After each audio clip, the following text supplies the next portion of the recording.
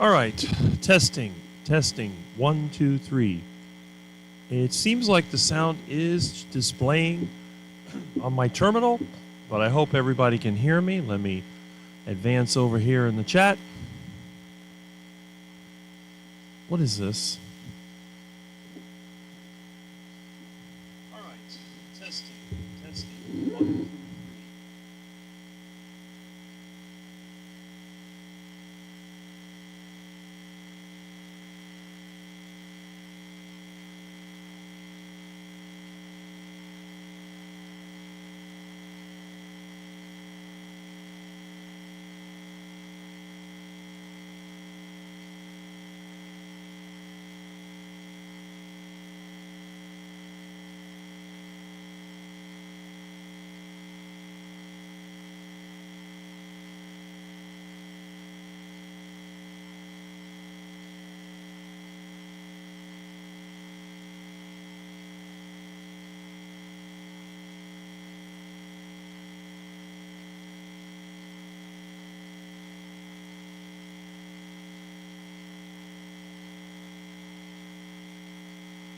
I've got some kind of interference here.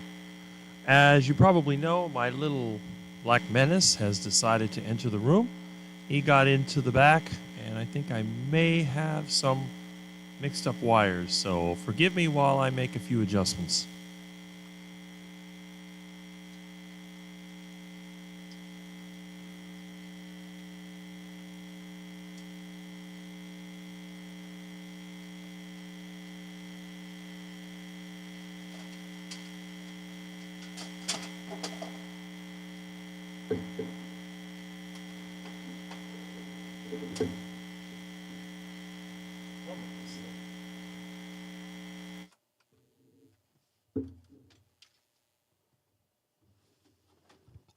Okay, hopefully that fixes the problem. Now, let me tell you what happened this morning. Normally I get up by 7 o'clock, but around 4:30 in the morning, my neighbor across the street decided that there was time to go out in the boat. So they had the boat hooked up, and they were moving stuff around, and it woke me up. And then I was here, and then I kept hearing like a burp, burp, burp, burp sound. Well, somehow a lizard got into my room. No, it's not an iguana. It's probably a gecko. And that was a little bit unnerving, so I had to look all around the room, making sure it wasn't any really large lizard over there trying to get even with me. But it turned out it was probably just a gecko. But I kept doing it. It finally went away. How it got in here, I don't know, because when I put the refrigerant line for the air conditioner, I was very careful to seal up the hole with plaster. But anyway, let me see if I can hit these comments. I hope you can hear me. Let's see. It's okay now. Excellent. All right. So let me go through the comments. I don't like to leave these comments behind. And let's see what we have here. Okay, Dave Mack interviewed a lady that's been carnivore for 50 years. Yeah, she's not actually been carnivore for 50 years. I mean, she's been low carb, somewhat carnivore, but I do remember her. The only one that is rumored to be carnivore longer than me is the lady Maggie in Canada, and I don't know if she's been fully carnivore, but obviously mostly carnivore. Okay, that's an interesting one, quack oxen. I never heard of that before. Yes. Oops. Okay. Got a lot of comments. It's great. Good morning, everyone. And Sir Quack. Well, good morning, Brian. I'm glad you're here. No hurry. Nope. We have plenty of time. You know me. Can't shut up. Good morning, Sandy. Yep. Hi, all carnivores. Good morning from Melbourne, Florida. Sound, no sound. Well, you could thank Milton for that. Milton is in the windowsill right now. When I opened the door, he come running in. I did feed him, but then as soon as he had a chance, he ran right back in. Now he's right at the window, taking a look outside.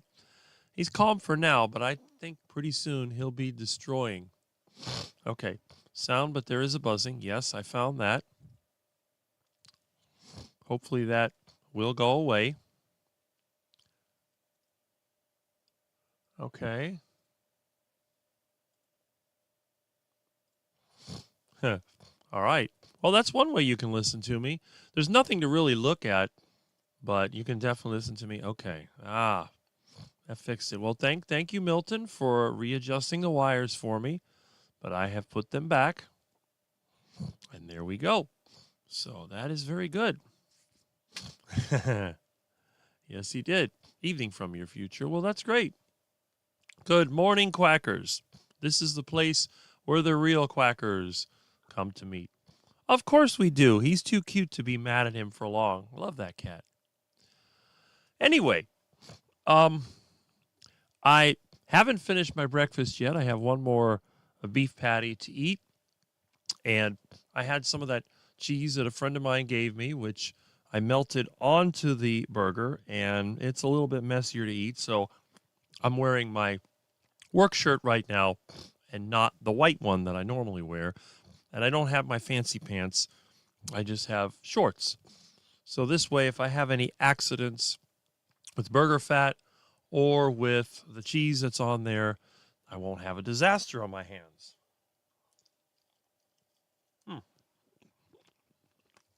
Good. Yeah. Sorry about that. Well, anyway, because my neighbor were getting ready to go boating, I got up around 4:30. Then I had to deal with the lizard noises. I went back to sleep. Normally I get up just before 7. Sometimes 6:30. I like to sleep anywhere from 7 to 8 hours. And normally I don't go to bed till 11:30 because what I do, I usually eat my dinner and everything before 8 o'clock. And then I do a few things around the house, maybe some projects, maybe stuff at the computer.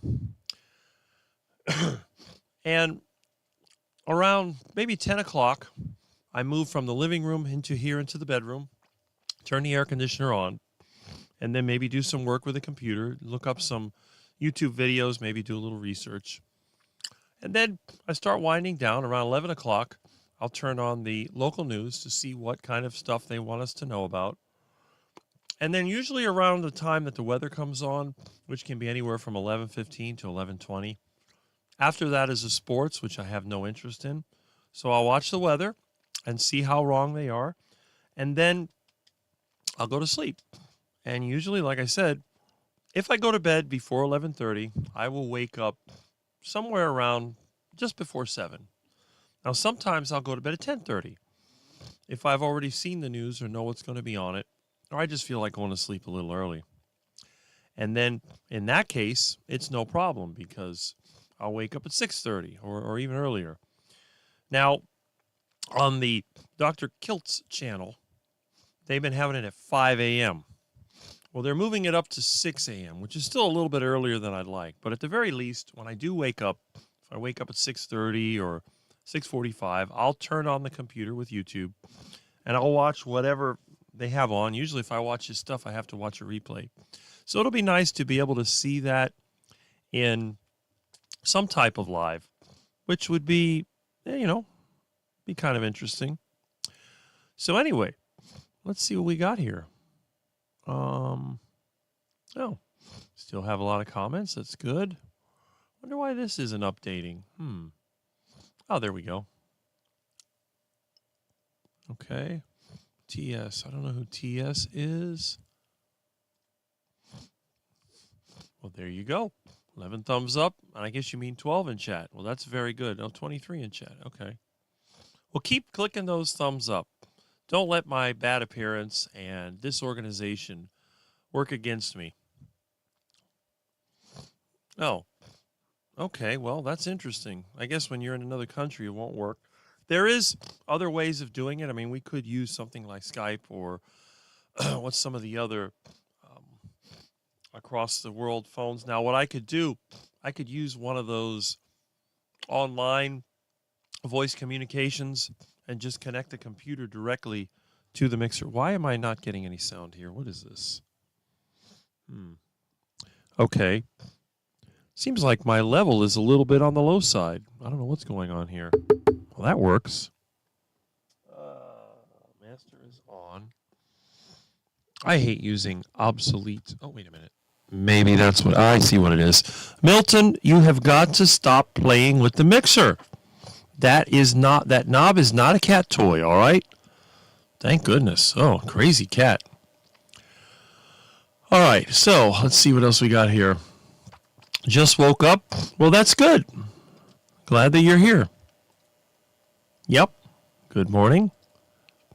Weather person is best job. Get paid good money with no reduction for incorrect predictions. You got that right. The same thing could be said about those financial channels. I've been constipated. Finally went this morning. I ate tons of fat. Feel so much better now. That's interesting. I've never been constipated in my life. Now, my ex-vegan friend got severely constipated when he tried the carnivore diet. That's why I recommended to him you should eat low-carbohydrate vegetables. So he started eating onions and broccoli and I forget what else, celery, that kind of stuff. Load up on those low-carbohydrate vegetables, and it cured all the, number 2 problems. I think because I've been eating this way for so long, I've never had an issue. Okay, what do we have here? I use an app called Line to call my daughter in California. You can do calls and video calls. I'll have to look into some of these. See, what I'm trying to do, I know everybody could use a streaming service like StreamYard or EVMux or something like that, but what's the fun in that? I want to have something that is completely unreliant on any subscription or any service and just link this stuff together myself, just like I did here with the Google Chrome and this little chat pop-up. This way, I can bring up the comments and I don't have to pay $50 a month or rely on a friend of mine that does. And, that's fine. It's just part of the grassroots nature of this channel. We have good morning and hi going back and forth. That's great. Let's see. Okay, yeah, I guess some people do get, I don't know. Okay, let me have another bite of my burger. Okay. Not for you,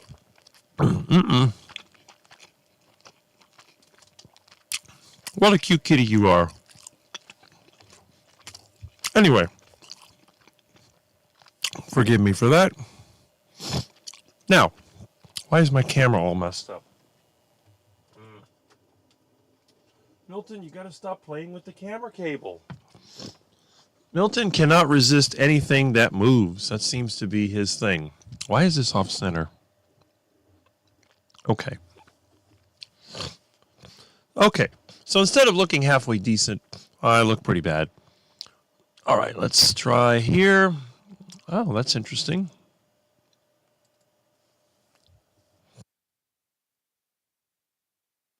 If you ever figure out how to receive out-of-country calls, well, you know what? We can do that. Let's work on that. We will make it. We'll make something happen. That's the way I am. I tend to be a person that can figure things out. When you're poor, you got to be resourceful. Andy Carnivore. Indiana loves Florida. Well, you know what? I would love to visit Indiana again. I haven't been there for many years.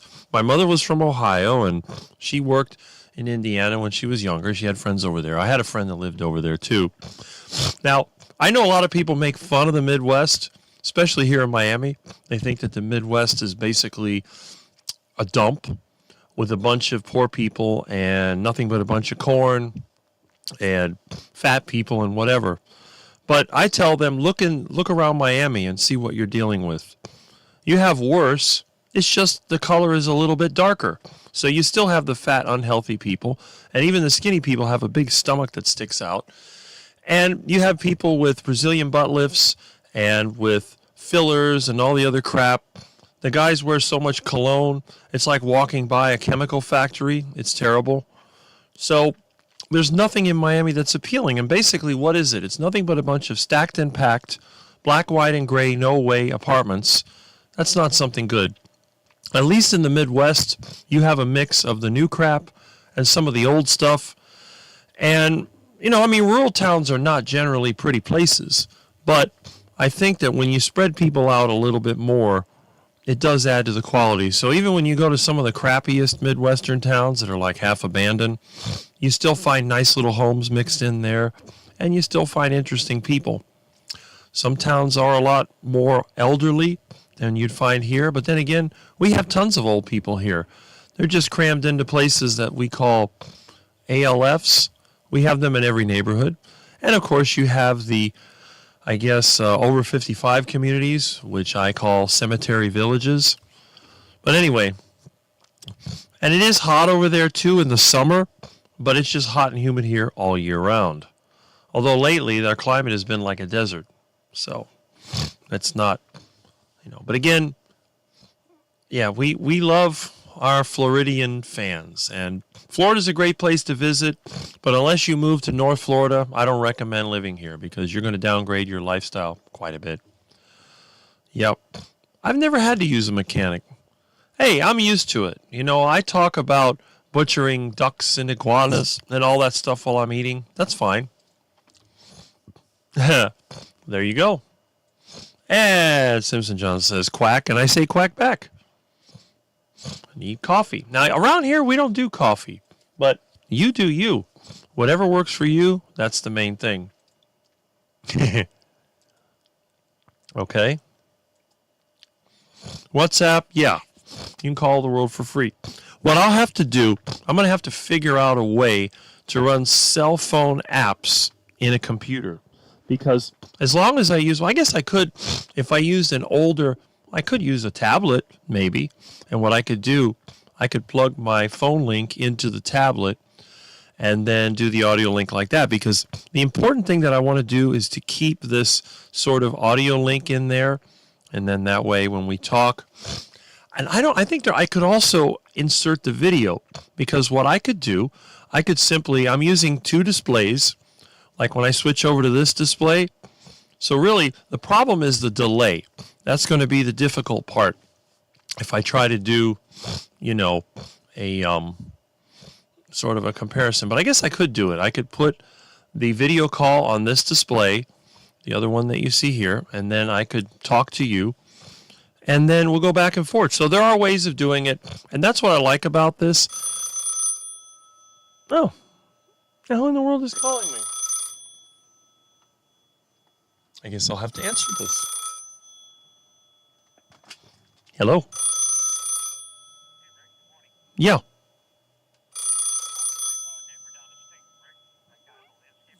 Mm-hmm.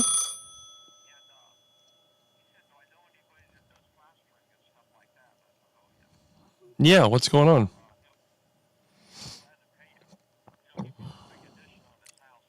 Oh.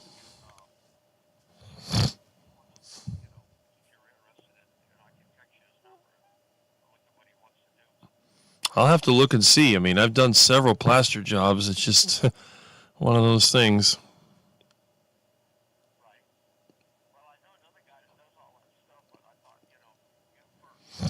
Right, right.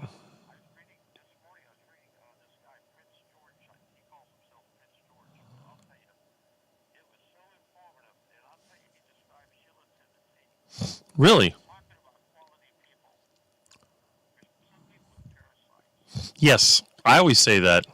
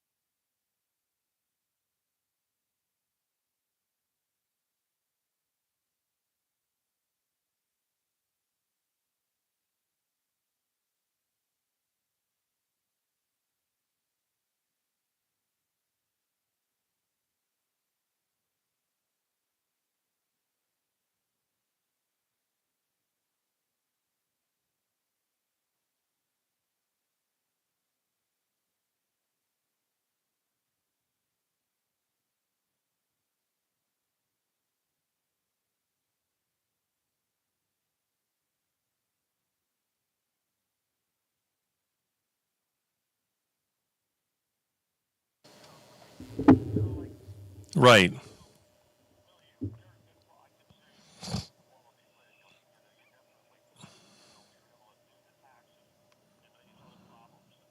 Right. Mm-hmm. Right.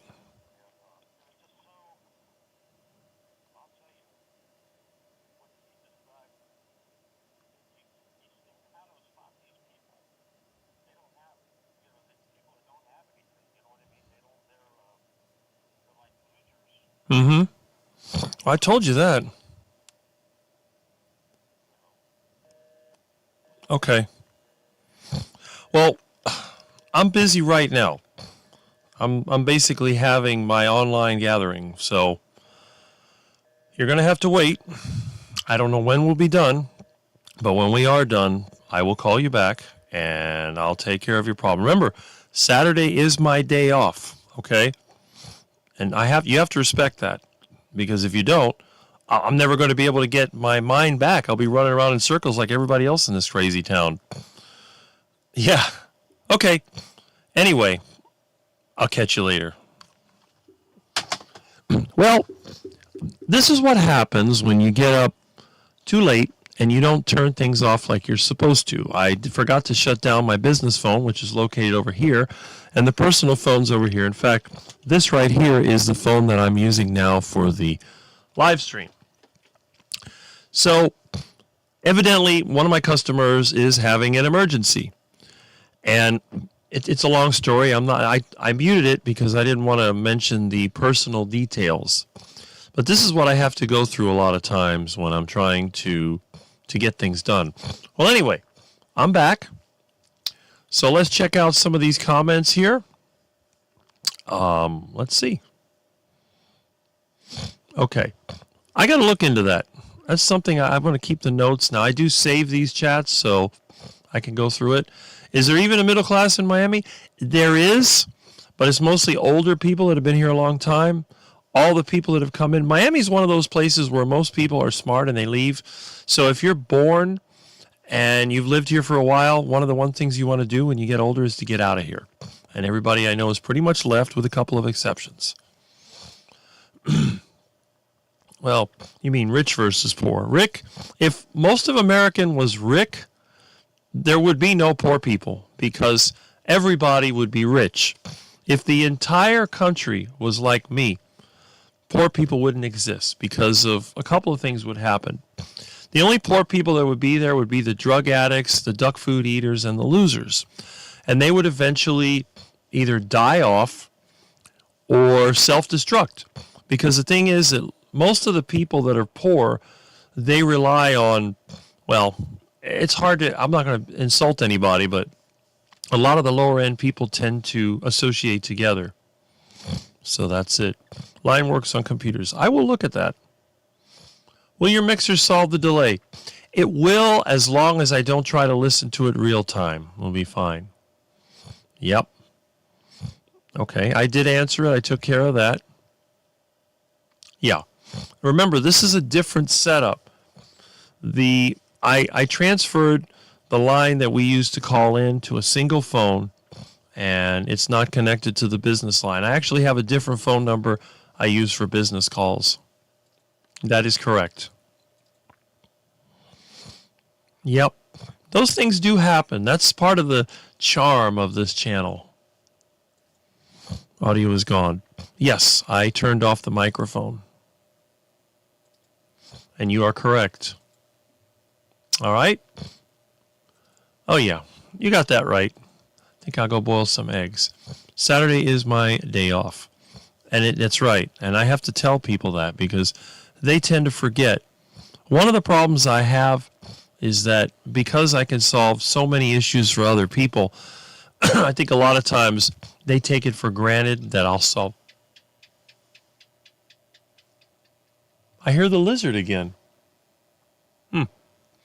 I got to figure out where that crazy lizard is. He goes, beep, beep, beep, beep, beep, beep. I don't know if you could hear that on the microphone, but it is there. Okay, and look who else is here. Aaron is here. Ruby Goats, good morning. Happy Saturday. Good morning. Now let me check and see how many people we have. We have 30. Not bad. Not bad at all. So that is a good thing. All right. No, I haven't finished my burger. I'm still kind of eating it. This is what happens when you run a little late.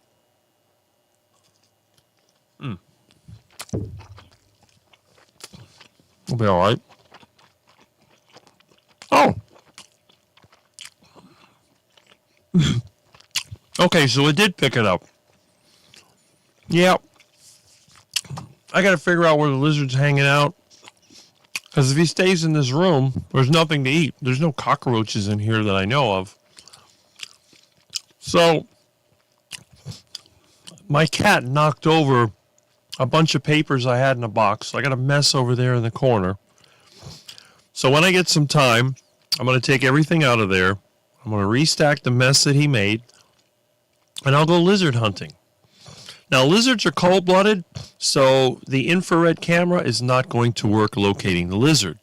But what I'll do sometimes to try to trap the lizard, I'll try to find a cockroach, and then what I'll do, I tie the roach's legs to a little nail on a wooden board, and the roach will stay there.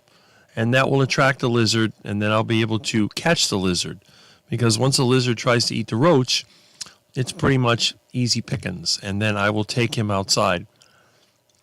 Now, he could run under the door because there's a pretty good gap there, but I'm going to look around and try to find him. But, hey, at least it's a lizard. And the other thing is I don't want Milton eating lizards because raw lizards can give cats parasites and bacteria and make them get diarrhea and get sick. So I'm going to try to remove the lizard before Milton turns him into some kind of a snack. Well, I can't believe that Milton is staying on the windowsill, and he has not tried to attack me. So that's good. As long as he doesn't bother me, he can stay here. I don't mind if he comes up and climbs on me, but I just don't want him resetting any of my settings. Okay, so let's see what everyone's doing. I see that Aaron is making coffee. There you go. Maybe, maybe not, depending on how big it is. I mean, if it was an iguana, yes, but a tiny little lizard probably wouldn't notice it. Oh, there you go.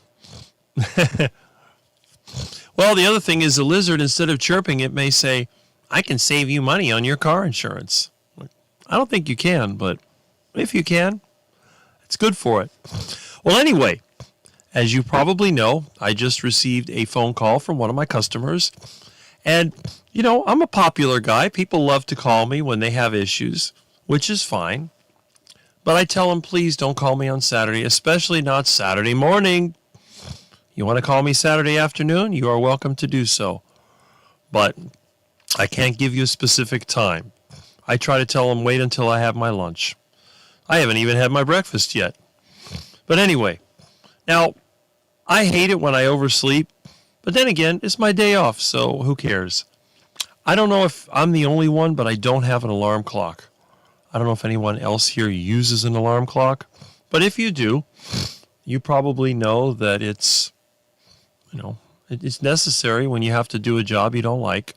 People getting up at 5 or 6 in the morning to sit in traffic for 2 hours to go downtown Miami and work from some crummy desk, which, in my opinion, is a waste of time and energy. I think that commuting is one of the stupidest things they ever came up with. Now, if you happen to work in a factory where real things are made, then I could see where you'd have to go there. But if you're working from a desk, you're doing an office job, as I've proven to several of my current customers, when we had the virus, I set them up to work from home. And the interesting thing is that all the small businesses I did that for, they actually had more productivity, less complaints from the workers. Because, I mean, think about it. Why do you have to get in a car or ride a bus or take the metro rail to go to an office up in some high-rise building to do a job that you can do directly from home? Now, it depends on the person, because some people have a family. Some people have a bunch of kids, or maybe they live, like here in Miami, a lot of people live in these rooms in the back of houses. So working from home is not a good option. If you're living in an illegal efficiency, like most of the people around here do, the back of a house, then you have a lot of distractions. Conditions aren't very good. But if you're like me and you have a whole house, or maybe you're a professional couple, maybe you and your wife work this kind of job, you can turn your home office into something better than the corporate office. And again, the customers I maintain, they all deal with that. The biggest problem we have is the internet here is not very good. In my area, you have only two choices, AT&T and Comcast. And we all know how people hate Comcast, which is a service that I have to use. And it's a constant battle. If every time they raise your price, you just have to tell them, I want to cancel. And then you have to spend 2 hours going through the system. And then you get one of those guys that tells you, what do I need to do to stop you from canceling your service? Well, you need to reduce my price. I'm not going to pay more than $35 a month. Oh, but I can give you TV. I don't watch TV. It's very simple. $35 a month, and I'll stay with your service. Well, I can't do that. Okay, fine, then I want to cancel. And back and forth and back and forth. Last time I had to do it, I think I spent 4 hours. Of course, I was doing other stuff at the same time, but they don't know who they're dealing with. They think they can wear you down, but you can't wear down Rick, because Rick doesn't stop. I can go hours and hours and hours. It doesn't bother me. So, eventually you get it, and that's it. But AT&T, they have their fiber. I don't want to deal with that. But anyway, I was thinking about some of the things that I did when I first got into IT. Believe it or not, the first time that I ever used the internet was in 1995. Now, I didn't even know the internet existed until 1993. I remember watching commercials for companies, and they were saying, go to such-and-such.com. Now, whenever I thought about .com, since I've been around for a while, I thought about DOS. And when you're setting up a system running DOS, you had your command com file, command.com. So I thought of it as a command. I didn't realize that it's, for company internet.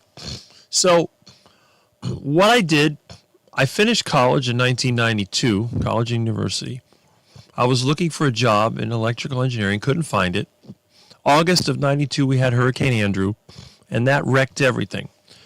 So I gave up looking for a tech job, and what did I end up doing? Well, I ended up working. I started volunteering to do hurricane cleanup. Then I started working doing cleanup and repairs for money. Eventually, I got in with a company that did electrical work and traffic signals. That's where I got my traffic signal collection from all the ones we got rid of. And then after that, I had a job. I started to substitute classes and do tutoring at the college. So when I was at the college doing tutoring and substituting classes, I got to know a few of the students there.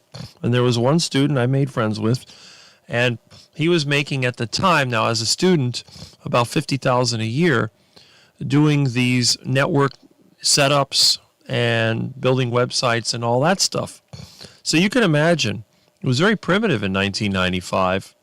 But I thought to myself, electronics, I've taken electronics, electrical engineering, not a problem.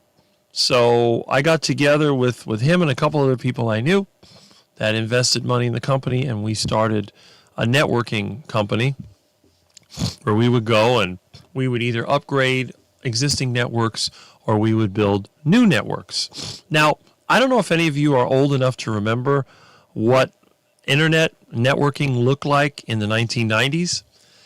We had, and I try to remember, I called it ThickNet, but I think it was called 10-base-5. And it was this thick cable that was very hard to bend. It just would break and kink and all that. And this thing would run around the office, and then they had what was called the vampire taps, which were like a little box. And then you had to drill a hole in the cable, and then you put this box over it, and you tighten this little screw with a spike on it that would touch the cable. And if you didn't do it right, and you got the braiding shorted, then the whole network would go down. It was a ridiculous network. And it was a base network or baseband, which meant that you had only one carrier frequency. So all the computers on the network had to share that frequency. It wasn't like broadband where you had multiple frequencies or channels on the same cable. So if any of you are old timers, you probably remember this. And then there was this cable that looked like a game port cable that went from the Vampire Tap box to the computer. And they would always come loose. I mean, it was always a problem. Then later on, they came up with the 10 base 2, which use an RG59 skinny cable and BNC connectors. Now, if you don't know what a BNC connector is, if you've ever used an oscilloscope, or if you do any kind of radio, maybe you're into ham radio or whatever, then you probably remember that. And those worked kind of the same way, but without the Vampire Taps. They would use little T-fittings, or you'd use they had little boxes you could put in there. And those were kind of the same thing. They were baseband. So the more computers you added, the slower it got. So if you wanted to add to the network, you would have to add a separate subnet, and then you'd have to have some kind of router. And all the routers back then, most of them were Cisco, which were expensive.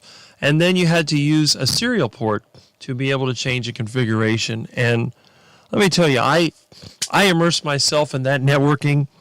It was kind of frustrating, but again, I work with a couple other guys that have been dealing with it. It didn't take me long to figure it out. But we had a lot of those offices. The main software, I mean, again, most people were running DOS, and they were running Windows 3.0 or 3.1 or whatever. Some people ran Unix, and there were even some that were running, you know, the Apple. It wasn't, I mean, there were Macs, but there was also another operating system we're using. But what they would do, they had something called Novell. It was called, what was it called? Novell something. It wasn't Netscape. It was NetWare. Novell NetWare. So what they would do, they would run this Novell on the network layer, and then you would hook up all your different computers, you know, if you're running Windows or even DOS, because Novell was DOS based, and then you could use it to access the network. Now, there was no internet back then. No one was sending, you know, social media or pictures or anything like that. It was basically text-based. And I don't know if any of you are Linux people, but there's actually a browser that was quite old. It's called Lynx, Lynx. And Lynx is a text-based browser. You can still install it on many versions of Linux, and I do have it on mine. Maybe I'll demonstrate that one day. But because I didn't have access to regular internet, most people I knew, they would get their so-called internet access from something like America Online or CompuServe. And they would install that in their computer. And I have a collection of AOL disks. They used to send me these stupid things all the time. And I've thrown so many away, and yet I still have them. Okay, so let's go back to the comments here before I bore you into oblivion. Yes. See, cats love raw meat. That's like little Milton. He loves his raw hamburger. Aren't geckos like sardines? Well, I guess you could cook them. I wouldn't cook them, but, you know, I try to avoid the really tiny stuff. There's not much meat. I mean, their legs are tiny and the tail's tiny. Yeah. See? And sit in meetings. I was dying. It's really frustrating. It's a terrible way to live, in my opinion. You exchange your time for money, and then you spend most of your time bored out of your mind, hating your job. And even when you do get the money, you only get 2 weeks to go on a vacation. I'm glad somebody's getting weather. It's just freaking dead over here. And Jonathan has returned. There you go. He's a very important part of our community. And again, if you're not watching Jonathan Carnivore Muscles videos, why not? You should. Don't skip the information that you need. Don't be like me, a skinny guy who doesn't work out. But, I mean, I feel okay. But if I had a better physique, I would definitely behave a little bit differently. But you know what? It's not, let's just say, it's not too late. Even an old guy like me, with all the energy I have and the lack of aches and pains, I think I can make some progress. And Yeah, Brian says those were coax. And I think one of these days what I'm going to do, I'm going to get some of that old hardware. I'll make like a little demonstration. Okay, let me see here. Yeah. Exactly. Friends should be around shortly. Well, I'm glad you're getting some, association and stuff. That's good. Join the carnivore muscle cult of creatine. There you go. And I recommend to people, especially some of my older friends, what do you have to lose? You can join a gym. You can eat more protein. I think even the oldest, skinny whatever, can make some progress at the very least. And this is what I say. If you don't want to be a bodybuilder, I can understand that. But at the very least, do what I can do. The sit and stand test. I can climb trees. I can crawl in some really small spaces. I can sit down and squat down. It doesn't hurt me. So, honestly, you have no excuse, Now, speaking of people with issues, I hope that all of us are watching our friend Mitch on his Old Guy Carnivore channel. I recommend his channel, and I think there's like a similarity. I think him and I are kind of like similar thinking, similar backgrounds, but of course, different ages. But that he had a stroke, what has it been, about a month and a half or whatever it is, and he's up and walking. He's doing his live stream 3 days a week. He had his live stream in the morning yesterday. I think he has one tomorrow morning.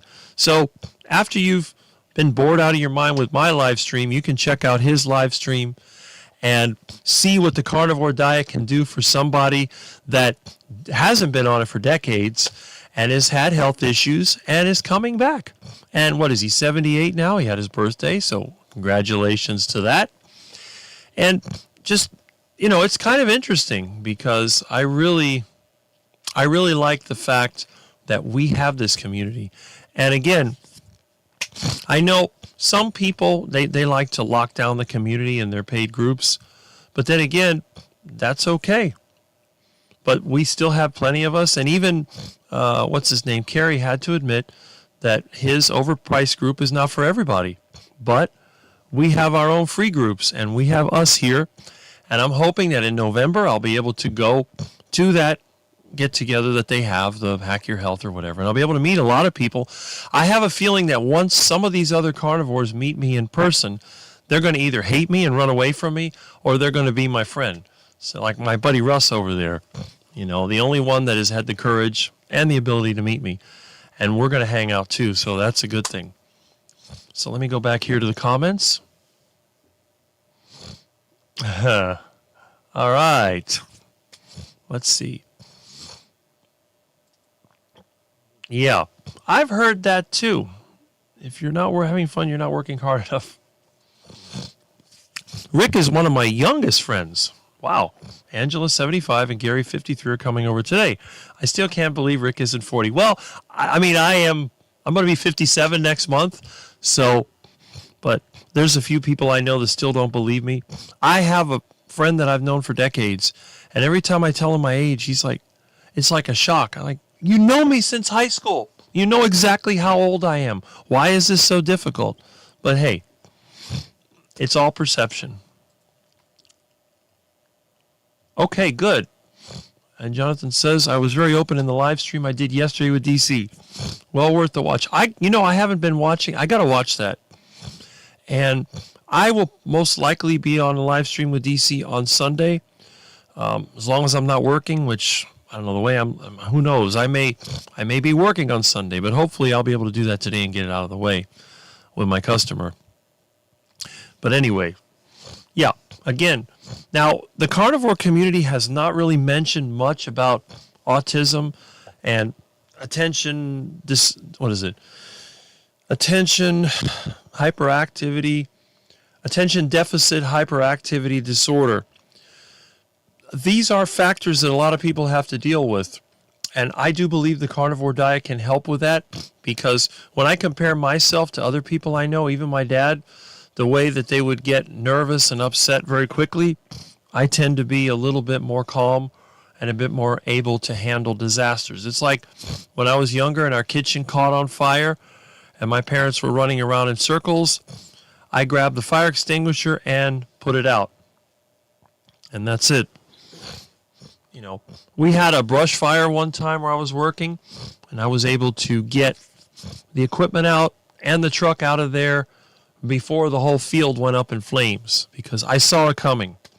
I've been able to avoid a lot of disasters. I had one time I had a palm tree fall on me, but that's because I was outside. I was trying to help my ducks because we had a hurricane. That was in Hurricane Wilma back in 2005, and I was trying to help my ducks, and I slipped on something, and the coconut tree fell on me. But thankfully, my yard is very cluttered, and I had a floor jack that was sitting outside, and it was just within reach. I was able to just grab it, pull it in, stick it under the tree, and pump it up. So, but yeah, I think that the carnivore diet can really help, and I think it's something we need to look at. And Jiffy says, good morning, Rick and all, good morning. And Sandy Bly says, Mitch is going to drive himself to the post office today. And I know that Mitch will, if he can, he will make it to the post office. And if he can't, he won't go because he's that kind of person. So that's great. And again, if you're not watching his channel, check it out. Great guy. And I look forward to meeting him hopefully later this year. Jonathan says, Rick, if I made a private Discord group, would you and others join? I would make it free, but of course, self-promote if someone wants. Of course I would, with coaching, etc. And again, you deserve to be paid for your one-on-one coaching. I agree with that 100%. You're providing a service or product. It's like me. Somebody calls me up. I have to talk them through a network issue. Sometimes I'll do it for free. But generally, if it takes more than 15 minutes, I have to charge for it. I'm going to charge for an hour. And, you know, I'm cheap in the networking world. I start at $50 an hour for those type of jobs, which isn't bad. And I will talk them through it. But most of the time, you know, again, I will join. I joined the Dr. Kiltz group. They have paid stuff as well. But I always join the free group because the way I see it is this. The association, getting to know somebody, should be free. Any group where you have to pay to get special access to someone, I'm against that. However, if a person offers a product or service, they can use that group as an advertising campaign. So in other words, you build a free group and you get people in there, and then you use that as a way to advertise. That's what it should be. I support that 100%. So if you want to set up some type of group, I will join it. You know me, Jonathan. I'll always be there. Wherever you are, I'll go there if you invite me. And I would recommend other people do the same. Might be cool for me. Maybe. Yeah, that's true. But, you know, just let him know. I like this comment. Rick has a mature heart but a young spirit. That is very true. I may look like, well, I could pass for a 30-something or maybe a 40-something. I'm not going to be too. But when people hear me talk, they figure, well, I'm much younger. And I do tend to think like younger people. And I get along really well with younger people. In fact, my friends, their kids, and even grandkids, they see me as someone they can talk to. Because I get a lot of complaints. They say that the older generation doesn't understand them. I said, well, I'm the older generation. I don't understand you either, but I'll listen to you. That's just the way that I am. I love Russ. He's funny, and boy, can he sing. Yes, he can. He does his little reverend thing, and it's quite interesting. Yeah, and you'll notice that every 2 weeks he invites me to his show, and pretty much every week I drop in just to make his show a little bit more quacked. So, yes. And Polish Mike says, Jonathan, I saw it. I'm so happy to see you having more live streams recently. Now, remember, Jonathan does have, you know, the pain and health issues to deal with, so he can't be doing live streams regularly. But I think when at certain times he's ready to do it, he'll do it, and that's great. So, okay. Well, let's see. And Jonathan says, I would love to join Buckeye, but I think we are butt heads. We're opposing personality. Yeah, nothing personal against him. Well, he's basically a comedian, and I mean, Jonathan is not really what I consider a comedian, although you do have a sense of humor. It's a little bit different, so that's fine. But again, we don't all have to hang out. To all kind of know and respect each other, and that's good. There was some training and supplement stuff there. Yeah. It's like you. Okay. That's it. I would love to read. Yeah, well, he is in Jacksonville. You should get in contact with him and see. And look who else is here. Papa Carnivore Peter. Hi, fellow quackers. Quack Jr. is here. And I see the ducklings and the adult ducks with the thumbs up. So that's very good. Okay. Yeah, Jonathan, that's really, really good. You know, also I've noticed he does not like my comments anymore. He always used to like the comments I made, but he's not liking them anymore. So I think he was personally hurt by my critique of his Healing Humanity group. I still don't like that name, Healing Humanity. I mean, come on. Nobody can heal humanity. Uh-oh, there's Milton. Are you getting, oh, you see a cat or something outside? You want to go into the other room so you can make noises? What are you looking at? Anyway, yeah. So, now again, I'm not going to condemn Kerry, but I think what's happening to him, he's moving into that celebrity culture. He's been connecting with some of the more popular ones. You know, you have these people in the carnivore community. For example, you have that Bella steak and butter, whatever. Now, I know that Thomas likes her because she's been nice to him. But I think, like in my case, most of these carnivore celebrities don't want anything to do with me. Now, there are exceptions, of course. You have Dr. Anthony Chafee, who, you know, always says hi to me and even mentions me from time to time, which I think is good. Because Dr. Chafee and Dr. Baker, in my opinion, are the two. And again, Dr. Baker doesn't have a live very often, but when he does, he always says hi to me. He knows who I am. And those two I consider to be the top of the carnivore group. Everybody else is kind of along for the ride. Now, again, I'm saying in the top level now. In the mid-level and the lower levels, we have the rest of us. And some of us are very serious. As we know, Jonathan is very serious. And there are others. You know, you have, what's his name? There's a couple others, and they come in here. Some of the best carnivore people I see come in here, so we know where we are. Okay, so let's see what else we have here. Peter. Yep. I was very touched by DC in our chat recently. I teared up after we spoke. It's good to connect with different people. That's the main thing. That's what I'm looking for. I started YouTube to meet people, and I'm glad that we've been able to do that. Hi, Peter. Now, I don't know if Aaron's referring to me or somebody else, but I did seem to touch him in such a way. And again, I'm not quite sure why he would worry, but I was surprised that he did mention my comment, because I said there's no way in wherever that I would join a pay-to-play group. I don't believe in that. Oh, I see what Milton's looking at. He's looking at a bird. Are you a bird cat? He's looking at, looks like some mourning doves out there. Oh, yeah, he's doing his little, moving his mouth. You're a bird eater, aren't you? Well, I'm going to have a good time when I show you your first male Muscovy duck. So if Kitty likes to eat birds, and he has to face up with a big, fat male Muscovy drake, he's going to find out that not all birds are edible. Right, Milton? Nope, it flew away. That means he'll probably be jumping on me soon. Anyway, I see that Rockin' Keto Amy is here. Good morning, everyone. Happy Saturday. Good morning. And morning, Amy. There we are. And Jonathan, I guess, has emailed me the link for the Discord group. So once I get off of this, I will join it. And again, there are some people here that are good people and progressive thinkers. You could think of, obviously, Mike over there. And there's quite a few. And we know who they are. So that's what we'll do. Now, again, let me get some water here. No. I don't want him to tip over my water. That wouldn't be good. I know some people are enjoying their coffee. I'm enjoying my water.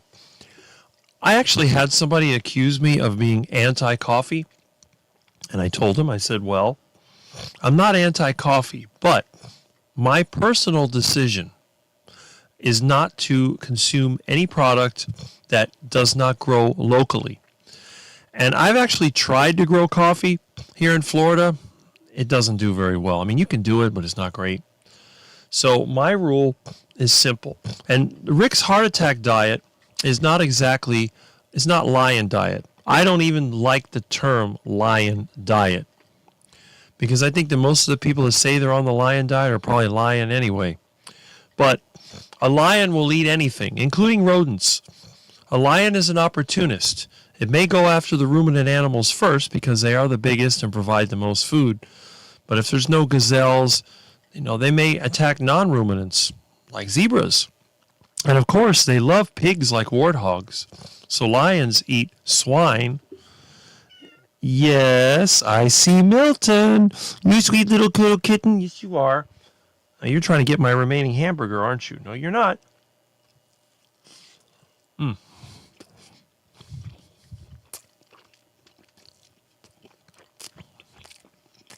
You're a silly cat. I like you. Anyway, let's see. I am a bird cat. There you go.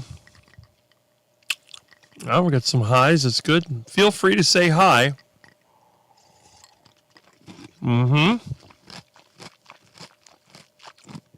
Yep. Okay. Now we're talking. I didn't need community right away on Carnivore, but I was seeking like-minded people. Yes, I am so glad I got brave enough to enter the live chat. You guys are awesome. Well, you're awesome for being here. We're glad to have you. And again, if you haven't seen her channel, and I'm sure all of us have, she's got a large family, lives on a rural area, has lots of animals. You're going to hear a lot of honking geese and ducks and chickens and all the other things, but that's just part of being out on a farm. So that's a good thing. Okay. Yes. There you go.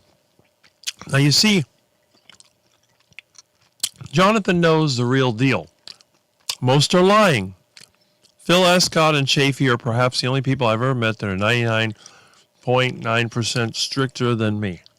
And Polish Mike does just meat, I believe. Yes.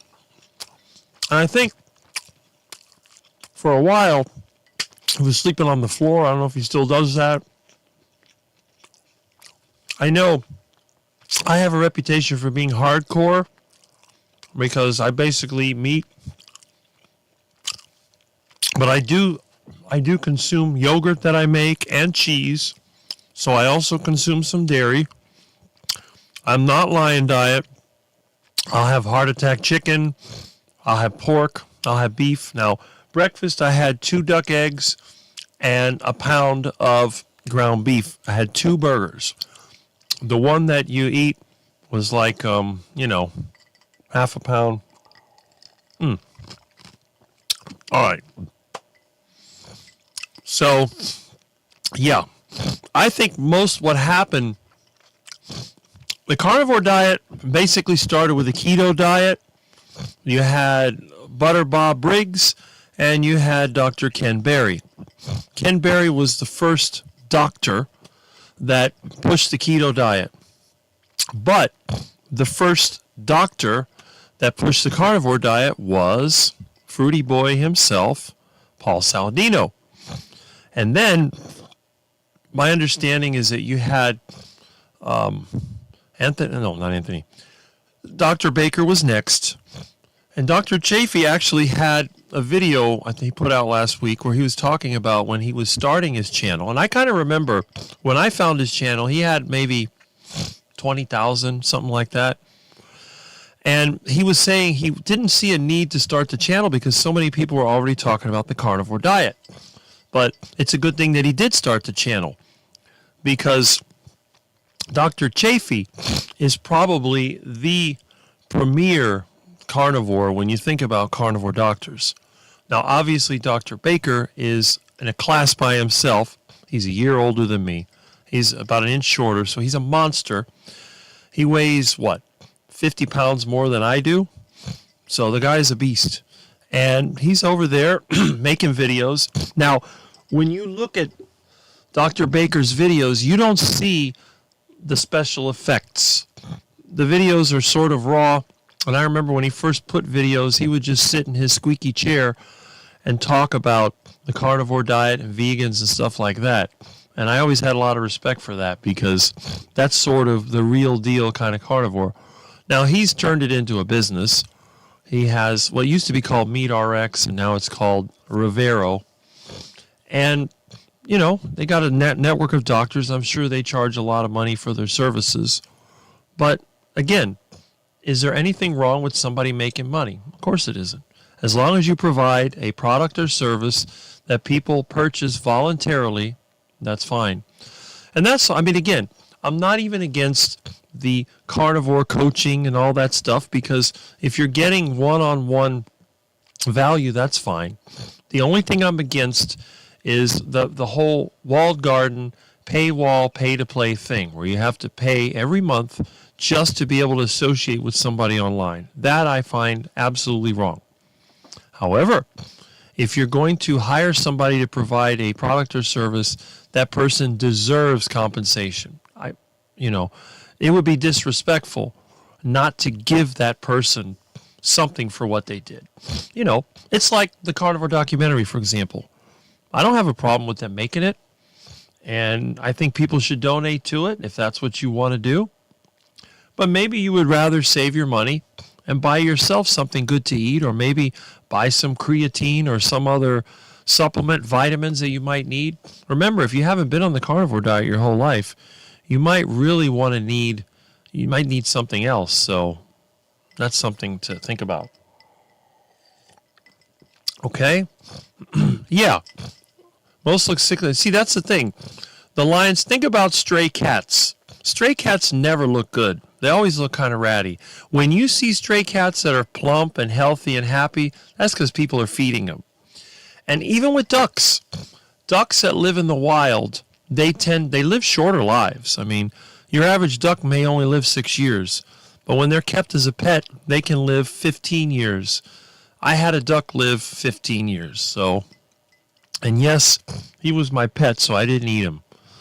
But yeah, it's not on National Geographic in the real world. It's like my friend Russ always talks about, Marlin Perkins in the Wild Kingdom. There was, I think some of those animals were zoo animals that were filmed. So a lot of that stuff is somewhat manipulated. All right. Sometimes this thing, okay, there we go. All right. How this weird community thing happened. And again, this is one video I'd like to make, but again, I just don't have the time. Lately, I've been working, which I guess is good because I'm getting some money together. But then again, it's all going to go to property taxes anyway if they get rid of it. If the governor is correct about getting rid of property tax, that's going to be a game changer because I'll go from being survival mode to being able to do things. In fact, if I had all that money that I had to pay for property tax, I may even have my own carnivore meetup. But unlike some of the other people that do meetups, I'm going to follow Carnivore Kip's example. Now, I haven't seen any videos from him. Hopefully he's taken a break. Hopefully he's not waddling around in the duck food, because that's his way. When he gets stressed out, I think a lot of times he falls into the duck food, but then he bounces back. And again, I'm not going to criticize him. The poor guy, I mean, he's been fat his whole life. What do you expect? Now, speaking of a success, we have Semi-Retired Bob, Off-Grid Carnivore, one of my favorite smaller channels. Actually, he's not that small. I think he's got twice or more subscribers than I do. And Bob every day makes a video. He's either walking around the neighborhood or he's working in his yard. And he brought out a very important point about the money you could save on the carnivore diet, something I never even thought of. And congratulations to you, Bob, because it takes a lot to tell me something that I never thought of, because I do think things a little too much. Bob was saying that not only are you saving money by not eating junk food and snacks, But being able to do things yourself saves you a lot of money. And Bob, you are absolutely right, because I've never hired a yard guy in my life. I've never hired a plumber, electrician, contractor, roofer, or anyone. I've never hired a single person to do any repairs, maintenance, or construction on anything that I own. I do it all myself. And you know what? I think the reason I can do that is because of the carnivore diet. Because Bob is older than me, yes, but you can see that for most of his life he had to struggle. You wouldn't see him out there walking around or cutting bushes or grass or whatever. And I didn't realize it was that expensive, $80 to get some grass cut. You can get it here for $40, but then again, they don't do a very good job. And $200 to do hedges. I think for $100 you could get the whole yard done. But anyway, that's it. So glad that you're here, Bob, and I hope you continue to listen to us, unless I have a heart attack, in which case the stream will just sort of end. Yes, agreed. And again, if you're not watching Bob's videos, why not? You'll notice that I watch them pretty much every day, and I comment on it. That's just me. And by the way, Bob is also friends with our #1 carnivore documentary interviewer guy, Dave Mack. You know him. He's so good at what he does that he was able to start with me as the interview, and he's been interviewing, more than 1,000? He'll be 2,000 people before you know it. So anyone in the carnivore community that you want to see a story on, just go to the No Carb Life Dave Mack's channel, type in the name of the person you want, and see if they had an interview. And you see, he's one of those that has the great interviewing style. And there's a few of them out there. We have our friend Adam Lacey, his channel is called Carnivore Today. He's one of the better interviewers as well. He has a smooth voice and he doesn't interrupt his interviews. So we have some really good people here. Now, and again, I think one of the reasons why I'm not a popular person in this community is because I tell it like I see it. I'm not going to. And see, I'm a carnivore, so we don't sugarcoat anything. Now, on the other hand, it may be lard-coated or tallow-coated. Yeah, we'll do that. So Rick ain't sugarcoating nothing, but he will tallow-coat it. That's for sure. I tallow-coat myself, although I haven't put anything in my hair yet. That's why it looks the way that it does. I mean, obviously, if I was ready to go somewhere, I'd be covered in lard, but instead it's just kind of dry and natural. That's about it. So anyway, and Rockin' Keto Amy is saying the same thing that I do. I'm not a big fan of memberships either. My husband is retiring in a year, and while I love to support other channels, I can't be subscribing every month to extras. I try to give one-time super chats. And again, this is why I am so against these so-called groups that they make you pay, like Steak and Butter Gang or Healing Humanity or any of this other crap. They're basically just trying to be like sort of a business model, We're going to do this additional content or whatever, but you got to pay us every month. I still think the Healing Humanity, I don't know what the other groups cost, but $30 a month is just way, way, way too much. I mean, think about it. I can get internet for $35 a month. At least I get internet. I can talk to you people. But what would I get out of $30? Well, Carrie did said it's not for me because I've been carnivore for 41 years, and I agree with that. But it just bothers me because, you see, I am starting to see the signs of the carnivore community turning into sort of that cult. And even he himself mentioned that because Carrie mentioned the carnivore cult. And that's what I'm afraid of. I don't want carnivore cult. I don't believe in carnivore cult. Carnivore is basically something that it's something that you choose. Okay. I like Dave. He's super nice. I do too. And also, he's a stroke survivor, and he has, he was able to give up alcohol, and bad habits. And you have to realize, us carnivores, the true carnivores, we don't have bad habits. You don't see us smoking cigarettes or eating junk food or whatever. Now, we know that Mitch, he likes his cigars, but notice he hasn't been smoking cigars lately. He cut back because he knows, and he's not addicted. See, this is the thing.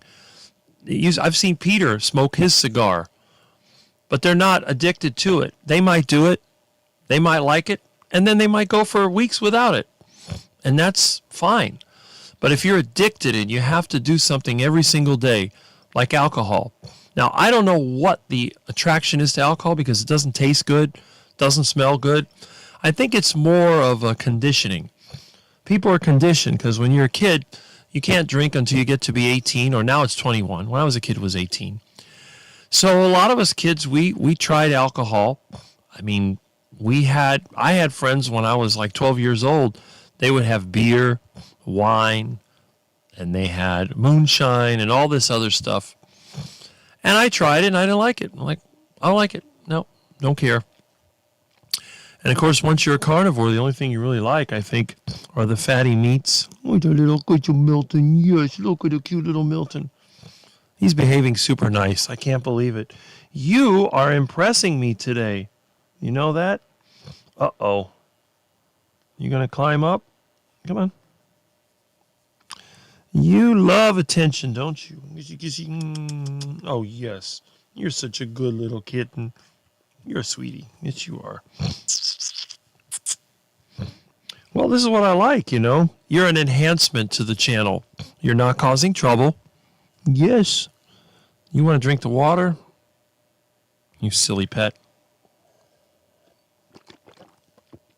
Okay. Burger Patties did this. All right. Hey, Phil Cook is here. Good morning. Glad that you're here. Just subscribe to No Carb Life. I love great interviews. Well, there you go. Check it out. Pretty much all of us have been interviewed by him at least once, and some of us a couple of times. Like caffeine. Yeah, that's another one. But for some reason, a lot of the carnivores do like coffee. I think that they're attached to it. And again, it's not the worst thing in the world because no one has ever been able to prove that coffee is harmful, but I don't drink it. Okay, I drink alcohol occasionally, only low-carb seltzers, and it's a social thing for me, usually with friends. I never just sit at home and drink alcohol occasionally only. I don't let it derail me. Well, there you go. And that seems to be popular. Right, Milton? I've never seen a cat drink alcohol, though. I've seen dogs drink beer, but never cats. Pussy, pussy, pussy, pussy. Aw, you're a good little kitten. Yes, you are. You're a sweetie. Well, I'm glad that you're so cute. What? What a sweetheart. All right. That tail. Got that tail. And you don't purr much. You're getting kind of big, aren't you? Look at you. Turning out to be a pretty good-sized kitten. Look at the size of this. Whoop. Watch out. Let me pop you over here. Why is this not working? Okay. Here's my little Milton. Look at this. Look at this little sweetie. Look at that.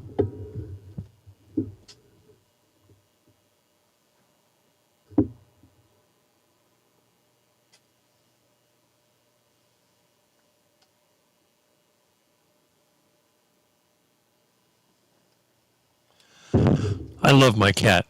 He's a good cat. I really like him. All right. So let's see. I put the cat here, and I get a lot of comments. That's very good. I think a lot of people like cats. I know some people that hate cats, but those are people that are sick. Hey, Roman Kev. Okay.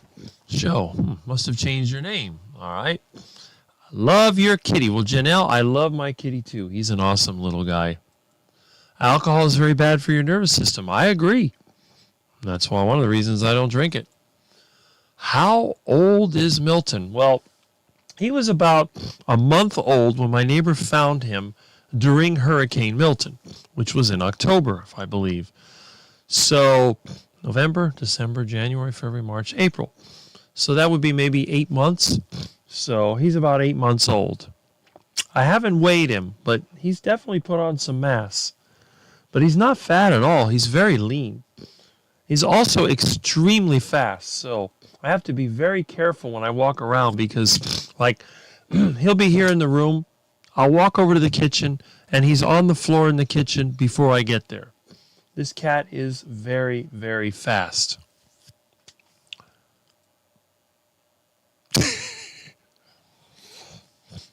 And, you know, I've seen it also with ducks eating mushrooms. The ducks eat those mushrooms that grow in the mulch pile, and they'll start to hallucinate. They'll waddle around. They'll fall over. It's quite funny. 6'6" cat. He's, you know, he might be a big cat. You never know. But what I like about him is that he's super nice to me. Almost forgot. Iguananation. You know, the funny thing, too, a friend of mine came over. I was helping him with his taxes. And he was petting Milton. And Milton bit him. Like, what's wrong with you? And then he was going with his paw, you know. If he's not familiar with somebody, he can be pretty wild. But around me, he's super friendly. Other than an accidental scratch now and then, I've never been attacked by him. I've never seen him hiss. So that's going to be kind of interesting, you know. Okay, I have 4 cats I'm allergic. It's the only medication I take to help with allergies. The longer you live with a cat, you become used to them and allergies. That is true. Now, I grew up with cats. I've always had cats, except, well, my last cat died in 2021. So 2022, almost 3 years without a cat. But my neighbor found this cat. He's trying to give it away. Well, I looked at that little black kitten and I thought, well, I had a black cat before, and I'll tell you, the 2 kind of cats I like are the orange tabbies and the black cat. I had the gray tiger cats too. They're nice. But out of all the cat breeds I've had, it seems like the black cats have always been the smartest and the most loyal. My first cat, you know, he actually attacked somebody that didn't like me. It's just amazing. I don't know what it is about black cats, but black cats are special in my opinion. Really nice cats. Yeah. That's true. Now, I have sinus issues. I always have, but they're worse in a clean building. The cleaner the building is, the more allergies I have or the more sinus issues, and I think it's because of the chemicals. In my own home, because the air conditioning is so cold, it dries out the air. But when I go outside, I don't have that many of these allergies or sinus or whatever it is. It doesn't really bother me. A little sniffle here and then, it's not going to kill me. I've been fine. I'd rather have that than some of the problems that people I know have. Okay. Yeah, you have to adapt to it. That's right. Yeah. Oh, yeah. My cat will climb on me and sit on me, and he's just a sweetheart. He's just a naturally lovable, friendly animal. And I think he's got a pretty good home because the house of a carnivore is the best place for a cat. I know a lot of the carnivore people do tend to have cats. And look who's here. Thomas is here. Hello. Glad you're here. I guess you've been busy working, which is good.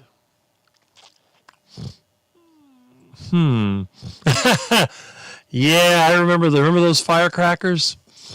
You go pop, pop, pop, pop, pop, pop. The problem was here in the Miami area, they've always sort of made exploding fireworks illegal. So you had to go down to Monroe County or maybe go upstate and get some of them. I couldn't do that, so I used to make my own fireworks. I made a firecracker that was so big, it blasted a hole 12 inches in the ground. And it was one of those that, you know, I always used to joke. I said, well, is that a 1 police car or a 10 police car firecracker? And when you're breaking windows and you're blowing holes in the ground, that's some pretty powerful stuff. So, and we can thank Kmart's K-Nite fertilizer that had potassium nitrate in it, and also the ammonium nitrate fertilizers that are very good for fireworks manufacture. It looks like it's going to rain. That's interesting. We haven't had rain for like 6 weeks, so it'd be kind of interesting if it does. Although with my leaky roof, if you see me leave the camera, I may have to check and make sure that the repairs I did are holding up, or I need to put the trays back in to catch the water. All right, so let's see. All right. Yeah. I think what it is, depending on the kind of house you're in, my house does have mold in it, but I don't think that's the main problem. I think it's just that the air dries out. So that just makes it, the sinuses dry out. That's what happens to me. I'm used to living in humidity.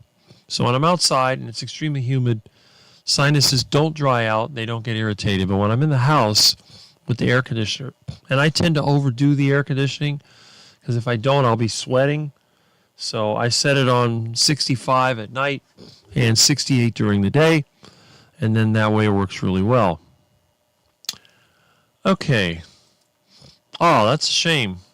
Well, you'll get over it. Remember, even carnivores get sick. Your house is plaster, yes. Everything is plaster, and anything that I build is also plaster, although the addition that I put is all concrete block and stucco inside and out. I never use drywall. I'm against it. So yeah, it's plaster. But the wood itself is where the fungus is from where the roof leaked. Although the leak seems to be stopped, there is definitely that. And then there's the old carpet. I think that has some in there too. But most of the house, I don't air condition until it gets really hot. Right now, the windows are open. It's just here in the bedroom, the windows are closed because if I try to open the windows and sleep, it's impossible. It could be 90 degrees in here. It could be 75 outside and 90 degrees inside. And I think a lot of it, it's a small room, and I burn a lot of energy. I tend to be very hot compared to the average person. So I think that's what it is. But anyway. Oh, Milton, here's just giving himself a cat bath. Stretched out. Look at that cute cat. Yeah, you're a friendly cat. He lets me pet him. He doesn't try to bite or scratch me. He loves attention. I let him outside only when he's under supervision. I can't let him roam the neighborhood because I'm afraid he'll get into a fight or, he might eat something he shouldn't, like one of those lizards or maybe a bird, and that's it. Let's see. Would you elastomeric coat your roof? I could, but the problem is I have a gravel roof. It's like 65 years old. I've been patching it for years. There's a lot of damage, termite-eaten and rotten wood that needs to be replaced. I'm sure somebody will probably just tear the whole thing down and start over. But when I build a new house, I'll use a concrete roof, and then I'll use a silicone coating to cover that. Now, I like to build a little differently than the average person. A lot of people, they like to build in a conspicuous way. I like to build in a way that blends in with nature. So I don't like exterior paint at all. So I like to have my building with either bricks, stone, some type of terracotta or tile, anything that doesn't need paint. Marble, granite, whatever it happens to be. And then I like my roof to be flat. And then what I'll do, I get PVC or plastic liner like you use in a swimming pool. Put that down on top of the concrete roof. And then I like to put about 12 inches of dirt. And then I'll plant, grass, palmettos, whatever it is. Anything that'll cover the roof. So that way I have trees around the house. If you look at whatever land I'm living on, it'll probably be a cow pasture, and then you'll have a tree island. A lot of trees around one spot, and that'll be where the house and garage is. So the house will have its own tree island, the garage will have its own tree island, And when you look at it from the air, you see a cow pasture and a forest. You don't see any house. You won't even see the driveway because I like to plant trees next to it so it covers it up. I don't like having ground exposed to sunlight and living in a desert, so that's it. All right, let's see what else we got here. Oh. Do you recommend GE Goldmark or Square D Homeline panels? The Homeline panels are very common, like here at the home center, and the GE Goldmark. I don't like the fact that they use aluminum bus bars, but I do use them for customers. They're okay. The ones that I tend to like the most were the Cutler hammer, but I can't find those anymore. And there is a Siemens version that comes with a copper or bronze bus bar. But for normal work, yeah, they're fine. I would go with the Square D Homeline because it's more common, and I got tons of those breakers. Those things have been around forever. The GE breakers, they're kind of nice because they do make the half width that you can put in there, and that's kind of handy if you need to increase your number of circuits. One of the problems I see a lot of is that people double up wires on the circuit breaker, and that's a building code no-no. You know, obviously, if you're going to do something like that, you want to do it at one of the outlet boxes, not in the panel. So if you open up your panel and you see some of the breakers with 2 wires going to them, you need to trace that out. And if you don't have enough spaces to put more breakers, then you might want to get one of those add-on panels. But in fact, I just recently installed the GE Goldmark panel for a customer, and it's okay. But again, for my own home, I would rather get a vintage panel. Sometimes even the ones that I've taken out from an existing installation, I use them in my own place because I like the brass or bronze. Yes, they are. The 200 amp panels are 000 copper. The older panels, like the 100 amp like I have, they're usually just like a 00. In fact, I've seen some of the older houses with the 60 amp service that has a single 0 feed. So you find all kinds of stuff, but generally the new ones are 30. So it's really kind of nice. And again, I'm thinking about the statement that Bob made. So that was pretty good, where you can do these things yourself. So even if you're spending more money on the meat, you're healthy, you're able to do all this stuff. Can you put wire nut in the panel instead of double tapping? Well, you can, but that building, I mean, the electrical code, as far as I remember, it doesn't really, I mean, you can do it, let's put it that way, but I wouldn't, and our local code doesn't allow that. You can't have any, I mean, you can have wire nuts in the panel, but you can't have it as a junction. You can have it just as a splice. You can also use what they call those little screw connectors. I'm trying to remember. They use them a lot in Europe. I don't remember. And you could also, see, the thing is, what is that other connector called? You can't use the crimp connectors with the insulation on. They're not allowed, but they have these little screw connectors. But it's bad practice. I would never do it. There's no reason to. Now, I have installed panels that were in older boxes, and a lot of times what they do here, they take the fuse box, they remove the guts, they use it as a junction box, and then they put the other box next to it, and it ends up being a rig job. So sometimes when I change a panel, I'll cut out the original fuse box, and I'll reconfigure the conduit to fix a new to fit the new box, but the wire may be too short. And in that case, I can use wire nuts. There's never been a problem with it. In fact, I helped someone who actually had a permit. They were trying to do it themselves because they couldn't get an electrician. And we did that. And when the inspector came out, they passed it. There was no issue.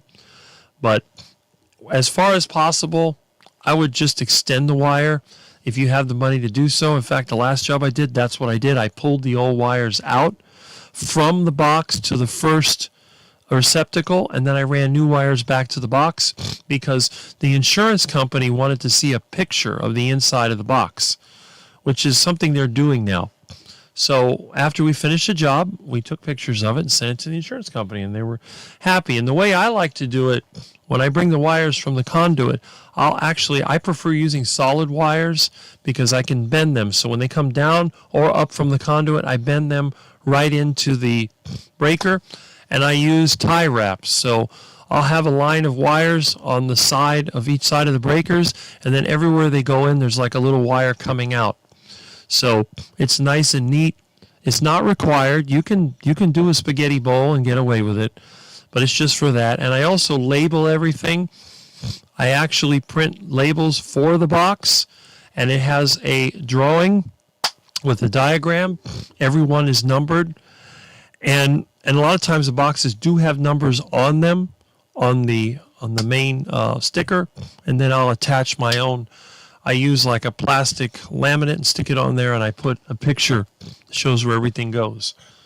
And for most of my customers, I will print a map, and then I give them the map, so that way they know which receptacles it is. So I'll do a layout of the house, and then I'll put like 1, 2, 3, 4. There should not be more than 5 outlets on each circuit, and you wouldn't believe how many, I don't even want to talk about some of the things I've seen. It's just a wonder that every house around here hasn't burned to the ground.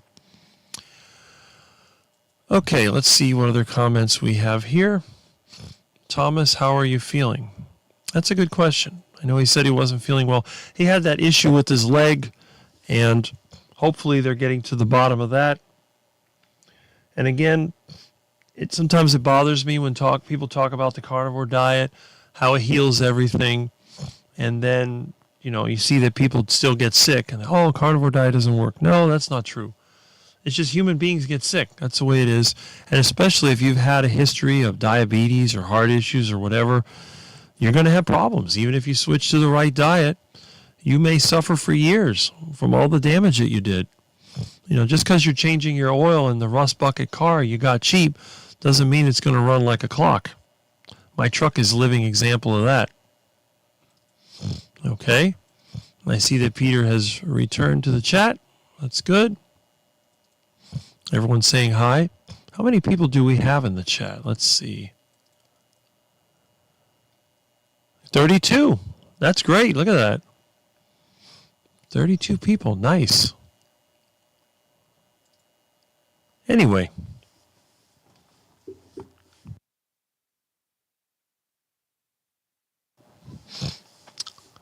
Okay. Leg is okay. I'm just coughing and you real bad. Well, maybe you're getting that virus that's going around. There we go. So I wonder how Peter's doing lately. I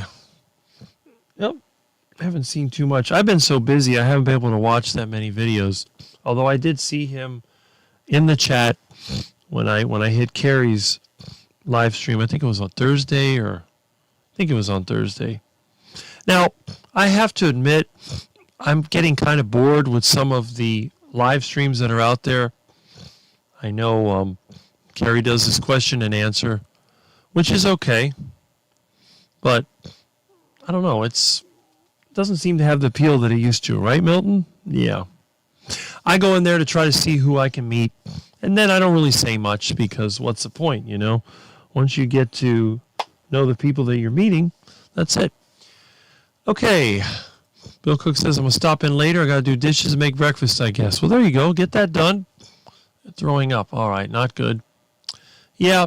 But again, when I get the flu, sometimes that happens to me. It's unavoidable. So anyway.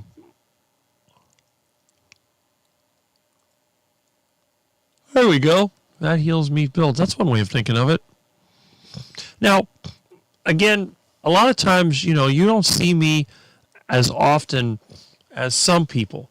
Now, obviously, some of the channels, they've made carnivore their whole life.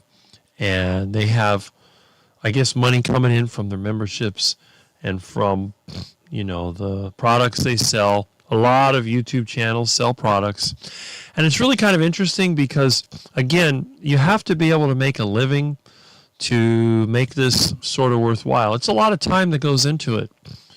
I mean, I just spend time talking, But I spend sometimes 8 hours talking. That's a lot of time. That's time that I could be using to do other things. And people that make formally edited videos, that takes a long time too. So if, let's say, I wanted to make a video on a subject, so I would have to sit there and figure out what the video is going to be about. Then I'd have to come up with an outline, maybe starting with a subject. I'd have to find some stock footage and edit that in there. I come up with an outline, go through that, and then try to maintain some type of continuity. Now, a lot of people, I'm not one of them, but a lot of people do use extra words, word whiskers, or mannerisms, so they'll have to edit that out. And a lot of times you'll see a YouTuber that's making a video, and then every few seconds the video has sort of a cut, and it's probably because they went and they said, maybe they had a pause.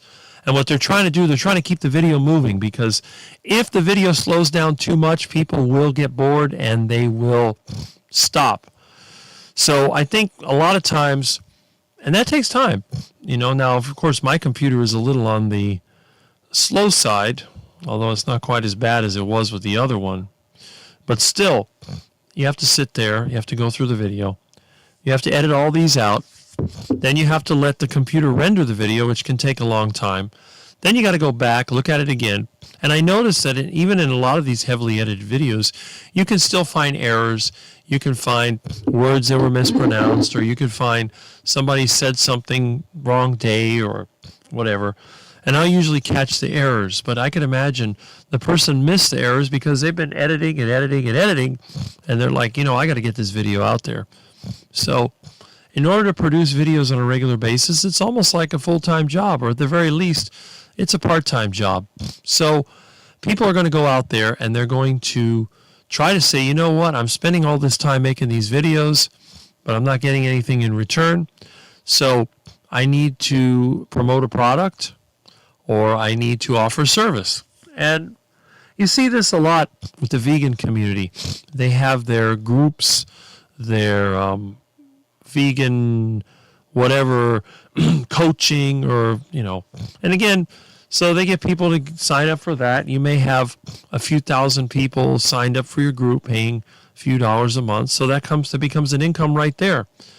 And that way they can continue to make their videos. And of course, when you're a vegan trying to make videos, not only do you have to be coherent, which is kind of difficult, all you have to do is look at Neil Barnard or Dr. Greger, and you can see the struggles that they go through.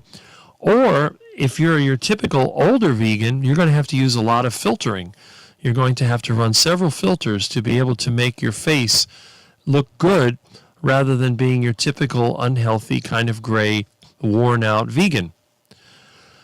So that takes a lot, and I can understand why they do that. So now, there are a few YouTubers out there that get a lot of views. I mean, there's the guy Simon that does finance. I think he's called Uneducated Economist. And he doesn't do any editing. And he's got a lot of viewers. But most of the higher end channels, they have a lot of viewers. Now, you can look at Carrie Homestead Howe. He has over 300,000 viewers now. And but he has all the people that he works with. Now, I don't know if he pays them or if they're doing it voluntarily. I'm not sure, but he does have a team of people that work with him. Hopefully they get a little something for it. I hope they don't have to work for free. That wouldn't be right. Maybe they all get a cut out of the Healing Humanity group. Maybe that's what it is. And again, I'm not against that 100%, but anyway. But yeah, so as I ramble on, what I'm trying to say is that whenever I watch one of these YouTubers, I know there's going to be an advertising placement, and you can usually see it. I watched a video about some technology, and then all of a sudden they talk about, hackers and this and that. I'm like, okay, here comes the ad. And it's usually going to be for a VPN, or it's going to be for one of these software companies that offers some type of security software. And then you have people that in the health space, they all sell some type of electrolyte concoction, or they sell some type of vitamins or whatever. But Again, YouTube puts ads in there. That's one thing. But the person who produces the video often puts product placement. So, and that's another thing. But again, I can spot that a mile away. So anytime I'm watching a video, they try to sneak it in there, but they can't. I'm basically immune to all forms of advertising. In my entire life, I've never bought a product based on an advertisement. However, a lot of people are molded by advertisements, right, Milton? And I was thinking to myself, if I wanted to sell a product or service on my YouTube channel, what product or service could I sell? Well, there are probably some things I could, but they're products that don't exist. For example, let's say that I developed the new RIC rotary phone, and I developed a voice over IP phone that had a rotary dial on it, and it had all the features in it, and it was built like an old Western Electric. I could probably sell that. Auto parts. I could probably sell auto parts because I have a bunch of old junky cars. I could sell plasterboard because I'm one of the few people out there that still uses that stuff. Or I could sell my famous ceiling tiles, which I don't have here, but I will put in once I get a chance. The reproduction of the Celotex Hush Tone ceiling tiles, I could sell them. There's a lot of products that if I had a way of manufacturing them or getting somebody to manufacture them, I could sell them. I could probably sell, cat toys or something like that. It wouldn't be that hard to do. Now, the problem is I'm extremely cheap. So any product that I would sell would have to be the best possible value, which means I wouldn't make a lot of money off of it, which I guess is okay. Because as long as I can,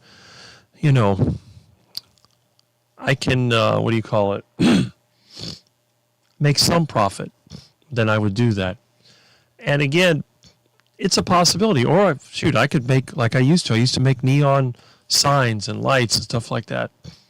But the thing is that in today's world, most manufacturing takes place overseas in these low-value countries. But what I was thinking about is this. With the so-called artificial intelligence and automation and all that, why can't we do those things here? And I'm sure we could. The problem is the government here just has too many regulations, which makes it difficult. So, but again, there are products that I would buy. For example, hardware, nuts and bolts. That stuff could be made here. There's no reason why it has to be made overseas. If there was a way to make a product without having to deal with all the frivolous lawsuits, that would be kind of nice in itself. So I got to think about that. What can I do that would be a product I could market, product or service? It has to be something that people voluntarily buy and not dependent on being part of a community. So I decided on my YouTube channel I am never going to enable memberships because I don't want to have like two classes of people. I don't want to have someone that gets like the content more than somebody else or gets it earlier or whatever. And I know a lot of people do that, and that's fine. I'm not going to do that. I've been debating whether or not to enable the super chats because, again, that seems to be like a two-tiered system. So that's up in the air. But when it comes to the monetization, I'm not really going to worry about that. But in terms of product placement, I'm thinking about that. There's probably a lot of products that are out there, but it would have to be something that I would like. And I have a feeling that if a company sent me a product, I probably wouldn't like it, and then I wouldn't sell it, and I'd end up not making any money. So, But at this point, I provide products and services on a one-on-one basis. All right, let's see what we got in the comments. We got, okay. Let's see. Ooh, we got a lot of comments. And Peter said, I'm going to have 5 eggs and 5 strips of bacon. Nice. It must be nice to have enough money for all them eggs. Yeah, it is. It is time consuming. And this is why I haven't been doing it. I mean, I would like to, but I have to teach myself how to use the software and have a computer that won't crash. Hello, Annabelle. I'm glad that you're here. And she says hello to everyone. Feral Grandma's also here. Good morning. Good morning. I hope you're enjoying your morning so far. I always skip the ads. I generally do, although there are some ads. Somebody sent me an ad for a floor polishing system where you could put these grinding wheels into a regular floor polisher for grinding concrete and terrazzo. I thought that was kind of interesting. Of course, the price was too high, but I did look at it. I do look at the ads. I just haven't found anything that really was there. Okay, I get a lot of criticism for drinking coffee from some folks. I used to drink a lot of coffee with creamer and sugar. Now I drink 1 cup of fatty coffee with butter. Well, again, Peter, I'm not going to criticize the coffee drinkers. I hate coffee myself, but drinking coffee is not the end of the world, especially if you're not putting sugar in it, because really the carnivore diet is a low-carb diet. It's not necessarily a keto diet. I don't even think I produce much ketones. I eat so much meat. I'm probably running on fat and protein. But you want to drink coffee? Go ahead and drink it. I don't, but that doesn't mean that you can't. I feel just fine with a cup or two of coffee. Right. And you enjoy it. And as long as it doesn't hurt you, keep doing it. It's like Mitch, coffee and cigars. Coffee doesn't seem to hurt him at all. Look at the way he's recovering from his stroke. I would consider that to be a win right there. Good day. Good day to see you, Alpazan. I'm done driving. Watching on my phone now. Well, that's great. If you reproduce Celotex, I will buy them. I would love to find a way to do that. I know what the machine looks like. They used to drill them. I could probably build that machine. Getting the fiberboard would be a little challenging, but I would like to. I would love to see the 50s style come back. I am sick and tired of going into buildings and looking up and seeing the structure. They have no ceiling. They have nothing to reflect light or absorb sound. It's like walking into a Home Depot and hearing the echo. So I'd like to see the 50s come back. Let's see. Enjoy your coffee. I don't drink it. Yeah, see? A couple of teas sometimes. And teas can be you can make teas from local materials.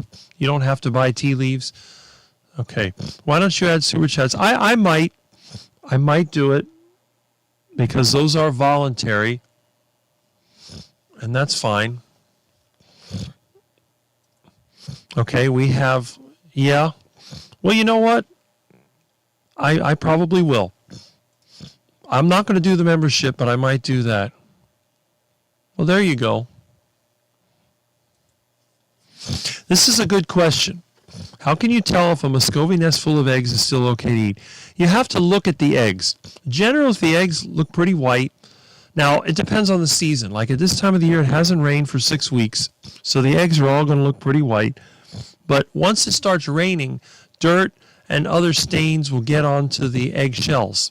Now, what I do, I carry a flashlight, and I'll take the flashlight, I'll pick up one of the eggs, and put the flashlight underneath the egg and look at it and see if there's an air bubble. If there's an air bubble in there, that means that the eggs are developing and they're too late to eat. You can also tell, you might see blood vessels, you might even see a heart beating. If the egg is alive, I leave it for the hatch. But usually, when you have a few eggs, now if you have 20 eggs in there, those eggs have probably been there a while. But if you have maybe 5, 6, 7 eggs, she's still laying. So we'll go ahead and start taking eggs from there. Now, I did find a nest full of eggs, so the eggs were still fresh, and that's what I'm eating right now. But it comes with experience. It's not that hard to do. And okay, back from the market, beef ribeye haul, smoothie 420. Morning, Rick and everyone. Good morning. I see you use a water lily flower for your picture there. That's interesting. I used to have those in my duck pond years ago.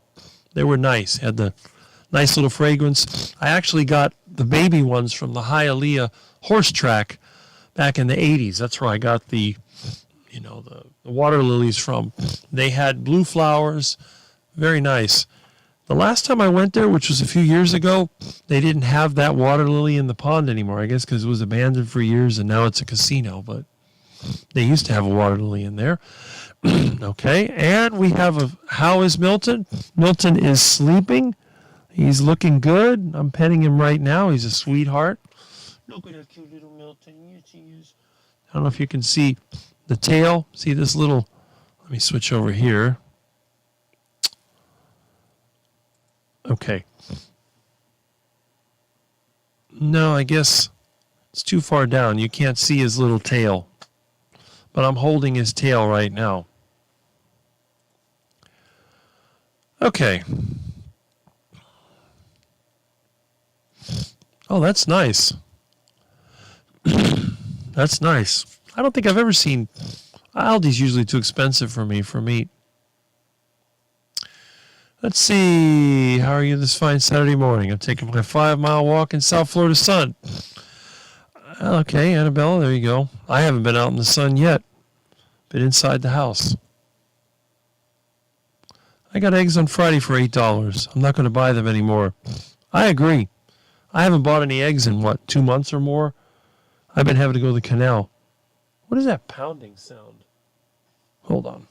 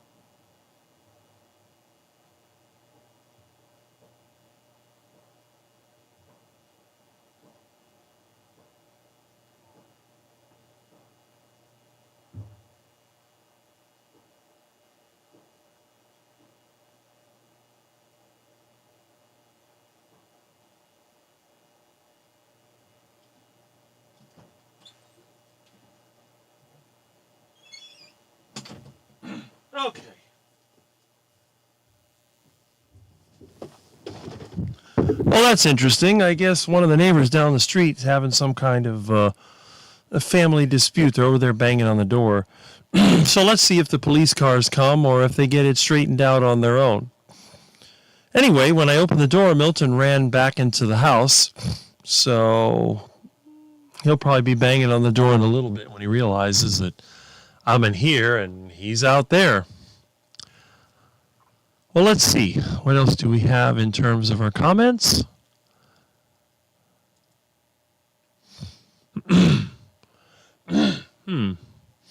Okay.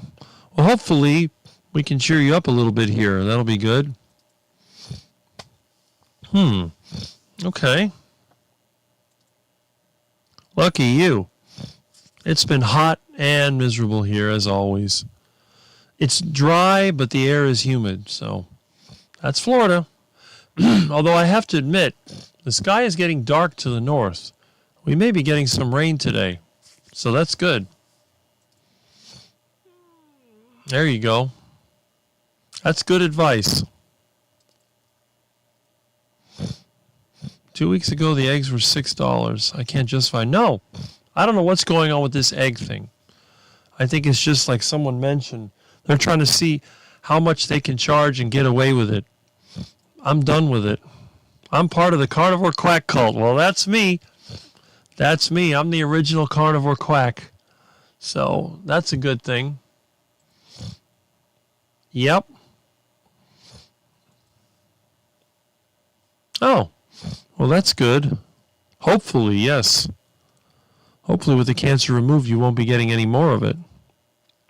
Rick Show with a side of domestic violence coming up. Well, this neighborhood, people here are always doing weird things. Did you ever own a Lawn Boy lawnmower? Yes, I did. The green aluminum deck 2-stroke Lawn Boy lawnmower. You fire that thing up, smoke pouring out of it. It's something, what can you do? But yeah, I had one of them, and it was always a mission. When it ran good, it ran fine, but those 2 strokes can be really cranky. I don't know what happened to it. I think it just rusted out and got scrapped, or the scrappers took it. All right. And Peter says, Rick is right. If you're addicted to something like cigars, coffee, or alcohol, not good. Biddo can have only 1 cup of coffee or an occasional cigar and be fine. Yes, and a lot of people live like that, and they live into their 90s or even beyond, and they're just fine. The trick is not to be addicted. If you're going to assault yourself constantly with addictions, you're going to wreck yourself. But if you basically, just do it occasionally, you'll be fine. It's like if you hit your hand with a hammer or something, you're not going to keep hitting it. It'll get better, and then if you hit it again, it's not the end of the world. Yes, that's right. And that's a good thing about the carnivore community now. There's a lot of people out there who are having experience with cancer, and they are able to find ways to manage it using the carnivore diet and the fasting. I mean, we can see that Carrie's friend over there, Jeff DeProsperous. But if you want to see another cancer survivor that you'll be inspired by, check out my friend, and you know his channel. At least I hope you do. I'm sure somebody knows who I'm talking about. He has a live on Sunday. He's a friend of ours. He goes by an abbreviation, which is a type of current. And you know who I'm talking about. It's our friend David. So check out his channel. And again, he is definitely a cancer survivor, and I think he's thriving. Very important. Okay, I went to a birthday barbecue. I was tempted to eat cake. I did so good, I didn't cheat. Well, that's good. I can't imagine being tempted to eat a cake. When I look at cake, I think about low-quality duck food. But I know a lot of people like it, and good for you. I'm glad that you had the willpower to avoid it. Now, remember, when I say cheat, I think of cheating as getting an advantage. So if I was going to cheat, I'd have a big, fat steak. That's a cheat. A cake, that's duck food. That's, peasant food. It's like eating corn, wheat, and soybeans. It's nothing that I want to eat. Quack oxen today. There you go. Do you think stress is the silent killer? Yes, I do.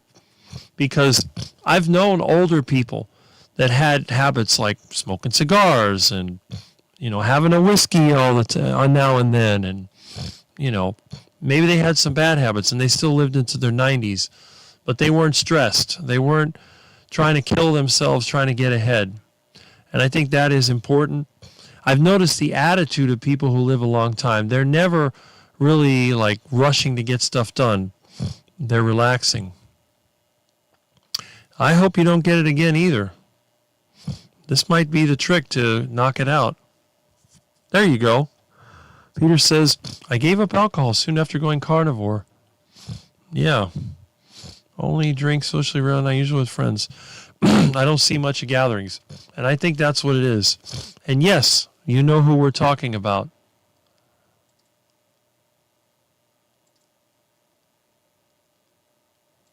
Oh. There is something going around. I know several people that have gotten it. Steak with me. Did a terrible job. Oh, that's a shame. Some people just don't know how to cook a steak. I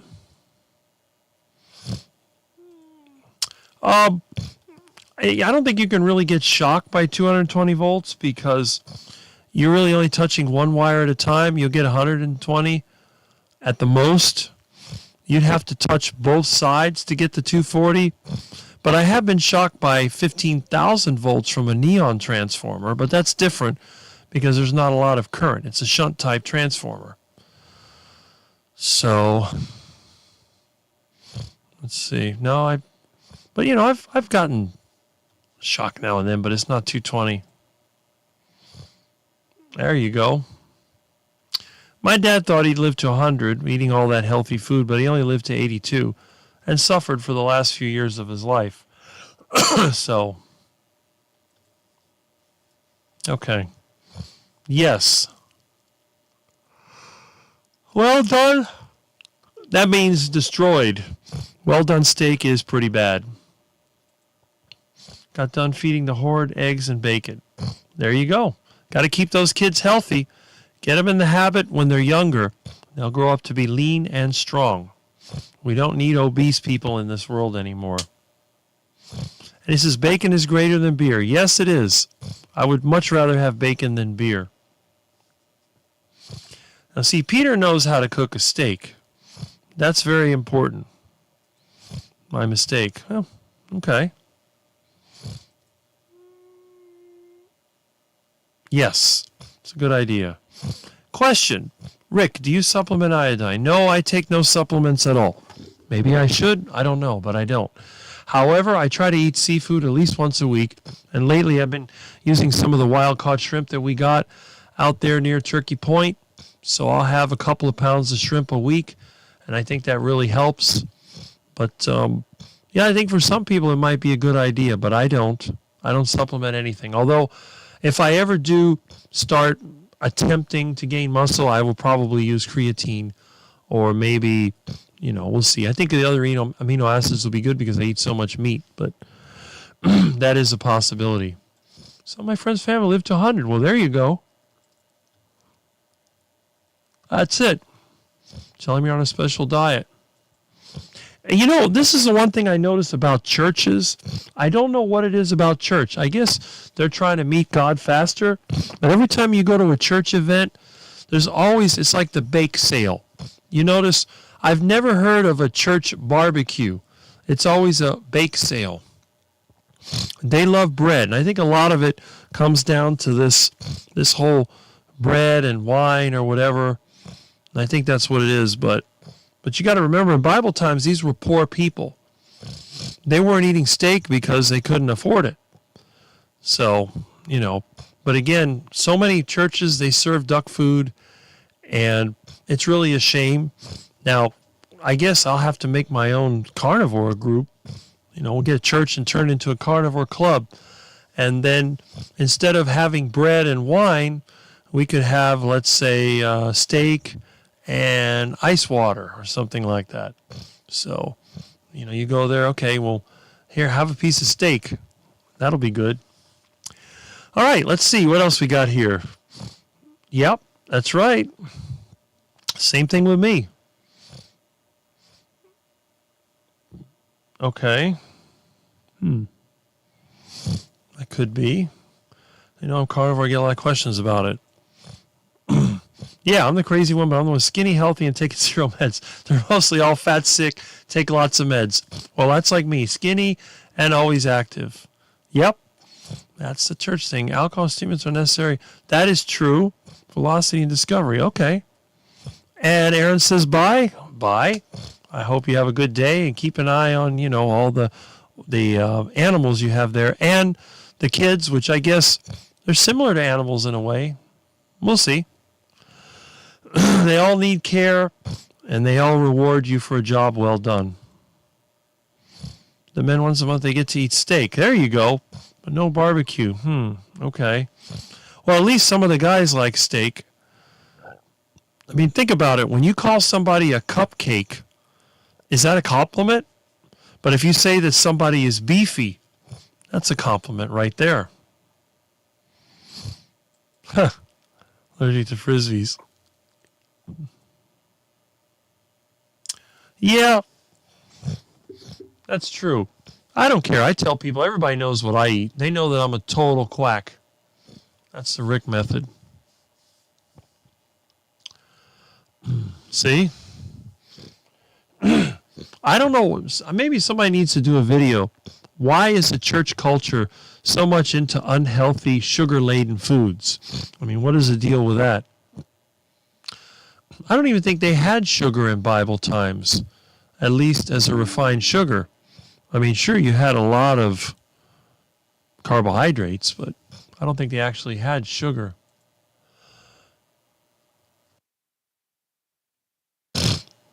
Eat what they feel is best for them. They want to eat lots of sugar and carbs. Plants, go right ahead. It's a free world country. Well, it's not a free world, but at least most people have the freedom to eat what they want. And again, the younger people can get away with this crap for quite a while and look pretty good. And they can laugh at how skinny and sickly they think I look. But I tell them, just wait till you're 56 and see what you look like eating that crap. Everybody I know that was in good shape when they were in their 20s looks like, well, I don't want to insult them, but they look terrible in their 50s. I don't know anyone that's in their 50s that basically doesn't look like a fatso or just unhealthy. And even the ones that are lean, they all have that little stomach that sticks out. And I don't know what's worse. Personally, I'd rather see somebody who's just kind of big all over. Maybe they've got good size arms and legs and they got some fat, versus the ones that are skinny like me with a gut that sticks out. I think that is the absolute worst. That Bill Gates look, that's not something that I think anyone should have. I think that's a terrible thing. Honey was Bible sugar. That is correct. Milk and honey, that's a lot of sugar right there. Yeah. Well, that's not good. Your sister. I guess I'm lucky. I don't have any brothers or sisters. My parents had me. They're like, ugh, we're not having any more. That's crazy. Uh-huh. Yeah, that's the key. Unless somebody asks for help, don't give it to them, because if you do, they're going to hate you and they're going to get mad. Okay. Go and ask Peter, I say to them.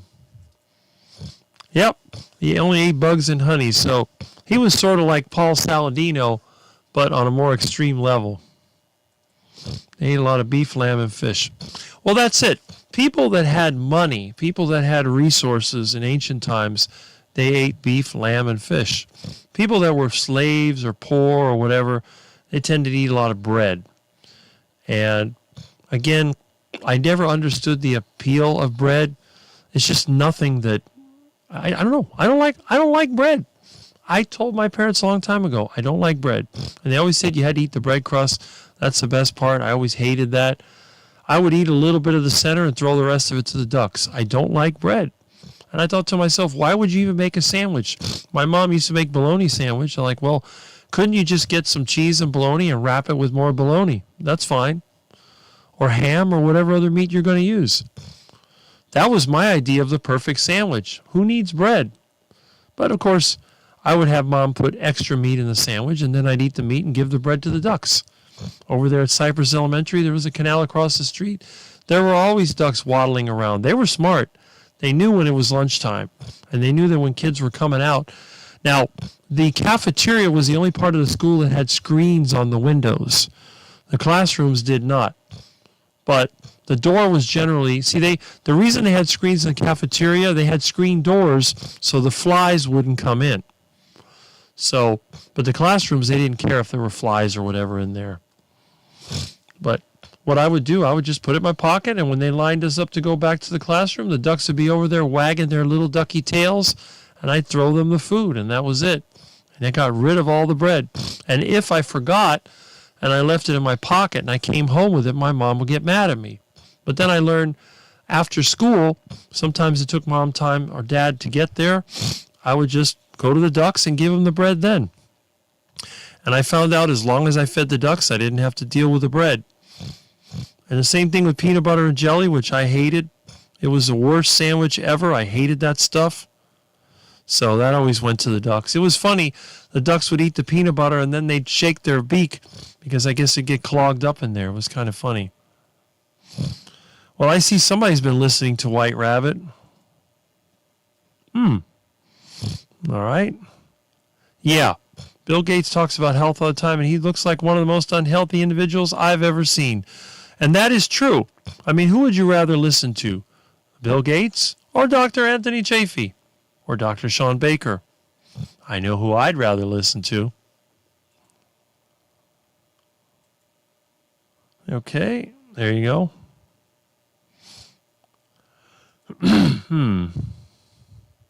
Wow. My 84-year-old diabetic mom did the same for 1.5 years. Now she's on board and eating low-carb keto. She's lost 20 pounds. Doc cut her insulin and Ozempic in half off of 2 of her 3 blood pressure meds. Now, again, the vegans, the standard American diet people, they keep telling you how bad the carnivore diet is, and yet Peter's 84-year-old mom went on this diet, and she's getting better. Isn't she supposed to have a heart attack or cancer or whatever? Nope. Still going. I have dreams about French bread. That'd be a nightmare for me. I hate bread. I just hate it. Homemade bread. It was beautiful. Yeah. Well, the homemade stuff actually may get hard in a day, whereas the stuff from the store can last forever on the shelf. Yes. Your brother and sister are both doctors. Wow. Obese, diabetic on insulin and Ozempic blood pressure meds, but they see me as crazy meat-eating brother. I wonder how old they are, if they're as old as you or younger or older. That's kind of interesting. See? Exceedingly handsome. Well, there you go. That's it. The problem is your girlfriend is probably going to get very frustrated with you because you'll be chasing her all around, and that she'll be tired of you. He's like, I got to get away from this crazy guy. Take his steak away, man. I can't deal with that.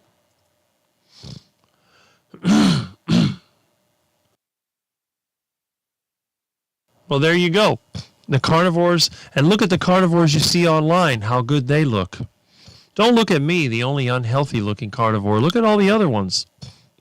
Nice physique, attractive, pleasant voice. I mean, I'm sure most of the gals out there, they would go for Dr. Chafee anytime, or most of the carnivore doctors. Had one of those Bill Gates stomachs. Yeah, Dad had also family of beer drinkers. That's why they call it a beer belly. LOL, yes, you know it. Homemade can be so much healthier. That is true. And the thing is with bread, my parents love bread. I had to make my mom bread because she didn't like my carnivore bread. So I would make sourdough bread, which is basically fermentation of wheat. I would try to get the better quality so-called organic wheat that they had at the Wild Oats health store, which I think became Whole Foods or Amazon, which, by the way, I don't buy from Amazon. I don't like Amazon. I find Jeff Bezos to be repulsive, and the fact that he has an overpriced house here in Miami. Anyone that purchases an overpriced house in Miami, to me, is a crook. So I don't want to have anything to do with it. I reverse diabetes as well, see? No more high blood pressure. Now, my blood pressure, I lost my little blood pressure thing. It's in here somewhere. Milton decided to use it as a cat toy, and I can't find it. But I would wake up in the morning with 90/60. That was my blood pressure.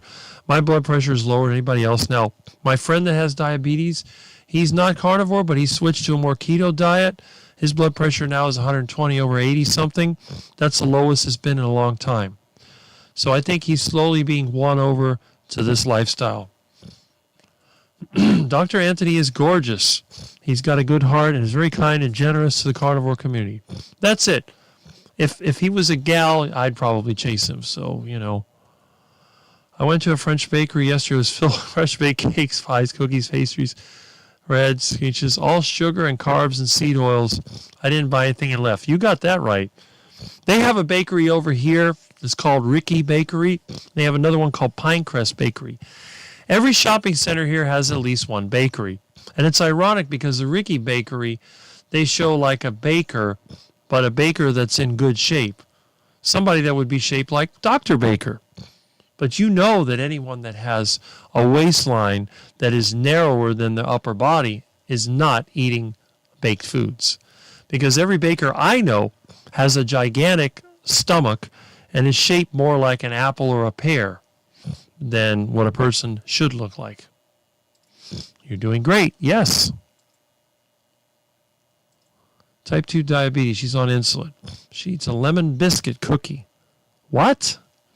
Lemon biscuit cookie? Oh, that's ridiculous. And she's going blind. That is just sad. You can't talk to these people. They never want to try it. Okay. I work really hard on carnivore. My blood pressure is 130/90. Nothing I do brings it down. I exercise, I'm not overweight. I guess what it's going to be. Well, without knowing what you look like, it could be a lot of different things. if you're in good shape, you have a good physique, you're not carrying around a bunch of, stomach, maybe some people just run with a higher blood pressure. Maybe when you go to check it, it goes up. Maybe it's lower when you're normal. I don't know. But if you feel good and you're not falling apart, you're probably good. Okay? Now, Bill says 116 over 70. That is fantastic. That is what a person's blood pressure should be. I've had blood pressure like Rick Steiny over 60. Well, there you go. That's right. That's great. No, it doesn't. And our friend Thomas, Target Prime Rib, look at what happened to him. He's lost toes because of diabetes. So, yeah, kidneys go out, almost blind on dialysis, 24/7 pain. Don't do it, please. I wish people would learn. That's why we try to go out there and explain that to them. I tell people, try the carnivore diet. You got nothing to lose. And if you do have a heart attack and die, the pain will be over. They're all Christians. Don't you believe that God's going to send you to heaven or wherever? Oh, you're just speeding up the process. That's fine. Type salt you use, Rick. I make my own salt. What I do, I use well water, salty well water from the Keys, down in Key Largo, and I evaporated that water. I hear the lizard. I'm coming for you later. But I basically distill my own salt, and I grow the crystals. Now, I don't know if there's plastic in it or any other minerals, but it is a clear salt. There is some sediment, which is probably just limestone, which goes to the bottom.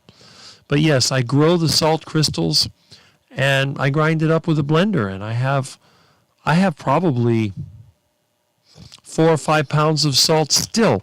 I made this salt at least 5-6 years ago, and I still have more than half of it. I use very little salt. It'll probably last me another 5 years. I don't think I'll have to make more salt until the year 2030, unless, of course, I've died of a heart attack before then, which could happen. Okay. See, your auntie lives to mainstream advice. That's why she's got all those problems. It's a shame. There you go. And see, you were inspired by Dr. Barry. That's good. I guess they promote his videos really well. I have yet to meet anyone that has been inspired by my videos. So, could be coffee.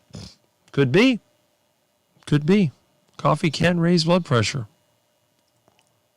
Yes, that's what I like to hear. And that's the thing. I get cut all the time. I cut myself with my knife yesterday. I was trying to carve up a piece of meat, and what happened was Milton went between my legs, and I went back. Then when I went forward, it hit the countertop and it sliced my finger, but it'll be healed within a week. Generally, most cuts that I get are healed within a week. Sugar headaches. Like a hangover. Those are gone since carnivore. Well, that's good to know. Yeah. That's true. See? Yeah, I should. But that may be years later. What I'll have to do, I'll have to go down. I mean, I've used seawater. I got to go down to Key Largo and go to the well and get more salt water. I probably had, 20 gallons. I filled an entire tank. One of those white plastic water tanks. And I filled it up with well water. And then I used stainless steel trays to try and evaporate the water and condense the salt. And the salt basically forms crystals. And then you take the crystals out. And then what I did, I used distilled water to mix it up with the salt, re-dissolve it, and then recrystallize it. And I ended up with salt that is pure, clear, white, and then I use a blender to break it up. Now, the problem I have is the salt will clump up because salt is hygroscopic, and it has water. You know, it absorbs water. Salt absorbs water. Now, what you can do to reduce that, there's several ways you can do it. I have found that using gelatin, dried gelatin, mixed with the salt, will keep it from clumping together. So after I start blending my salt, I pour in some unflavored gelatin and let that spin around in there. It coats the salt, and the salt stays dry, and it may clump a little bit, but not much. So that's one of the tricks. That might be a good another video. I have a habit of making things myself because I'm cheap and I don't trust anybody. Yes. And you know what? That might be an idea. I would have to find a way to analyze it. Now, I do have some reagents I could use. I might be able to distill it, put in distilled water, and see if I can pull out any metals. And what you do, you could use platinum, which of course is expensive. I did have a platinum cause. Or you could even use stainless steel, but the problem is stainless steel has nickel and chromium in it. I'd have to find an inert material. I've done it with carbon before and try to see what metals are in the salt, but I seriously doubt that there's any lead or heavy metals because it's all limestone down there. Well, that's good. The mainstream advice, it has its uses, but a lot of times it turns into a narrative. They're just trying to make money. To lose autocorrect. Yeah, right. Salt. Miami salt. Okay. Oscilloscope. I do need to make an oscilloscope video. I need to make a lot of videos. Every time I sit down to make a video, that phone rings, and as you probably know, I turned off the phone system. I probably have a list of calls when I finish here. But I do need to do that. And again, I hope a lot of it is equipment I have. Plus, I haven't turned the air conditioning on the main house yet. There's no room here in the bedroom to do an oscilloscope. But once I put the air conditioning on the main house, I may do that like I used to. My meatball was ground beef. I had butter, crispy cream, yeah. Several easy eggs and top. Dice into the bowl. There you go. Lots of protein. Do you make your own salt? I don't know how many things. Yes. Yes, I did. I'll have that in a story sometime too. I want some fried eggs. You should make Rick's heart attack salt. That might be an idea, you know. But then again, I think my credibility is gone because I've been trying to get that heart attack and it hasn't happened yet. Everybody else I know is having heart issues except for me. Okay. Yeah. That's right. Yeah, the stomach isn't the greatest thing, but, you know, it's a bit chewy and it looks ugly. It's got like those little honeycomb things in it. I could add eggs to anything. Yeah, I miss my eggs. I wish either eggs are going to have to come down in price or I need to get my rear end out of here and live in a rural area. I've definitely been debating whether I should take the lot that I own and start, once I get my truck where I can drive it, making regular trips there, maybe putting in a little camp. I might even move my bus over there. I have a bus that I used to run with wood that was my camper. I got to dig that out of the backyard. That'll free up a lot of space. I may take that over there and just start staying there every now and then and run the generator. I did have a power hook up there. I could probably put that back, you know, to run the pump or the camper or whatever.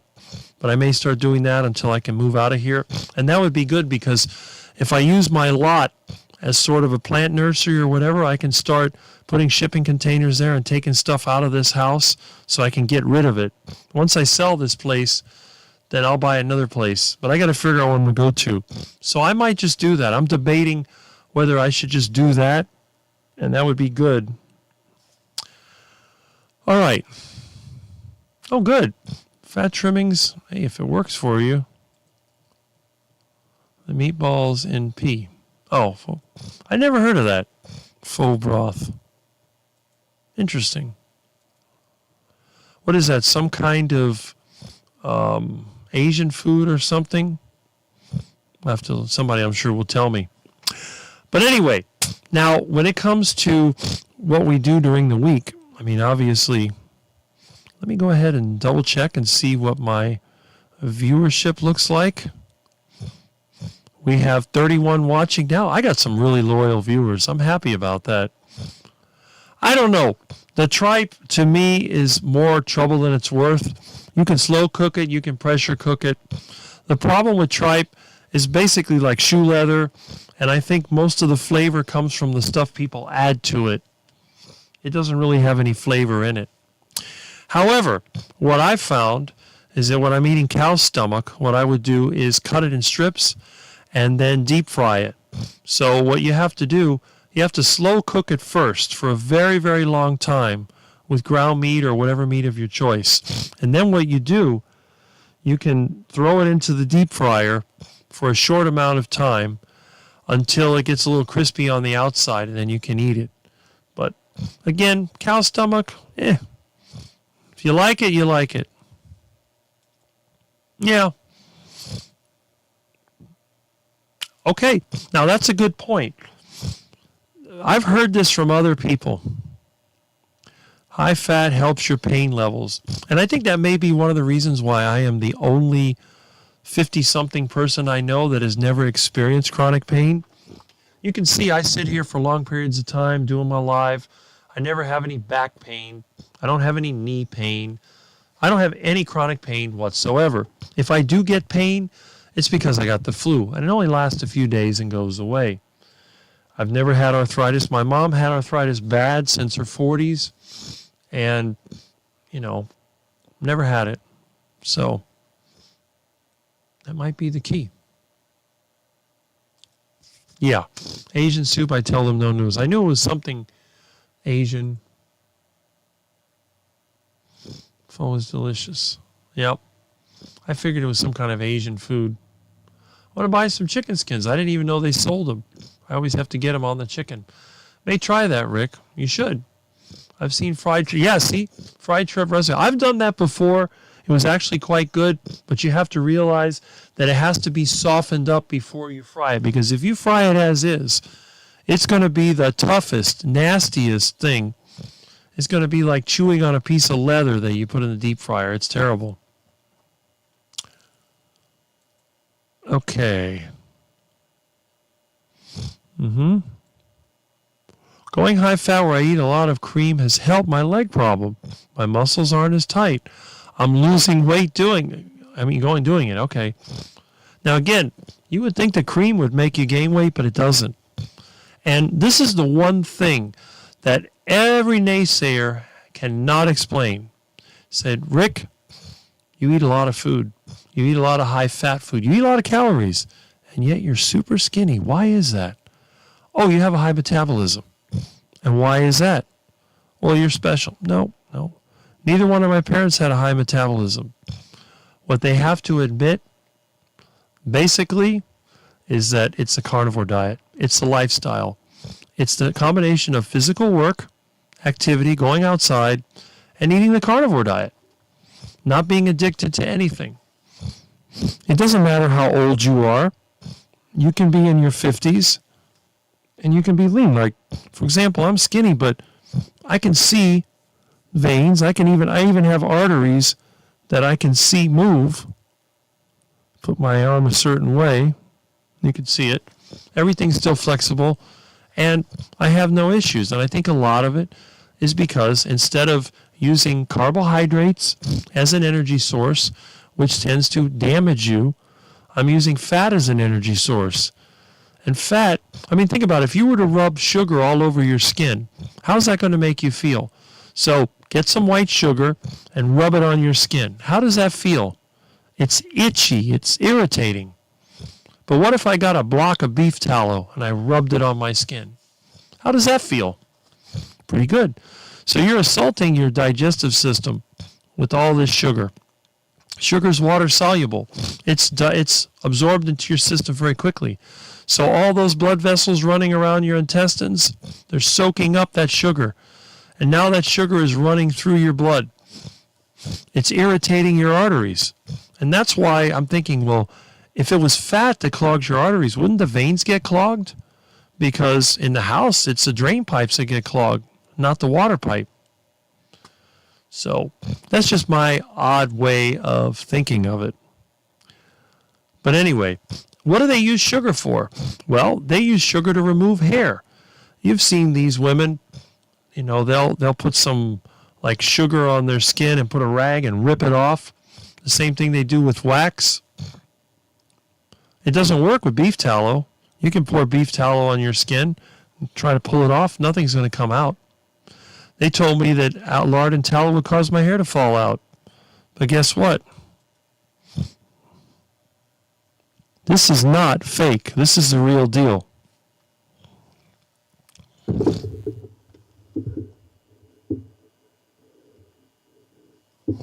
I'll be 57 next month. How many people do you know that are in their late 50s that have this much hair? The other thing they tell me is that I look like a caveman because my eyebrows are too thick. Both of my parents had sort of normal eyebrows. Mine are kind of thick. Yes, they are. That's just the way that I am. I've always kind of been that way. Not when I was a kid, though. But I think a lot of it has definitely been because of the protein and fat that I eat. And even though, all the guys I know have male pattern baldness, I don't have it. Look.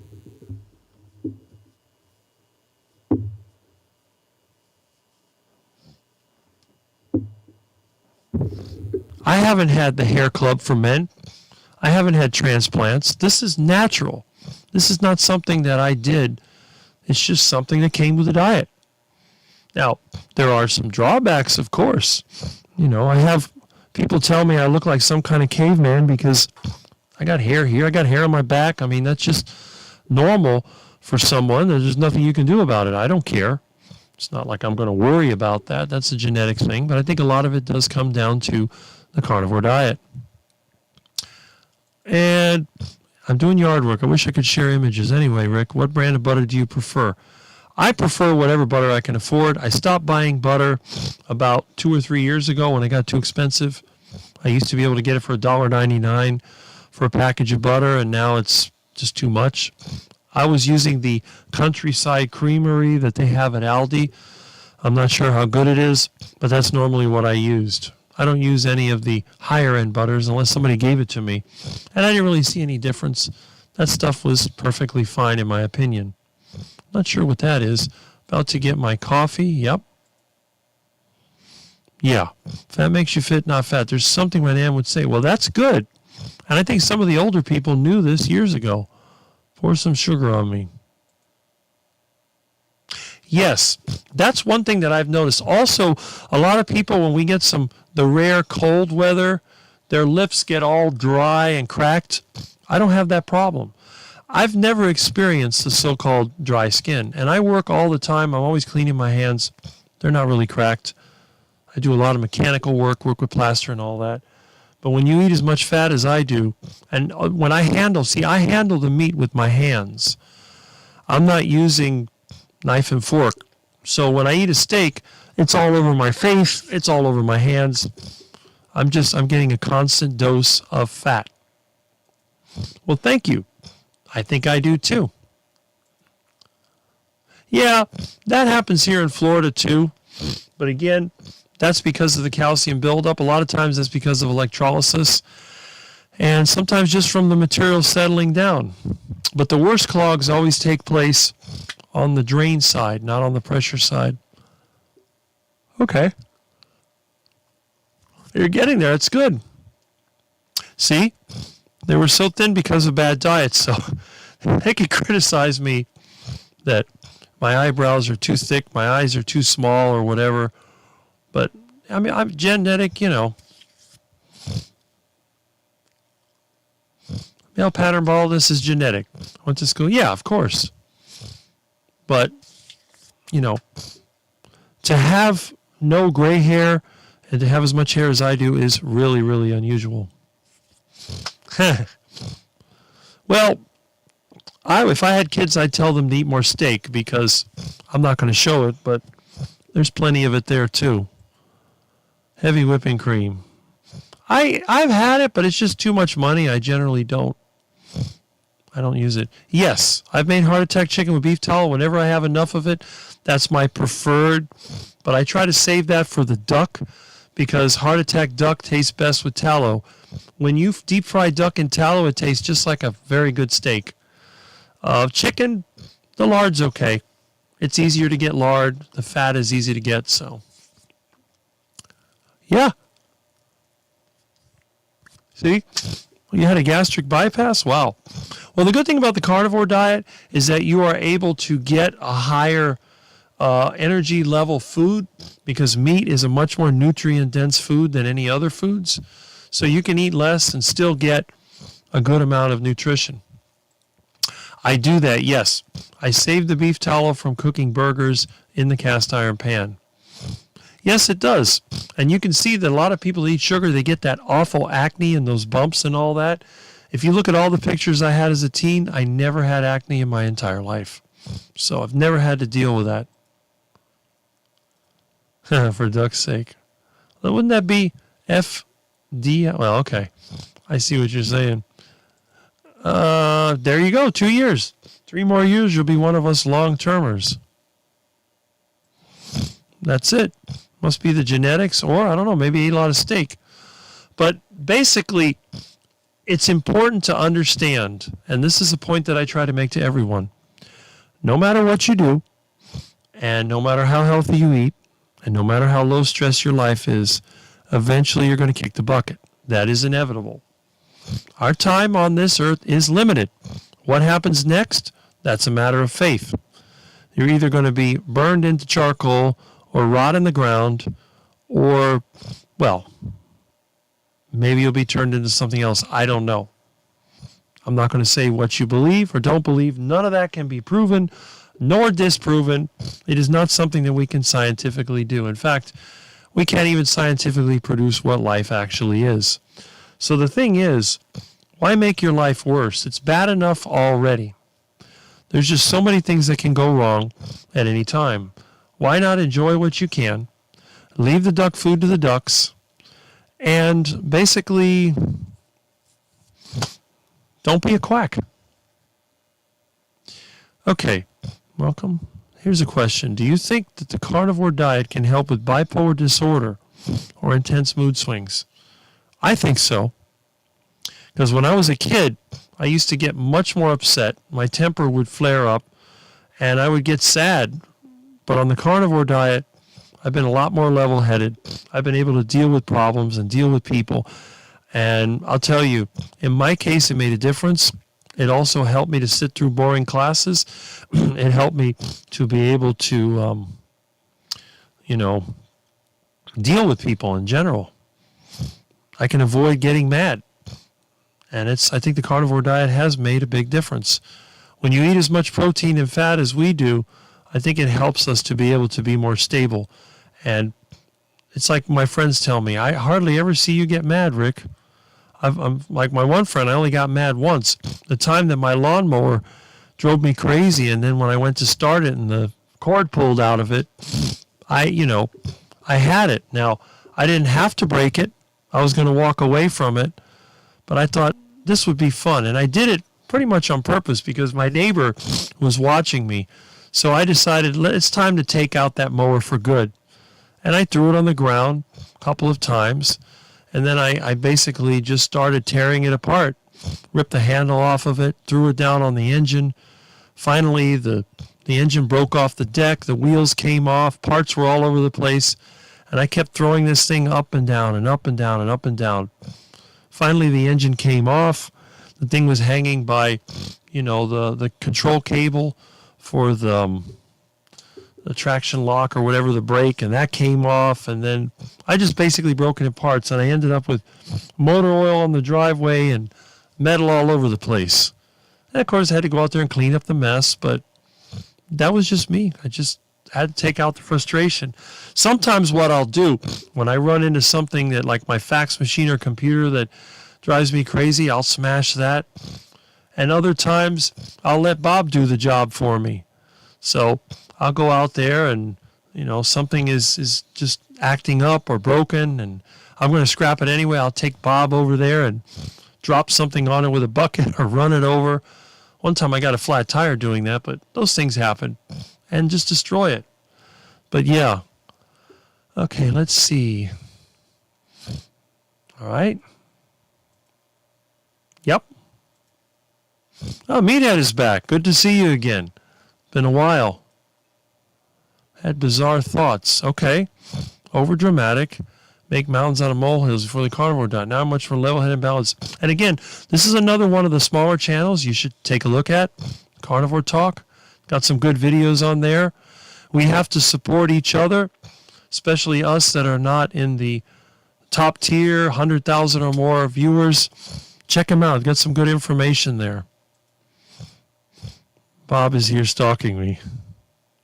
All right. No, it wasn't the lawn boy. It was actually a Murray lawnmower with a Tecumseh engine. This stupid thing was a pain in the neck. I decided to just take it out. You know, it's those Tecumseh engines, I've had such bad luck with them. The bolts strip out, the cover comes off. You know, I've had, what else? The dipstick broke off. It's just terrible. And I had it with that thing. I was like, enough is enough. You're done. Well, I'm glad you did. I'm glad you did. One of my great subscribers. Now, again, you have to maintain a balance when you're thinking about things like diet, exercise, and so on. Now, when it comes to exercise, unless you're healthy, you're not going to exercise. So if a person feels bad all the time, they're in pain, they're stressed or whatever, they're not going to go to a gym. You may join a gym, you may go there twice, and you won't go back. You're not going to go for a walk. You're not going to do anything around the house. What you have to do, first of all, is try to get rid of the source of the problem. If you're overweight, diet is key. Carnivore diet is a great choice, but if it doesn't work for you, you have the keto diet. You might even try plant-based if you want to torture yourself.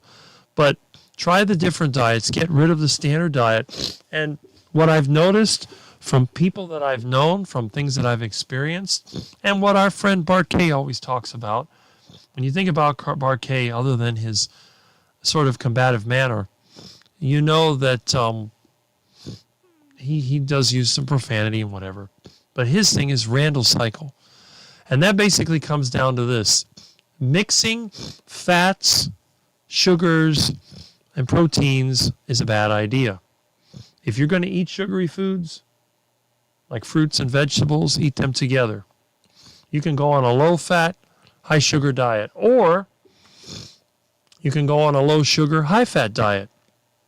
But don't do both. High-fat and high-sugar is a recipe for disaster, and that's what the standard American diet thrives on. So even if you don't want to try the carnivore diet, and I tell all my friends this, if you want to get healthier, get rid of the combination of fat and sugar.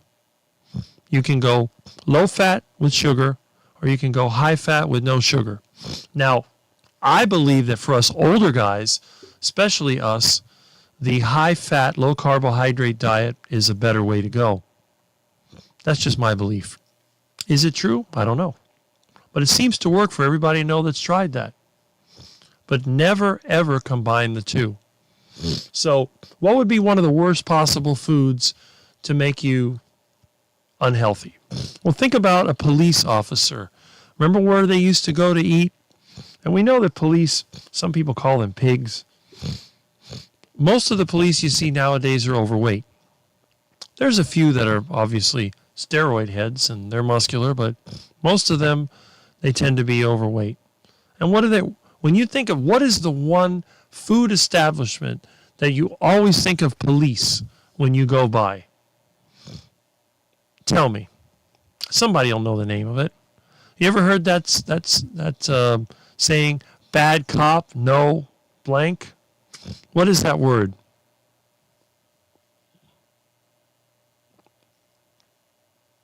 Somebody will come up with it.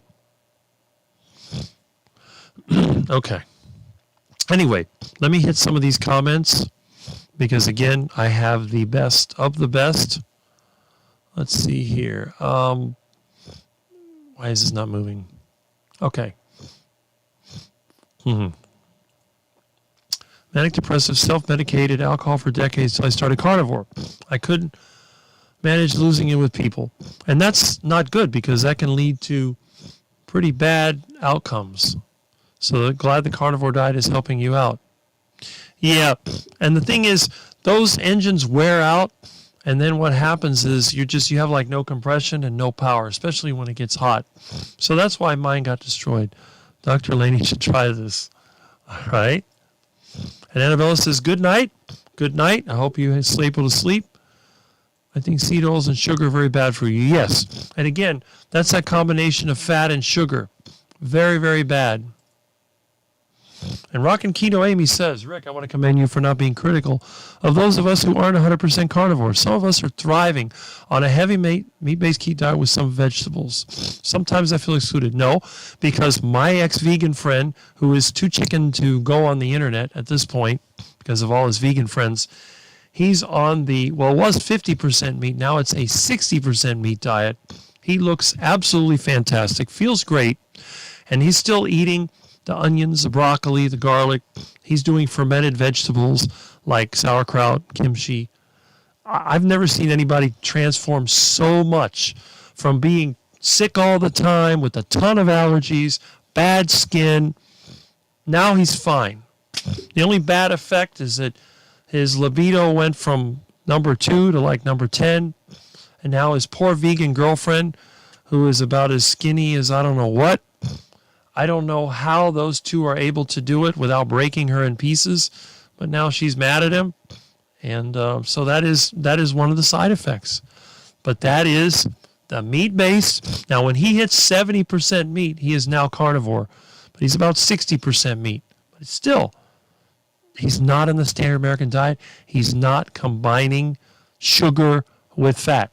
A lot of fiber. Yes, there is some fruit that he's eating, but you got to remember that whole fruits picked locally, that they don't bother you.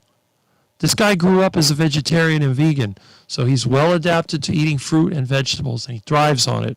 I give him my avocados. He devours avocados.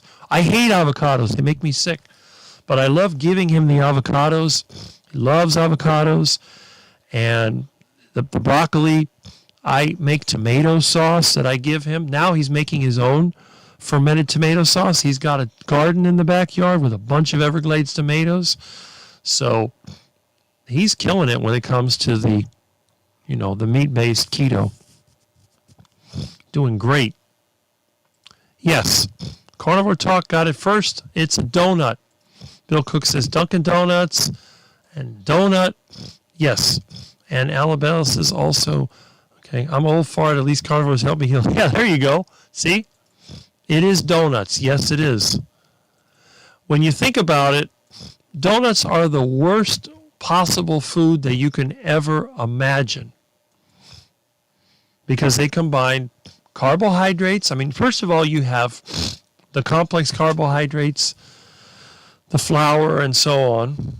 Then you have the sugar, the simple carbohydrates, the sucrose, which is fructose and glucose, and it's fried in seed oils, which are those omega-6 oxidized fats, the worst thing you can eat. And you always see, when the cops eat donuts, they're big and fat, and they look terrible. And that's what happens. You can always tell the rookie cop because he's the one that's in shape. The ones that have been on the force for decades, they all have a giant gut. Plus, it's a stressful job, and it's just a bad situation. Being a police officer is just not a good quality work. Now, some people do it, and I did know someone that was a neighbor, was a friend of mine. I generally don't trust the police because I see them as being sort of, they'll lie to you to do whatever, but I had a neighbor who was a police officer, and he stayed lean all the way until his retirement. But you know what his favorite food was? Steak and eggs. When they went to the Velvet Cream or Krispy Kreme donut, he went to the steakhouse. That's where he would go. So he was definitely a meat eater. Didn't like potatoes, but loved steak and eggs. And stayed lean. Retired at 65. A lot of times they retire earlier. He went to 65. And the neat thing about him is that he didn't pay attention to ticket quota. I'd see him stop people and let them go. Now, obviously, he did arrest people. They had, that was the 1980s. They had all the drug, drug activity, the shootouts and all that, but he managed to make it to 65 and retire, and eventually moved to North Carolina like most of the people down here did when they retired. I don't know whatever happened to him. I'd have to look into it, but he was in good shape. But most of the police officers I've seen have been overweight. I got to find that lizard.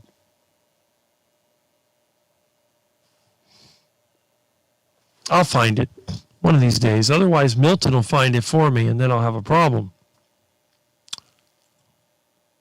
There you go. See? That's it. That's like me, you know. Meat, butter, eggs, lard, whatever.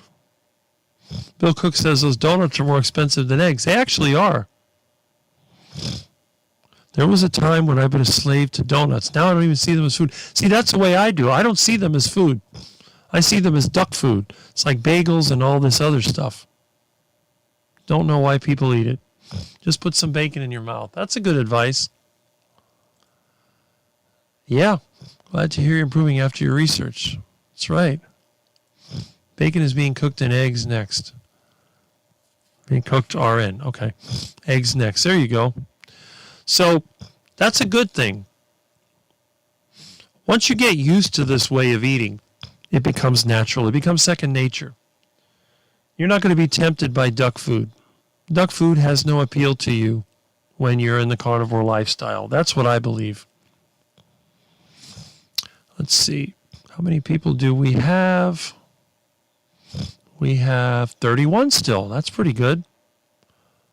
Seems like I got some loyal viewers. Now, I don't get the large amounts that some of the other YouTubers get, but at least people come and go. And I notice because my live streams are so long, it gives you the opportunity to come in and go out.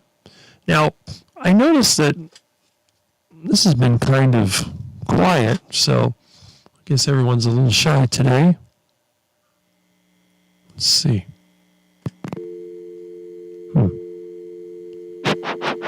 I guess that works. Okay. Anyway. So, now, when it comes to the carnivore lifestyle, and I've mentioned this many times before, it's not just what you eat. It's who you are. It's very important that you try and reduce your stress and reduce the external influences. Now, even me, being on the carnivore diet as long as I have been, when my mother had me stressed to the limit, I actually put on body fat, and I just can't find those pictures. Now, I have a bunch of old hard drives. I've been trying to go through them. This is one of them. Look at how old this is. Parallel ATA.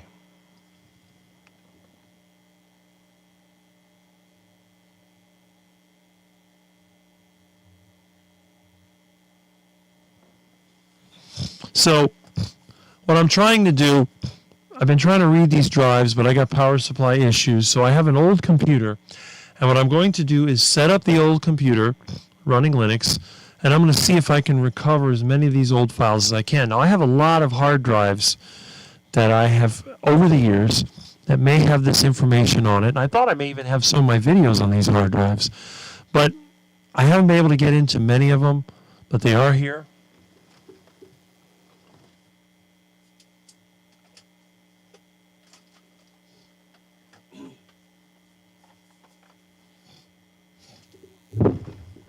Here's an example of what I'm dealing with.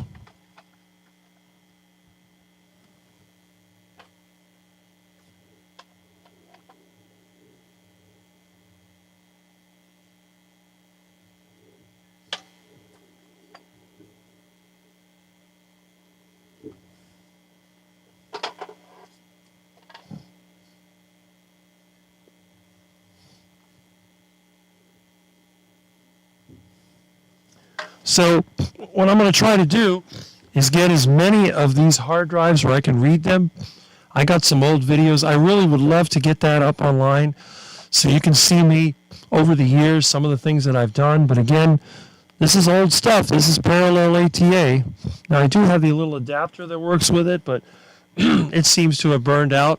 So, you know, what can you do? All right, let's get back to the comments here, and let's see. Okay. Yep. Secondary hypertension now, prescription. Yeah, and if you watch his videos, he gives an explanation as to what happened, how the doctor, they gave him that medication, it was making him worse, but he had to take matters into his own hands, and rather than trying to sue the doctor, he decided, maybe I can do it myself, and that's what he did. So, and look who else, our friend, Carnivore Champion. How's it going? I haven't seen your videos lately. I know the last time I saw you were out there sprinting, but that lizard keeps clicking. I'm going to get that. Uh-oh, what is this?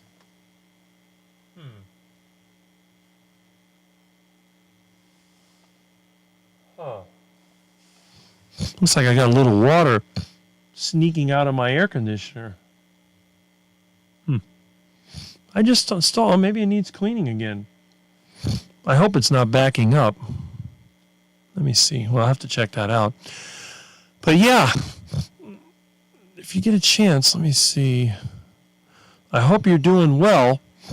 And I got to look for your videos. I need to sit down at my computer and let me see what's going on here.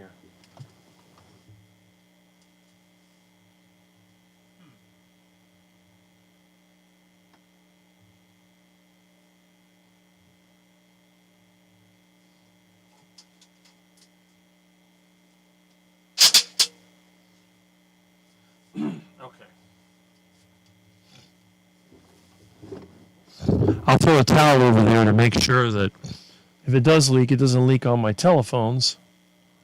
But, oh well, maybe that's what's attracted the lizard. Okay. But anyway, Johnny's there, so check out his channel if you get a chance. It's another one of us that you might want to look at, another inspiring story. All right. Bill Cook, I just finished baking an eggs. Delicious. Yes. And Brooke Graves says good morning, and I say good morning from Rick in Miami. I had a meatball, but I might eat some bacon. Fixing this for my wife. Nice. I can hear the lizard in my car. Can't hear it on the phone. Yeah, I will get Mr. Lizard. If I can get a video of it, I'll definitely do that. Okay. Putting bacon on to cook. Impromptu live. Oh, okay. Heel strap, grounding. Grounders to people. Since the grounding bed sheets are pricey and people on rubber sole shoes. I don't even know if the grounding thing is really a big deal, but my mattress has wires in it. If I wanted to ground it, I could just run a wire from the mattress inside over there to my, to a ground. I'm not going to worry about it. I spend so much time barefoot, it doesn't really matter. He's in Florida. Yes, I am in Miami, Florida, and I got lizards all over the place. It's not a pet.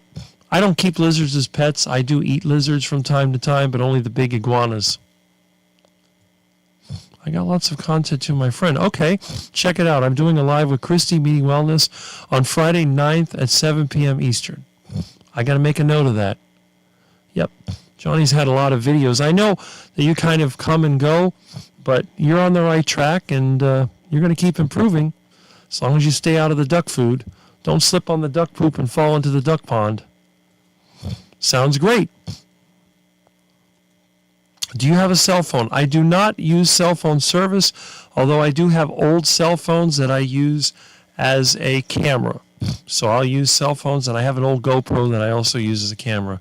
But I don't have cell phone service. All my phones are wired. Most of my phones are rotary, but I do have a few of these electronic phones, and I actually have some voice over IP phones I can use. See this? My phone has a dial tone. I don't know if you can hear this.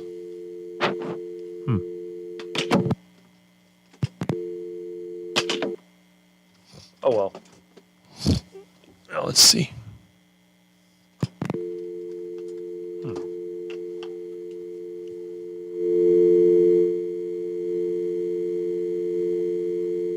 Oh well. This thing is a little flaky. I got a mess over here. Let's see what it sounds like.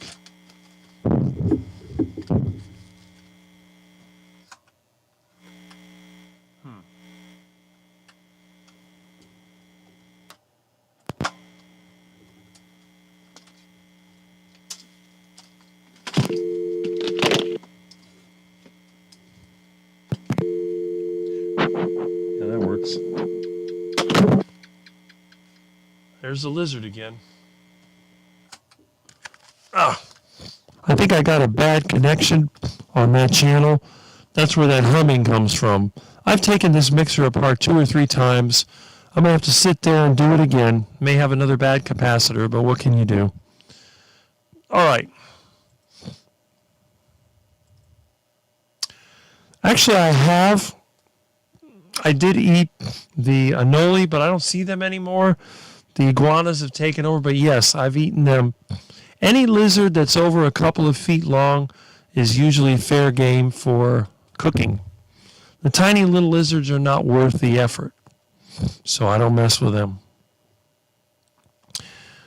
And I think there's also, what is it, tegu, or there's some other monitor lizard or something out there that's like a predator lizard that people have let go, and it's in the Everglades.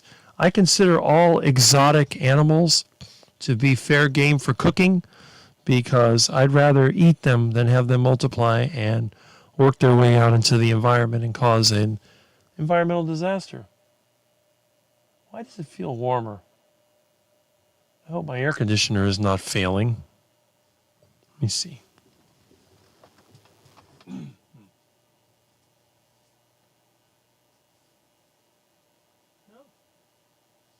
Cold air is coming out. Oh well. Yeah, it's coming out cold. What fun, right?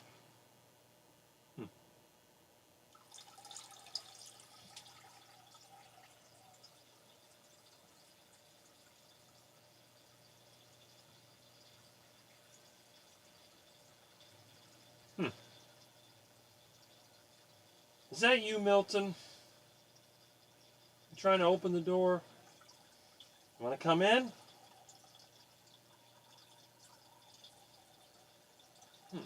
That's weird.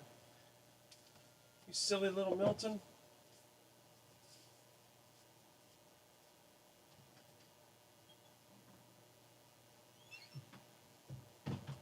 Huh. That's really weird. I thought Milton was banging on the door, but actually it just was the wind blowing. Interesting. He must have fallen asleep somewhere else in the house. Well, let's see. Anyone doing derby stuff? You mean like Kentucky Derby? I don't know. Hunting in Texas, like, yeah. Don't they have feral pigs and other things running around out there in Texas? Yes, we do. The pythons have been moving from South Florida into the Everglades for quite some time.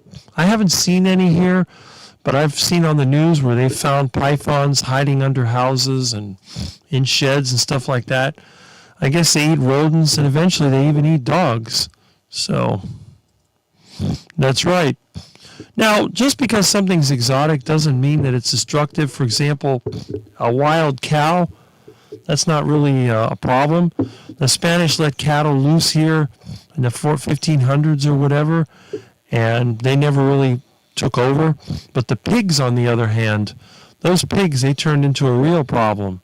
Some areas are infested with them. Even where my lot is, I've seen them. Now, I did kill a couple of those pigs, but they tend to be quite tough, and they can be a little bit difficult to make edible. They tend to have a strong taste, so you have to slow cook them, and that really helps, but, you know, it's just one of those things you have to deal with. Okay, we're having a derby watch party. Okay. I never heard of Aoudad. Ibex, really? They have that in Texas? The feral hogs I know about. That's been a major problem for a long time. The hogs are a disaster. They dig everything up. They eat everything in sight. And they're aggressive. I've encountered them doing bobcat work, and they go and they take on the machine. They run at it. Oh, we got a phone call. That is great. Hello. Hey. Hey. I'm busy watching you. Good. That's what I like. People are watching. Are they listening to me? No, I don't hear it. Is there a lag? Yeah, there's a long lag. Oh, wow. It'll come up eventually.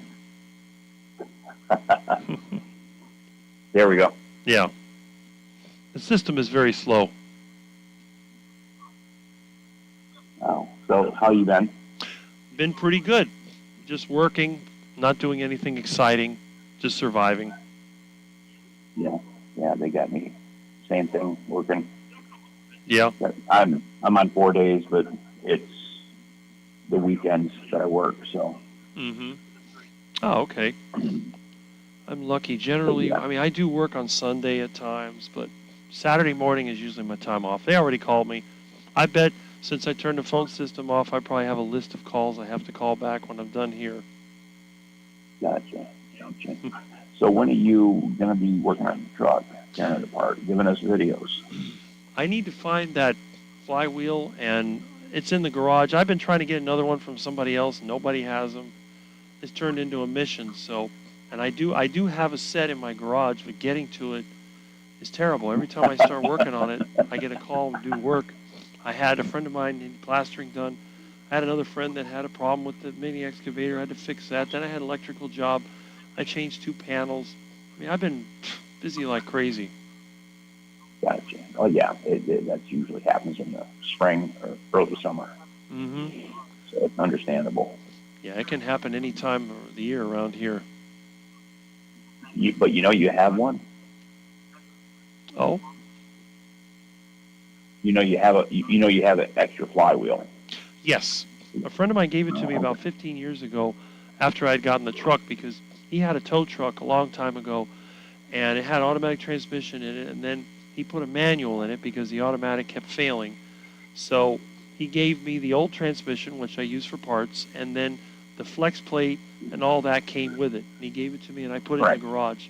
And that was back, it's like 15 years ago. It was, what was it, 2010, somewhere around there, because I got the truck in 2008.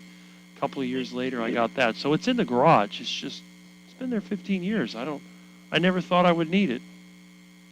Yeah, flywheels aren't cheap. I put one in my 80 Fairmont, and I paid, I think, $400 or $500.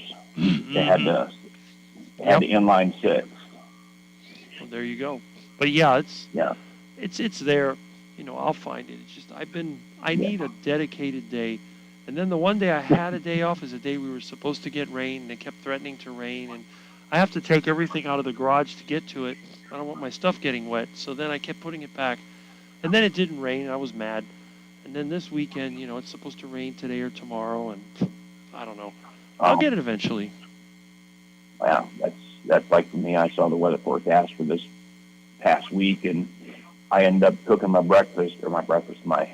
one meal a day for the week on one day and stuck in the fridge. And I mean, it makes the work day easier, but I like my stuff cooked, grilled, fresh. Mm-hmm. It's just not as nice eating 3-day-old eggs and bacon. Exactly. I cook for every meal. That's just the way that I am. Yeah, but it's a little hard to grill when it's like 50 degrees out and it's pouring rain. That's true. Well, I mean, there's always a kitchen. You can always put a pot on a pan on the stove and cook it there. It's too oily and too greasy, and it's just another mess for me to clean up. Oh. That's what I love about the grill. The grill, I can go outside, I can grill, and it stays greasy. Mm-hmm. Well, I clean my kitchen every day. I got plenty of wood ashes and washing soda, and I dump it in there and clean it up with a brush and a sponge, and that's it. And anyway, when the stove, when my mom used to use it, it got rusty because all the stuff that was cooked in there, a lot of vegetables, a lot of steaming, and the seed oils and all that would damage it. But since I've been using it, the animal fats have soaked into the metal. They stop the rust, and it makes it a lot easier to clean. Isn't that stainless steel? No, it's stainless steel plated. It's some kind of cheap steel with a stainless steel coating. Okay, I was going to say, because you really shouldn't have any. I mean, you could get a white rust on there, but it generally doesn't rust. Yeah, if it was real stainless. My mother had one of those steamer baskets, and it looked terrible. It was all rusty looking and dirty and whatever. But then I found another one. It was a package from the 80s, and it said stainless steel steamer basket. And I go, oh, that's stainless steel. My mom threw it out. I got some uric acid. I put it in a bowl. I threw it in there, and I let it sit there. I came back a few minutes later, and it was all clean. I washed it off. I brought it back in, and my mom said, oh, you found the new one. I said, no, this is the old one. What? I said, look, see how this leg is bent? This is the old one. How'd you clean it? Uric acid? Yeah. Yeah. But I'm surprised your mom would still use it, because if I did that when my mom was alive, and when I used industrial solvents to make stuff new again, she'd like, no, I don't want to use it. Not after you've done it like that. Well, that's what And she'd happened. go out She used the new one, but I showed her that one. I still have it somewhere. All the pots and pans that I own came from my mom, because she would burn it and then throw it away and get a new one. Well, anytime you want to get rid of your cast iron, let me know. Yeah. I'm looking for a good Griswold or what's the other one? Wagner. I'm looking for a number 3 though. They're hard to find. Yeah. But, I mean, if I get back to doing cleanouts again, I might find them. I mean, there's not as many old timers as there used to be. It's all kind of Latino stuff now. But when I was younger, we had a lot of old timers. That cast iron stuff was everywhere. I used to find it. Oh yeah. It was common. Oh yeah. You could pick them up at a garage sale for $5 or $6. That's right. I'm sure it'll turn up. It's just a matter of time. I mean, I've seen this stuff in the scrapyard, but by that time it's usually broken.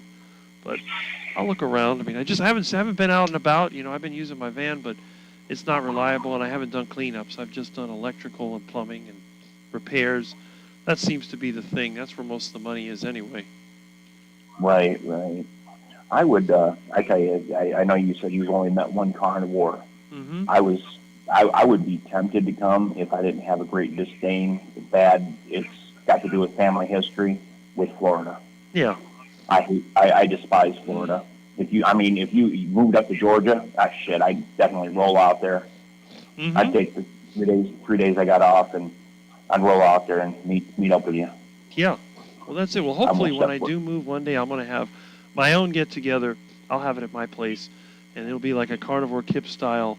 Eat what you want. We'll have everything from beef, lamb, goat, duck, iguana, whatever else I can get my hands on. Iguana. Oh, yeah. Definitely iguana. Iguana has to go. I'll have to go hunting and get the freezer stocked with iguanas. I'll get maybe 10 or 20 iguanas in there, and then we'll have an iguana, clean and cook kind of thing going on. We'll have boiled iguana, deep-fried iguana. It's going to be good. Yeah, I definitely. As long as it's not in Florida, I'll roll out there. Maybe some wild pig or some seafood or whatever. Have a real traditional feast. It won't be one of those fancy pants. You got to join my club and pay $100 so you can go to whatever restaurant. No. We'll do it the old way. Yeah, definitely. In fact, I got a friend. He invited me out to go wild boar hunting in Texas. So when I get a chance, I'm gonna go out there, and he's gonna teach me how to field dress wild hog. Mm-hmm. Yep. I sent him my dad's old hunting knife, and he passed it on to his son. Yep. From marbles. That's good. So, yeah, all I've been doing is I've been busy working, and I ended up pulling a muscle at work, so I'm waiting for surgery there. Okay. But other than that, been in a mood. I'm in a car shopping realm, so I'm looking for a good used Toyota. Oh, it's hard to find a good used car anymore. Everything's so overpriced. Oh, definitely. Mm-hmm. But what are you going to do? That's true. Otherwise, you'll end up riding a bike like I've had to, which is no fun. I can't ride a bike 30 miles to work. No. That's like me trying to go to a job on a bike, I need my van where I have all my tools. Definitely. Oh, yeah, I'll get you some saddlebags for your bike. I had a rack on there before it broke. I'll have to build another one or find another one. But I did electrical job off a bike. I was carrying 10-foot lengths of conduit. I had it laid across the handlebars and down that pannier thing on the side, and that was pretty funny. And actually, the one when I went from the kilowatts electric supply, I hit a big bump in the sidewalk, and the conduits went flying off the front. And one of them, it just got jammed in the bus bench. It was so funny. Oh, dang. Lucky you didn't get hurt. Yeah. Well, I mean, when I hit the coconut tree that time, I didn't get hurt either. It's a miracle, you know. The wheel came off, and I hit the coconut tree, and ended up. I looked like the Wile E. Coyote when he hits the cactus, you know, bam, and then his arms are out. That's what I look like. Ooh. Yeah, but with having that conduit on there, you could have gotten impaled. Oh yeah. Well, the thing is, when I hit that sidewalk crack, it went flying in front of me. The conduit went really, you know, it was really funny to watch because I had it all bundled together, but because the ones in the middle, there's no way of really attaching them. They flew out. They went the furthest distance, and then the other ones just started falling out on the ground. They were rolling all over the place. Wow. And then I had to get up, pick it all up, rewrap it. And that was like I think it was about a 10-mile ride from the house over there to where the house in the falls where I did that job. But I did it. I needed the money. I had no car. I was still working on the van. That was back in 2024 when I started making the videos. I made the video in 2023 because it was November when the truck just finally became too unreliable to drive. I gave up on it. So I decided, you know, it's probably a good idea to just, you know, accelerate the van process. That was the whole idea. Oh, I just want to, off topic, I just want to say, hello, everybody. This is Grumpy Old Carnivore, you know. Mm-hmm. You know, that grumpy old, that white-haired guy? Yeah. You see in my picture? This is me talking. Let me see. I don't see it in the list, though. No, you know who I am. Yeah, I know who you are. Yeah. There we go. So, yeah, I just want to say hi to everybody. Yes. Because I'm sure everyone is curious. You know, if they haven't talked to you before, they might wonder, now, who in the world is that? There's only one other person that's talked to me on the phone. Right. You're the second. Oh, okay. There's another channel that has a phone in? No. Somebody that I've talked to from another community. Oh, okay. I was going to say, because the phone-in thing is sort of unique to my channel. I don't think anybody else does that anymore. No. I finally had the time, and my phone was charged, and I was able to call in. Mm-hmm.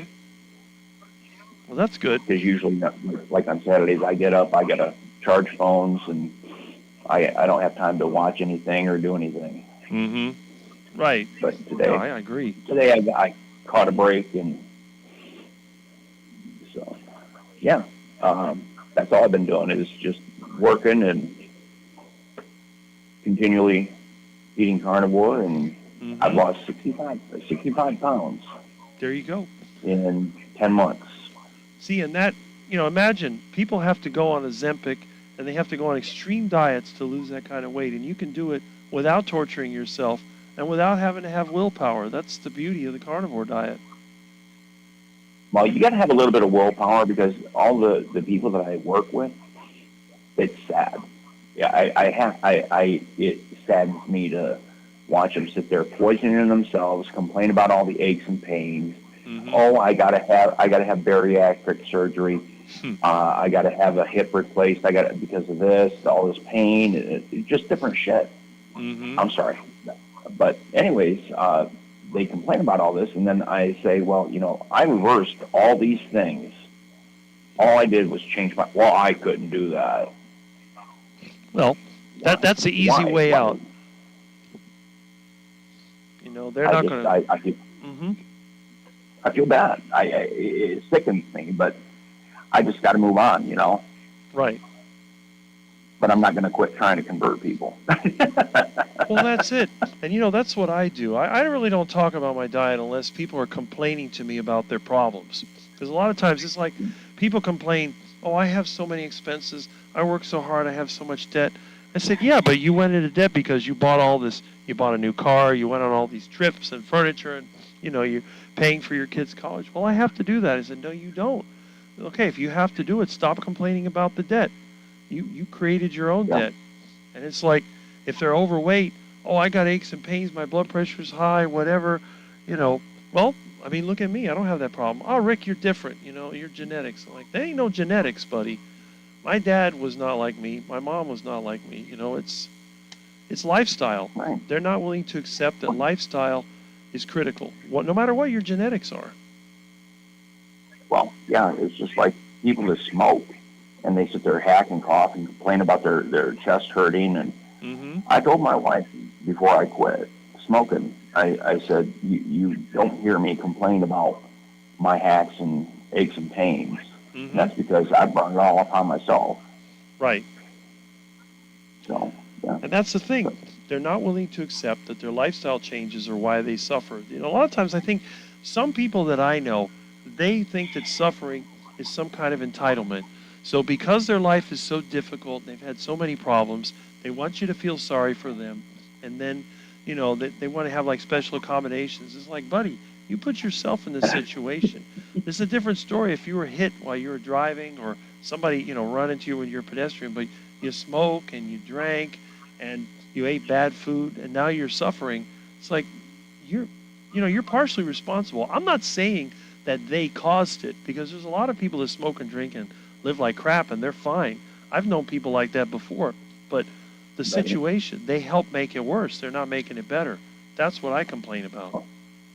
Well, entitlement comes. It's just the society we live in. Right. That's what we have ingrained into people. Well, because of this, you're allowed to do this.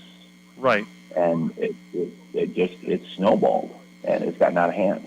So Mhm. that's what are you going to do about it other than you can try to help, you can try to talk, you can try to teach people, but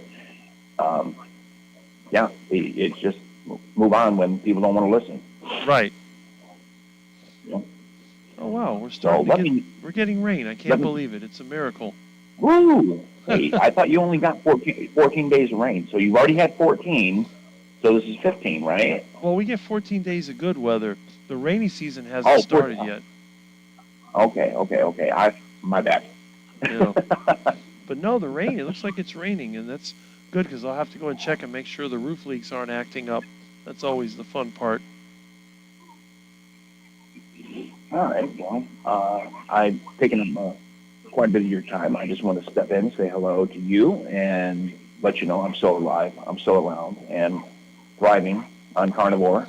Excellent. That's what I want to hear.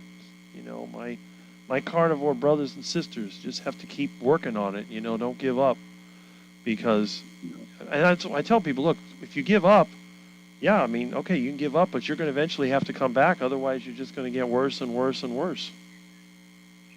Can I just touch on something before I go? Mm-hmm. I mentioned earlier that I'm bipolar, manic Mm-hmm. depressive. That's what I was diagnosed. Right. But I really feel it was due to my diet, my lifestyle, and I took medications the doctors gave me, and all they did was make me drowsy. They didn't lethargic. I didn't want to do anything. Mm-hmm. So I decided to self-medicate because I could control that better Mm-hmm. with alcohol. Right. I did that for years, and it played havoc with my body. Mm-hmm. And yeah, I quit that. Let's see, 2021, 2020. So almost it's 4.5 years I've been sober. Good. And yeah, things have progressively gotten better. Mm-hmm. But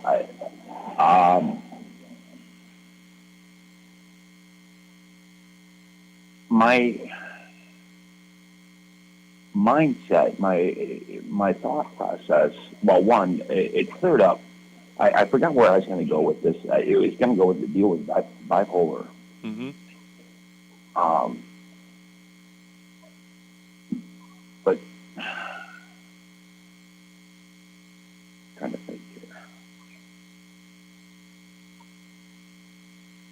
I forgot where I was going with this. Let me mute this because I'm hearing myself distracting me. Mm-hmm.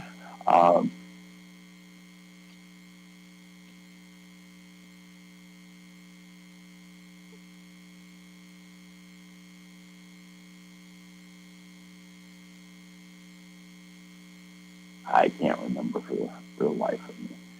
All I can say is that, yeah, I self-medicated, and there was no reason to do that because when I started carnivore, it's like the fog lifted, and I started, instead of snap the judge, and being because I was more manic, more quick. I still make quick decisions, snap decisions, shit like this. But the point of it is,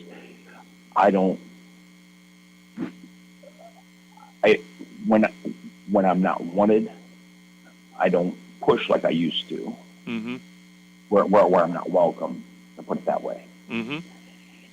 I don't put myself in that situation. If people don't want to talk about it, the subject I'm talking about, I just back off. I get in my little corner and sit. That's it. That's what I do. Carnivore has made me realize mentally that it's the health starts in the gut. We don't need all this man-made crap. No. That is going to cause a plethora of health problems, and it's just going to add and snowball. And then you need a medication for this because you're having side effects for this. Right. So, I will never. Oh, I know what I was going to get at. Is when I was, before I started carnivore, when I was drinking, I would always I'd start to improve, and then I'd have a setback, and then I'd get so distressed, and I'd give up, and then I'd start again. Life accomplishments. Okay, it had nothing to do with my health journey. It had nothing to do with my drinking or smoking. It was life accomplishments, and this would happen again and again and again. But now that I'm carnivore, now that I'm not drinking, now that I have control of my health and my life, well, not so much my life, but my health. When shit happens, I get a little upset, not like I did, and I sit down and think about it rationally. Okay, what's going to happen next? But I'm not going to get depressed and I need a beer, right? Or I need a cigarette. I'm over that shit. Right. I'm done. I'm not going to wreck myself over some stupid little stuff with the car or work, especially people. I don't. With people, I do not let people interfere with whatever you're saying. You can say whatever you want to say, think whatever you want to think about me. I really don't care. Right. It's not going to affect me. I'm not going to let it affect me mentally. I used to let it. I don't anymore. Really don't care. That's right. That's the way I am. So that's what carnivore has done for me. Right. It's my ability to just, I don't want to say fit in, but I can function without any medication. Right. And enjoy life. That's it. What I wanted to say. See that right there. I think that's what most people would want, because all that medication and all that treatment, and it just comes down to something that simple. Because now you're in control. The system is not controlling you. You're not letting the stress force you to go and drink alcohol or smoke cigarettes or use drugs or whatever. You just say, you know what?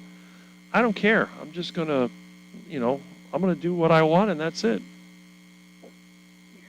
Yeah, I think Lori, I just told Lori. Yeah, I don't see know you if anybody else realized. Yeah. Let me move this over. Mm-hmm. So you able to use that webcam? I'm using it. It's right there. You'll see when I switch to the other view. There it is. I'm pointing it to the window outside so you can see that it's raining. Yep. That's nice. Mm-hmm. Works good. You know, I use whatever I could get. It's like I said, the computer. My friend Russ gave me that. I'm using that.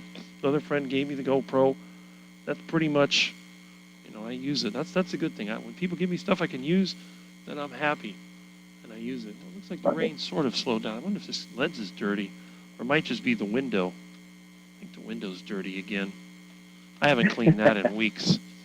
I don't have time, you know. I'm always working. I fix everybody else's house. My own place is falling apart. Well, I mean, sometimes, Rick, you got to be a little selfish and take care of yourself. Oh, I Because know if you that. don't take care of yourself, then you're not going to be able to help take care of other people. That's right. I tell them that all the time. But I do it. I take time off. That's what I'm doing today. Taking time off to get back in contact with everyone after the week. You know, I can't do daily live streams or whatever, and I can't do these like group chats. I just do this on Saturday when I have some time off. I can relax, and that's it. There you go. Yeah, and I'm glad I could do this before I go to work. That's right. That's good. That's the other thing. I was on disability for 20 plus years. Now, because of the inflammation, and I've got a bad heart because of my lifestyle. Mm-hmm. So I had a plethora of health problems. Mm-hmm. And once I started carnivore, it just snowballed, and the improvements and leaps and bounds, and mental health is improving. And then all of a sudden, there's opportunity, because I applied to a few jobs part-time in retail, Mm-hmm. and nobody wanted me. Mm-hmm. So I'm like, okay. Then I wasn't looking at all. And all of a sudden, I see this job pop up for automotive. Mm-hmm. And it's union.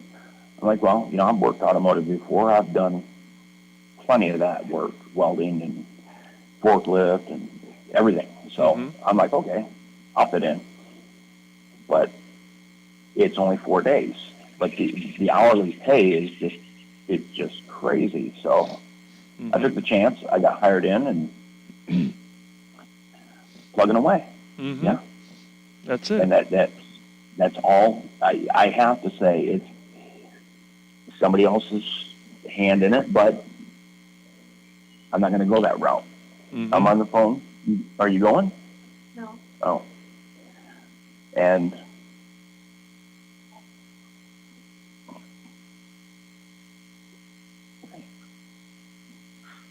okay, just 1 second. Go ahead. Yeah. Yeah. Yeah.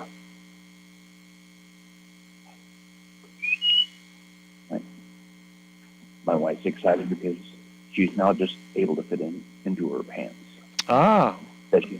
That she has, but she's going a different route. How's she doing? The same diet? Again, she's chosen her path. Okay. But instead of me being dogmatic as I first was, I just figured, set an example, show her, and she's not. I mean, she's jealous of me because her path hasn't given her the results like my path has. See, you can't argue. Can't argue with results. I just keep it to myself, and you know, you do what you want. She's improved her diet a lot, Right. but Right. I'm just waiting for her to choose my path, follow me. It might happen. Yeah, I'm hoping. That's all I can do. Hope. Mm-hmm. I mean, the thing is, people like you and all the other people that I've seen are inspiring because they're starting from a place of problems, not being healthy, having all these issues. I mean, someone like me is not really inspiring because I never reached that point. I've never been overweight. I've never had chronic health issues. I've never had addictions. Never had any of that. But people out there that have those things and they have that experience, that's what they look to. You know, they look at Rick as a crazy duck guy. You know, that guy's eating duck and iguana. He's just some caveman. Rick, you're the unicorn. That's all you are. You are the unicorn. Okay. You that's how you have to look at it, because you're flipping rare. Okay. I mean, just like that rancher, Yeah, Maggie. Maggie. You know, she's a rarity, but she's not on social media like you are. Right. So you are the unicorn. You don't need medicines. You haven't taken medicines. Your your health speaks for itself, Rick. Right. Your health. I mean, people could dig and look for health records from you, about you. They're not going to find anything. That's true. Well, that's where you are unique. That's where people need to. I'm afraid doctors would want to study you. You know, dissect you and figure out what. That's the scary part. Yeah. Right. Exactly. That's a fine specimen. I want to see what makes him tick. Mm-hmm. Well, feed him duck and iguana and Steak. yep, yeah, exactly. So that just because other people, I mean, everybody, we know that this diet heals, Yes. but you have proven that you're resilient. Mm-hmm. You know, nothing. You're impervious. That's your health is. I don't know. I don't know what else to say. It's like this diet that you've been on since you were a teenager has made you impervious to all these health problems that people face nowadays, that teenagers face. You know, Yeah. rectal cancer, and it's just crazy. When I was growing up, I'm older, a year older than you, Mm-hmm. and when I was growing up, I mean, sure, we had a couple obese people Mm-hmm. in our class, and I had a class of 36, and diabetes. We had one kid that had diabetes. He had to take insulin. Mm-hmm. One kid out of a high school of, I would have to say, I want to say high school and junior high combined, about 300 kids. Mm-hmm. Yeah.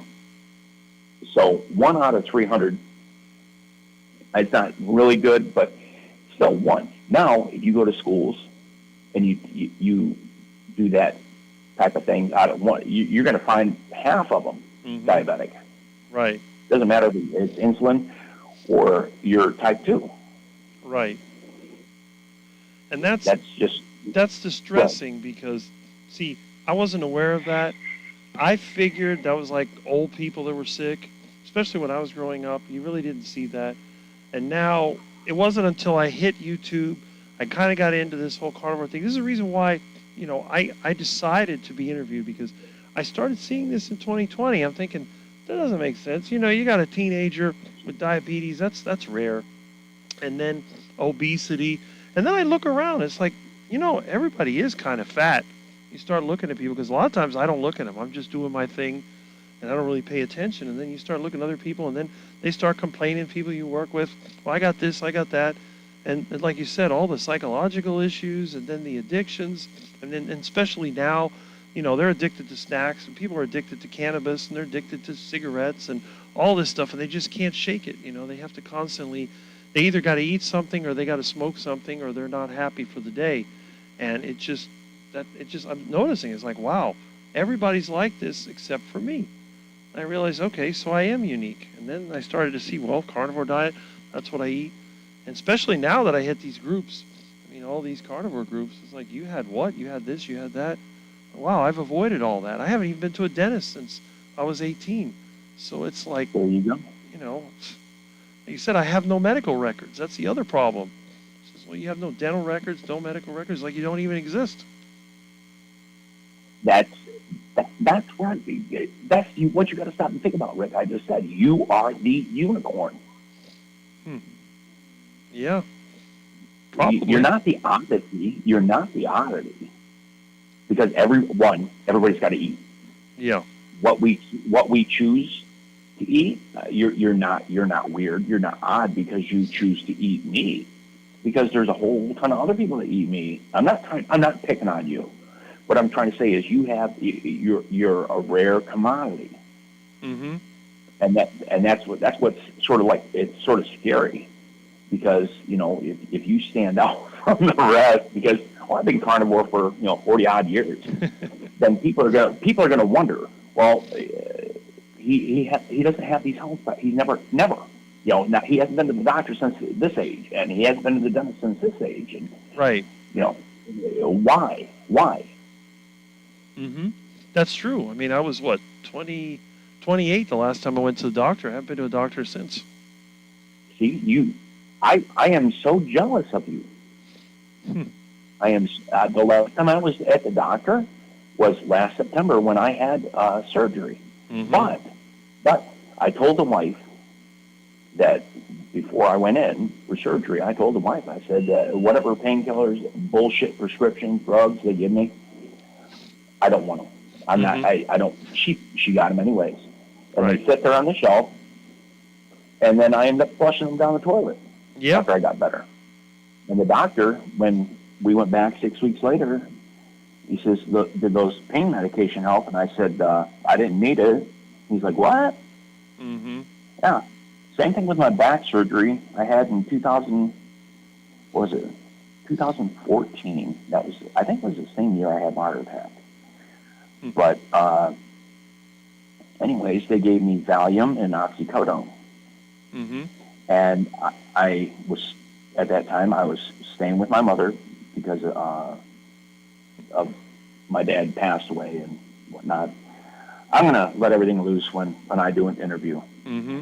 But I told you were going to get the first scoop, Rick. Mm-hmm. And this is the first scoop. Anybody's heard a lot of this stuff. Mm-hmm. I promised you. So Well, you let I me know. was taking care of my. We'll do it on Zoom or whatever. We'll make an interview. Okay. Sounds good. But anyways, I was taking care of her, and I had back surgery because I was having pain, sciatic nerve Mm-hmm. down my left leg, and it alleviated it for a while. Mm-hmm. But it just ended up getting worse. Yeah. But they gave me oxycodone and Valium, and I took that for 2 days, and all I did was get up, go to the bathroom, and go back to bed. Mm-hmm. And then after 2 days, I said I can't stand this. And I think the third day, I was up because my mom was in her 80s. Mm-hmm. I was up. I was doing dishes with a walker, Oh. leaning against the counter. 3 days after surgery, doing dishes, washing them, drying them, putting them away. It took me forever, but I got shit done. That's how I roll. I don't like drugs. Right. I don't even take aspirin. I don't get headaches. That's good. So I was always homeopathic, Mm-hmm. and other than my alcohol and cigarettes, I didn't depend on anything. Mm-hmm. If I ever got a headache, I just I knew what it was. It was from tension, not lack of sleep, and I just pushed through. Mm-hmm. So yeah. That's it. That's right. You can't. The problem is people don't recognize that. Too many people are out there that say, "I got a problem. Give me a pill. Give me this. Give me that. I'm going to fix this problem." Instead of saying, "Well, what is the root cause of the problem? My house has mold in it. Yeah, but the roof leaks. Okay, fix the roof leak. I'm just going to clean the mold." Well, that doesn't work because it's just going to get more mold. It's like the pain, And this is the other thing. How many people do you know that are 6'6", 50? Well, I'll be 57 next month, and has never had back pain in his entire life. I lift heavy objects. You should see some of the work that I do, digging ditches, picking up engine blocks, loading trash, moving stuff around, and no back trouble at all. Never in my entire life. How often is that? Exactly. That's what I'm saying, Rick. You are the unicorn. I know. I know it sounds a little flaky, but you are not the odd man out. You are the uniqueness of the carnivore community. Yeah, well, I am. There's only one Rick. There's nobody else even close. I can guarantee that. I promise you, no, there's not. I'm the tallest carnivore. I've been doing it the longest time of any male carnivore. It's my life. It's built in. It's not something I do. It's me. You know, Rick. When it comes to Rick, it's always meat. Meat is his food of choice, and that's just something that people they know. I mean, anybody that knows me knows I like to eat meat. It's just the way that I am. Right? You don't put gasoline in a diesel engine. That's how I relate people. You know, they say, no, you need carbohydrates. No, you don't. And I said, okay, well, tell you what, pump about 5 gallons of diesel into your car and see tell me how it works. When you're we've done that. We've done that before. When I was a kid, when I was a teenager, my friend had a 65 Galaxy with a 352. And we went, because we would just like pretend we ran out of gas and go up to the house and bum a couple of gallons. Well, we went up to this farmer's house. he gave us 2 gallons of diesel. my friend just poured it in, and oh my gosh, that I am surprised that engine didn't throw a rod. Oh, boom, boom, boom, boom, boom. Well, it depends on the engine. Crazy. I did that in my Charger one time because they mislabeled the pump. And with the carburetor, it won't vaporize, so the engine just quit. You know, I drove about maybe a mile from the gas station and it quit on me. And I was having a fit. I'm thinking, oh, it's that stupid fuel pump again. And I'm struggling with it. And I take the fuel line off. I'm like, why does it smell like diesel? I'm like, oh, no. And then I had to walk back I was working at the college. I went over there. I did my job. I walked back to the house. I got a gas can. I put it on my bike, rode the bike all the way over there, stuck the hose from the gas can into the fuel pump, flushed it out, drove it home, and then I had a tank full of diesel. I'm thinking, man, I'm going to go to that gas station and raise hell. And I went over there, you know, and they gave me my money back, but they said, well, just get rid of the diesel. I'm thinking, no, I'll just put it in the Bobcat. So what I did, I put the diesel in a tray, and I let it sit in the sun and let the gas evaporate. And when the gas evaporated, I put it in the Bobcat, and I had 15 gallons of diesel for my Bobcat. There you go. So it's like you said, you know. But again, as a carnivore, I mean, if I were a regular person, I'd be over there having a fit, you know. Probably I didn't have a phone. I couldn't call anybody, but I'd be going like, well, I got to get to the college. I got a class. I got a student I got to give a test to. Let me take care of that.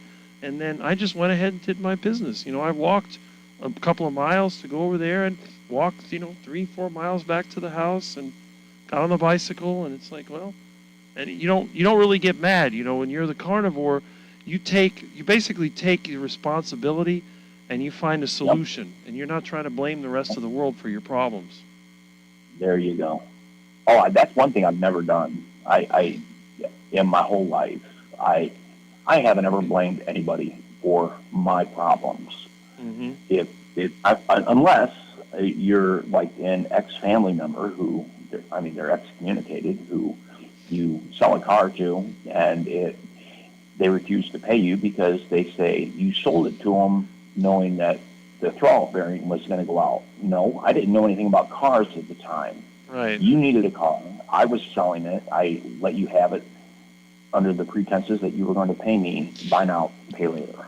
Well, they never paid me. Right. So and I see, that wasn't my problem, but they went ballistic. My mother was the type, and I'm going to speak frankly. My mother was the type to blame everybody but herself.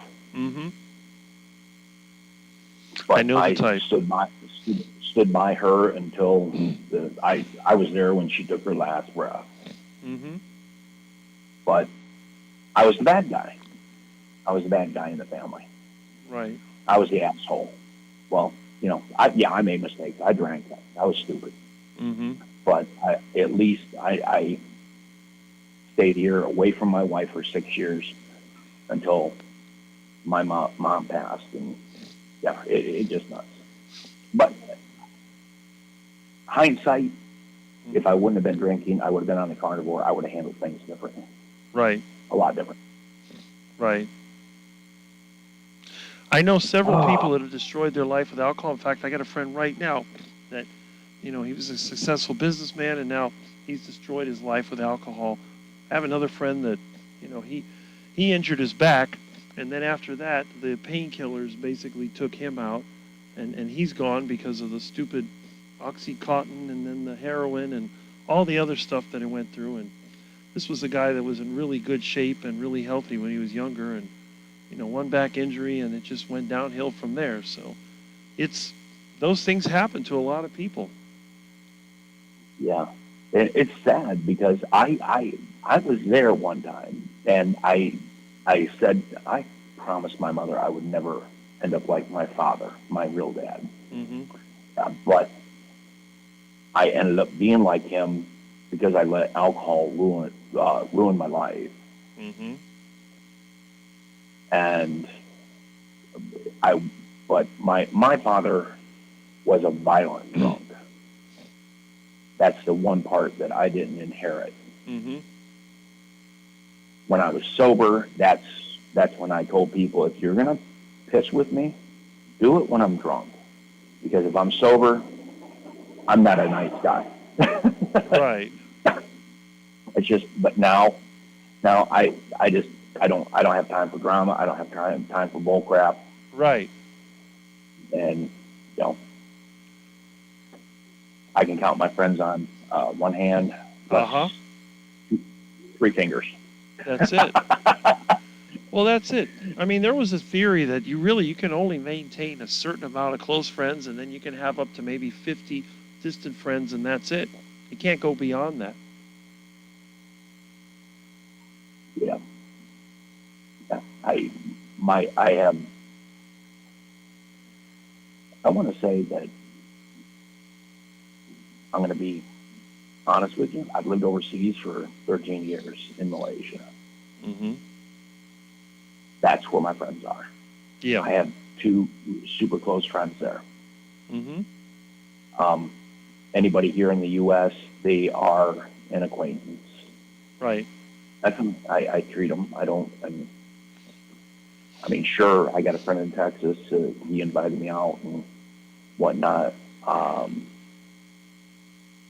But when it comes down to close friends where they need to borrow money mm-hmm. or whatever, I'd do it in a heartbeat. Mm-hmm. Yeah, whatever. I'd give him the shirt off my back. Right. The one in Texas, he's probably the only one in the U.S. that I would do that for. Mm-hmm. Even though I haven't met him in person. But I think he's going to be the first carnivore that I'm going to meet in person in the U.S. Well, that's good. Now I just got to figure out the time and when the hogs are going to be plentiful. Going to go hunting? Hopefully. Good. He's got some cameras set out, and he showed me a video. Mm-hmm. There was about 20 of them. There's a big problem over there. Yeah. I could go for some wild bacon. Does he have a farm, or he's got like hunting grounds? 400 acres. Oh, good. Yeah, got plenty of places to shoot them. Those things are a curse. You got to get rid of as many as you can. Yep. I'd be happy to, get me a 4-wheel drive, and I'd be happy to bring home a back end full 400, 500 pounds of bacon. I don't care. There you go. Plus, they don't have a lot of fat, but there's enough in there to make some lard out of them too. Yep. If you can get them where they have crops, where they're growing like, corn or those other crops, they get kind of fat. The ones that live in the woods, they're very strong tasting, and they tend to be very lean. Like the ones they have down here in Florida in the pine woods, they basically eat palmetto berries and grass, and they don't have much fat. But the ones that live around farms, they're fatty, and they're actually pretty good. Some of them can be pretty large. Ooh, nice. So you might find some good ones. Yeah, I tend to prefer, like, I haven't gotten a hold of a butcher or anything. Mm-hmm.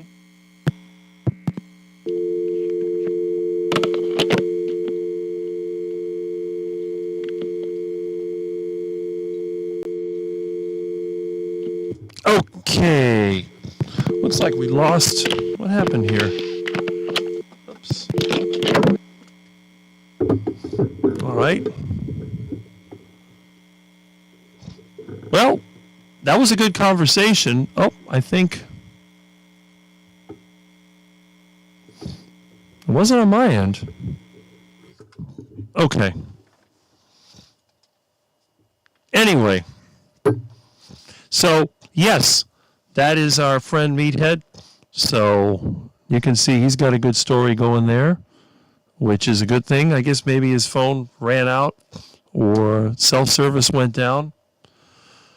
Well, anyway, let's get back to some of these comments here. Hopefully you can hear me okay. And let's see. Javelinas. I got to look up those animals. Rick needs something with a motor so he can cook on the way. Yeah, can't cook on a bicycle. And he was the first one to know who it is. There we go. This is Mitch's twin brother. Hey, a lot of us 50-somethings, we're here because this is a place where we can find relief from problems. Biggest complaint I hear is everybody else, I'm starving. I have to get something to eat. I roll my damn eye. That's right. And, you know, look at how lean you are. They probably look at you as like, wow, how does he stay so thin? Well, that's how he does it. Sweet tooth, carnivore stops those cravings. Yes, people have seen me struggle with my weight for years. And that's the thing. It says that carnivore lifestyle is proof that meat cures. You're proof of what it does. You can convince people a lot more than someone like I can. Some may be genetics, vegetarian, loves their sleeping pills, antidepressants, and anti-anxiety pills. Smoked, and, well, there you go. Some people live a long time, but they don't do too well. I mean, they suffer. YouTube would think wrong. We're spamming the channel. Okay. I tell them what is done for me. Sugar addiction is why they can't. That is true. I've had to deal with many bipolar people in my career on alcohol. Yeah, one woman would always request me. One day she was shooting her pistol inside the trailer and I responded. Eventually walked her outside. Or work out and eat carbs, I point them to Dr. Baker. That's a smart move. And Lori, hey again. Glad you're here. Wendy, let's see. Prolific weed smoker still. Okay. Going on 88 years old. Very sharp in mind. Huh. Old school hippie. Well, some people seem to go a long time, you know. Professor Noakes would like to see the workout carb eaters stop before they get diabetic. And see, that's the other thing. We have people out there. The other one would be like Coach Stephen Thomas. You've seen him. There's a lot of these people that were really healthy and they were doing quite well. They hit their 40s or 50s and then they started to fall apart. Meanwhile, us on the carnivore diet, look at me, no exercise. I'm sitting here talking on the computer. You don't see me with a big old stomach. You don't see me with a big fatty face. I'm skinny. Well, we know who the caller is. I'm a former boozer. Yes, yes. And we know who it is. Okay. Bacon is better than beer. I never understood why beer is so good. Wonderful to hear you. Yes, and I'm looking forward when we do the interview. We talked about this before, actually. So his interview, I hope it's going to be on my channel. All right. I'd like to do some interviews, and if I can catch the people that haven't been interviewed by anyone else, that would be perfect. Imagine if you're the first one on Rick's interviews. I mean, I'm not going to be like Dave. I don't have the time to push my channel to that point. But can you imagine being the first one interviewed by the original carnivore, the original carnivore quack? Yeah, my yard needs ducks. I mean, you can see it's pretty boring. I mean, look outside. There's nothing going on. I got no duckies. But don't worry, the ducks will be returning as soon as I can get my hands on some. I haven't seen any raccoons. I have to let them go for a while so the raccoons move on and they leave my house alone. I used to bow down to the king of beers. Well, what is that? Budweiser? Garbage? Self-care is not selfish. No, it is not. You have to have a certain amount or you won't be there. Kind of made me choose one, either beer or bacon. Bacon won. Good choice. And there's Carnivore Keith. Hi, Lori. Hi, Rockstar. And the Feral Grandma says, very biblical, Rick, the seventh day is the Sabbath. In it ye shall do no work. And I agree. You know, whether you believe in the Bible or not, There's wisdom in there. Human beings haven't changed that much in the thousands of years since those books were written. Almost every carnivore abhors bacon. I don't eat bacon because it's too expensive, but I enjoy it. Bacon is nice. Time for AC, yep. I get duck food from my guests. Everyone have a great day. Well, thanking Rock Your Keto, Amy. I'll catch you when you return. Yep. If I went lion diet, eggs and bacon would still be part of it. And a real lion would eat eggs and bacon as well. Yeah. Rick is a trailblazer. It could be, but the problem is I think the trail grew over before anybody else discovered it. Maggie is the older Canadian version of a trailblazer. That is correct. The longest female carnivore that we know of. If I have bacon in the oven, I'll cook eggs soon. Rick is a heart attack waiting to happen. I hope so. No joke. I'm going to have a big heart attack and I'm going to fall over, just like the song I used to sing to myself when I was a kid, which I'll have to put up one day. Rick is beautiful and mystical. Well, thank you. I don't know about that. Beautiful? I don't think so. I think that most people think I look unhealthy. Look at his face. His eyes are dark. He looks sunken in. He looks healthy. The guy has no energy. He's super skinny. He looks like somebody from Auschwitz. Yep, that's me. And I'm happy. I feel good anyway. I may not look great, but I feel great. All right? And I see we have people agreeing. That just means that my viewers are the best. You notice we don't have a lot of mean comments here. I get a troll occasionally, but my channel is too small, and I think that's an advantage. If I was one of the popular channels, the trolls would be in here ruining our experience. But I don't even have to moderate because the trolls, I think they're afraid of me. And there we go. Duck eggs, heart attack chicken running around in parking lots, roadkill iguana, duck meat and tallow, only one dude, Rick. That is me. There's only one. And when you think about antique cars, how many other people have a background like this with contact paper brick and some old 60s pictures, neon lights, run down paneling, and a lizard in my window somewhere? Let's see. I don't think Maggie eats iguana. I don't think so either. I think that she does not eat iguana. They don't have iguana in Canada. I keep telling people, find all these foreign substances to counter symptoms such as cannabis. You don't have a damn cannabis deficiency. It's what you're freaking eating. Well, the lizard is talking to me again. I got to go lizard hunting. Isn't it funny when you have to go lizard hunting inside your house? That's kind of interesting. But I will find the lizard, and I will get him outside where he'll be safe. And by the way, your body makes cannabinoids, and believe it or not, from what I understand, the protein and cholesterol is what it uses to do it. So if you're eating the carnivore diet, you may have higher cannabinoids in your system than someone smoking pot. And I have friends that smoke pot, and they are not as chill as I am. So I'm actually more of a pothead than they are, and I don't smoke anything. That's right. You got that right. Got to go working in the rain. Well, there you go. Glad that you were there, Carnivore Keith. And check out his channel, please. And if you're not subscribed to it, he needs more subscribers. So get in there and do your part. Yes, I'm glad to see you here, too. Bill Cook is still here, which is good. I've been here since he started, just been doing things I need to get done once in a while. And that's the great thing about this. This is audio focused. This is not fancy video. So you can listen to me while you go about doing your things. I do it all the time with other channels. In fact, like I said, I even listen to the Homestead How channel. Although I do get a little sick and tired of join my group, or we're going to give a giveaway. We're going to give away a t-shirt to advertise my group. Or we're going to give away some overpriced salt shaker. Or we're going to give away, what else do they give away on that channel? Let me think.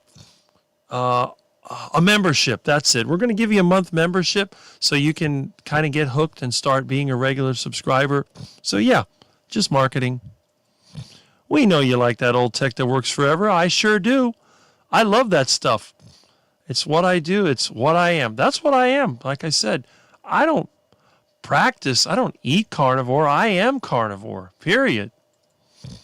Yeah, it's hard to stay the 8 hours, but you know what? It doesn't matter. You can come in and you can leave, and that's a good thing. You don't have to be here the whole time. You know what I'm going to talk about. It's like when you go to visit. You go to visit somebody, you get a group of people, you hang out, you talk with each other. You don't all have to go to the owner of the house and sit around him all the time and talk to him. No, you talk to your friends. You go around, you might say hi. There's some people you like more than others. Maybe you go to a get-together, you're trying to get a date. Hey, that's good too. But that's your choice. Rick, you rock. Afterwalk rock. The problem with me is I'm more of an elevator music guy, so I don't know if I rock that much, but, good compliment, though. Yes. And look at how much benefit he's gotten from this. One of many satisfied carnivore lifestyles. And there he is. Thanks, Lori. Yeah, they don't. They don't. But the ones that live near farms, when we used to have farms over here, they would go in the cornfields and stuff. They had a surprising amount of fat. If you can get them to eat crops, they definitely get fatter. If they live in the woods, not at all. And they're going to taste strong. Yeah, you need to get to work. I guess your phone must have run out, but that's okay. That was a good conversation. I'm glad you called in. Anytime. That's what I'm here for. And our number one Jonathan Carnivore Muscle is back. That's good. Welcome back. See? We're glad to have you here. Nap time for you, that's great. I can help put you to sleep if you listen to my video. Great hair and skin work. Well, thank you very much. Although some of the vegans say that my skin looks terrible and that I look really unhealthy. But that's because they haven't seen me in person. I tell them, look, let me see your picture. But none of the people that ever criticize me ever put their picture, and they have no videos. So that's not it. Okay, and Jonathan says carnivores are more sensitive to cannabinoids due to better detoxification pathways. That is true. And, the other thing, too, is that a lot of it depends on your inflammation. I think that the more inflammation you have, the more cannabinoids you're going to need. So if you're suffering with chronic pain, you have injuries or whatever, you may have to use cannabis in addition to being on the carnivore diet to feel your best. And that's good. So for some people, it's a lifesaver. For other people, it's unnecessary. If you ever see me smoking, get the fire extinguisher because I must be on fire. Well, that's it. You say, I'm smoking hot. No, you're on fire. Get the fire extinguisher. And in every room that I'm in, including this one, I always have one fire extinguisher handy. As you can see,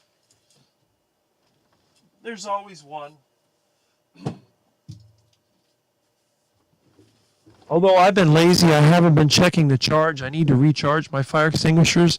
I'm going to have to get my carbon dioxide tank refilled and dump out all those extinguishers and clean them up. I have some that have leaked down from disuse. I think the last time I charged my extinguishers was probably 2010. So it's been a really long time. I really need to get that done. My dad was still alive when I charged these fire extinguishers. That's how long it's been. So anyway. And Jonathan says, I vape cannabis most of the day, every day. Some days I do much less if other medications are in the system. And again, the dose is critical. And in your case, because of the conditions that you have to do that. Otherwise, you're going to suffer tremendously. But the thing is, you're not doing it to be a pothead. You're doing it to feel more normal. Although that's probably impossible, but at least it helps. And this is why I support, I don't believe that any drug should be illegal. I think that people should be able to grow and use whatever they want. They want to eat sugar, let them eat sugar. Cannabis, opium, whatever. If you can grow it and use it, you should be able to do that. But the government, they want control. They want people controlled. They want people to do what they want to make them rich. But at least now we have the option. For many years, cannabis was considered highly illegal all over the world. But now, there are places where you can use it. And that's good. Right. Membership is most likely a hook. Probably need to unsubscribe. That's the thing. You get a lot of these groups. And again, I'm very much against it. That's just me. Do I think that they are bad people? No, I do not. I mean, for example, I criticize the Steak and Butter Gang group. I've never been in it. And Thomas, that's been here, They gave him a membership to that group. So I'm not saying it's bad. The same thing with Kerry. I like Kerry. He's gotten a little bit full of himself lately, but that's okay. That comes with being popular. You got over 300,000 subscribers on YouTube. You're not like me with 3,000 and something subscribers. You definitely have the advantage. You have other people that work with you, and you have other people that look to you as an authority in the community. It goes to your head. It's just one of those things. It's normal. So I'm not going to criticize the guy for it. Now, if I ever do get to meet him in person, I want to see what attitude he shows toward me. And as well as a lot of the other people in the carnivore community. When they see me in person, I want to see how they react, because you can do whatever you want over the computer. You can do whatever you want on video. But when you see somebody in person, that's when the real test comes up. That's when you know who you're dealing with. Okay, let's see. And Jonathan says, cheers, guys. I love that you do not take yourself too seriously, Rick. Well, how can I take myself seriously? I'm a quack. I am a total quack. I'm not a doctor. I'm not a nutritionist. I'm not a fitness influencer. I'm not a trainer. I'm a nobody. I'm a guy, I'm an electrical engineer that does handyman work to survive. And I have a lot of crazy things, and I have a lot of goofy friends. And that's good. None of my friends are normal people. They're all different. And I think that's like they say, the birds of a feather flock together. And that's what it is. So I can't take myself seriously. I know that one day I'm going to drop dead, hopefully from a heart attack. I don't want it to be cancer. I don't want it to be anything else. I want a heart attack, because the heart attack is the best way to go. You just drop dead. You get a little bit of pain, but it doesn't last, and you drop dead. And that's it. And by the time that they figure out that you're dead, it's too late. They can try to give you the defibrillator, but you're gone. That's it. So it's time to bake or time to rot. And that's it. And then you go on to whatever comes next, which we don't know, but we'll see. Yep, that's right. I used to be a pothead. I don't have the issues you suffer, so I don't do it anymore. Plus, I would get drug tested, get fired. But I do believe it has benefits in many cases. That is correct. And Jonathan says, it's been the most effective drug and least damaging. Now, I was one of those sort of delinquent kids. I used to grow cannabis secretly, and I would use it to play jokes on people. I actually put cannabis into the popcorn machine when we had a popcorn party at the junior high. I also put it into some of the teachers' cigarettes when they smoked in the teachers' lounge. And I did several other things with cannabis, as well as various mushrooms and other plant compounds that I was able to get some really, really interesting effects, let's put it that way. And that kind of showed me the power of plant chemicals. And that's one of the reasons I never got into that myself. I see the way that people act, for example, on alcohol. I think to myself, I don't want to be like that. But it's fun watching other people do it. So I don't have a problem with it. Yep, cannabis gave her an appetite. I actually tried to give some to my mom when she had appetite issues, but it didn't seem to make any difference. But I guess it depends on the person. Jonathan says, I feel more normal on it, and I'm fortunate it's had no impact on appetite. Well, Jonathan, your appetite's like mine. You're a beast. You have to eat a lot. You're like a Dr. Baker. I mean, come on. Can you imagine somebody like Jonathan eating a tiny little bit of food? No. You know, you may look at me and think I eat nothing, but look at Jonathan. It's like, can you get Kratos? I never heard of that. Maybe you mean Kratom. Let's see. Okay, yeah, right? Yeah, Kratom. They used to sell it. I think they made it illegal, but it was pretty common. You could find it at a gas station. I've never met a single carnivore keto influencer that had bad experience dealing with me. They are so gobsmacked at my positivity. Sorry if it sounds arrogant, but I can back it up too. Oh, I'm sure you can back it up. That's fine. I'm a carb addict and a quack. Well, when you're here, you got to be a quack. Kratom is out of the question. I can't even get his sources to get it. Another thing that we tried to brew up when I was a kid was ayahuasca, and the plant, the vine that it grows from, I'm trying to remember the name of it. It's actually grows here in South Florida. We blended that up. We had a couple of kids that tried it, had hallucinations. You know, plants are full of compounds, and it's really kind of interesting when you think about it, because they say that all plants, you know, are healthy, and most of them are actually dangerous. The dose is a poison. You overdose on some of these things, and you can end up dead. Thankfully, cannabis is one of those things that you don't overdose on. You take too much of it, it makes you lazy and kind of, you know, I don't know. They always said lazy and stupid, but you just basically don't want to do anything. Everybody I know that was just loaded with cannabis would do nothing. You could practically, they wouldn't want to move or do anything. But that's okay. It's better than being suffering in some pain. Yeah, odd stimulation. That's right. That is true. I never understood. Oh, cannabis gummies. I hate anything candy. I really wouldn't want to have to take any of that stuff. 5 milligram helps me get through about 3 hours of the day. Then I use a different cocktail depending on what activity I have that day. That's true. Extremely experienced tripper.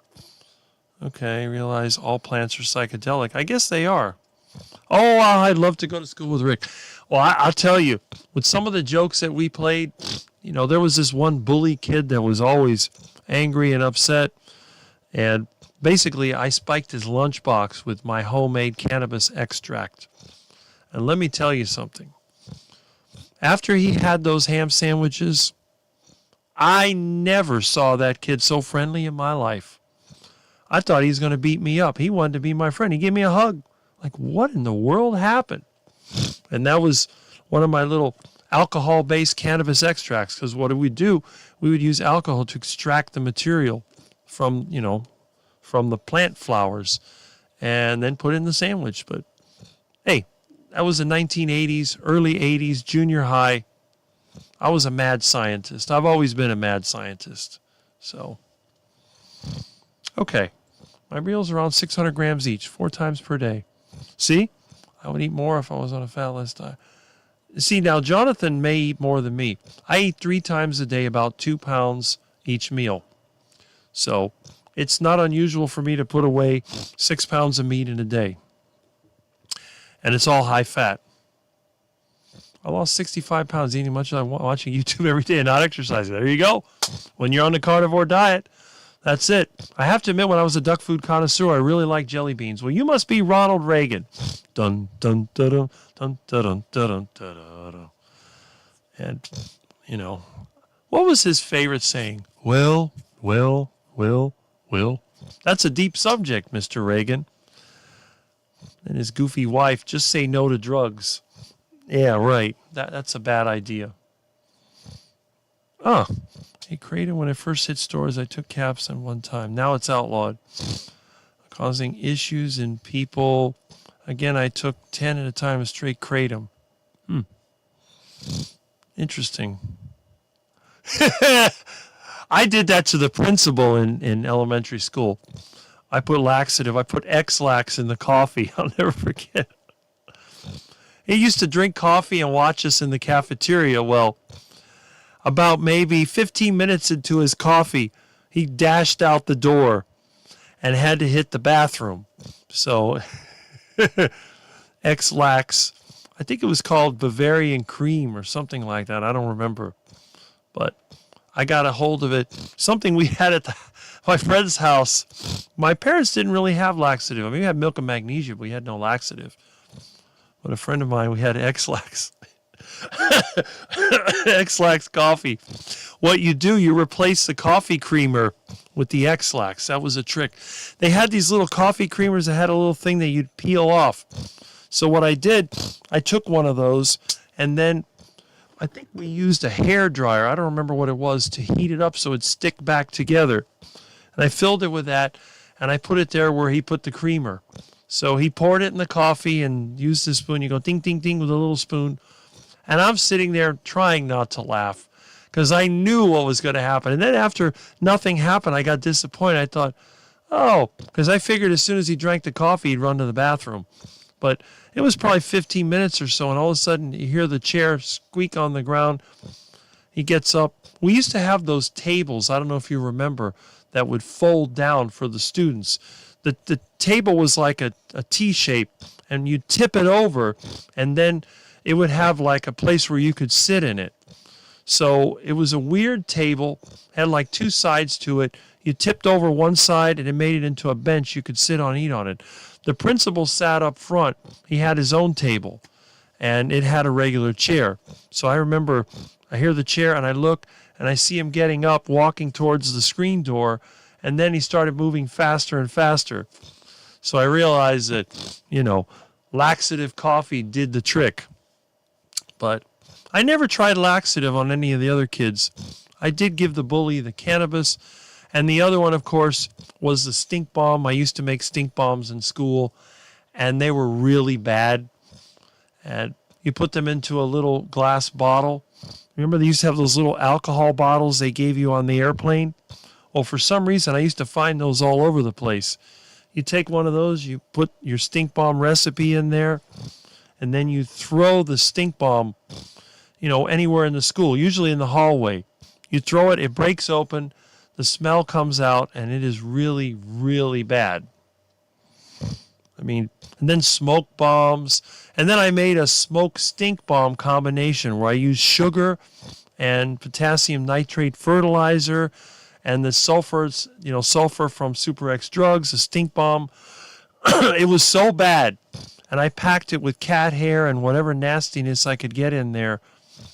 Threw that into the hallway in elementary school, and the wind blew the stink through the entire school. It was so bad. They had to evacuate the school. That's how bad it was. Is it raining? No. It's just the computer speeding up. Okay.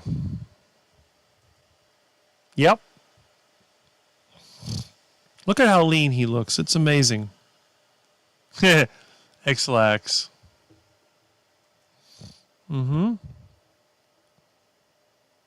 It's possible. I remember that commercial. It's morning again or something like that. I have to look up that commercial. Yes, we get to the first interview. I'll be glad to interview you because there's not too many people. Well, I haven't done any interviews yet, but there's not too many people I know that have interacted as much on my channel, so that's good. Yep. That's right.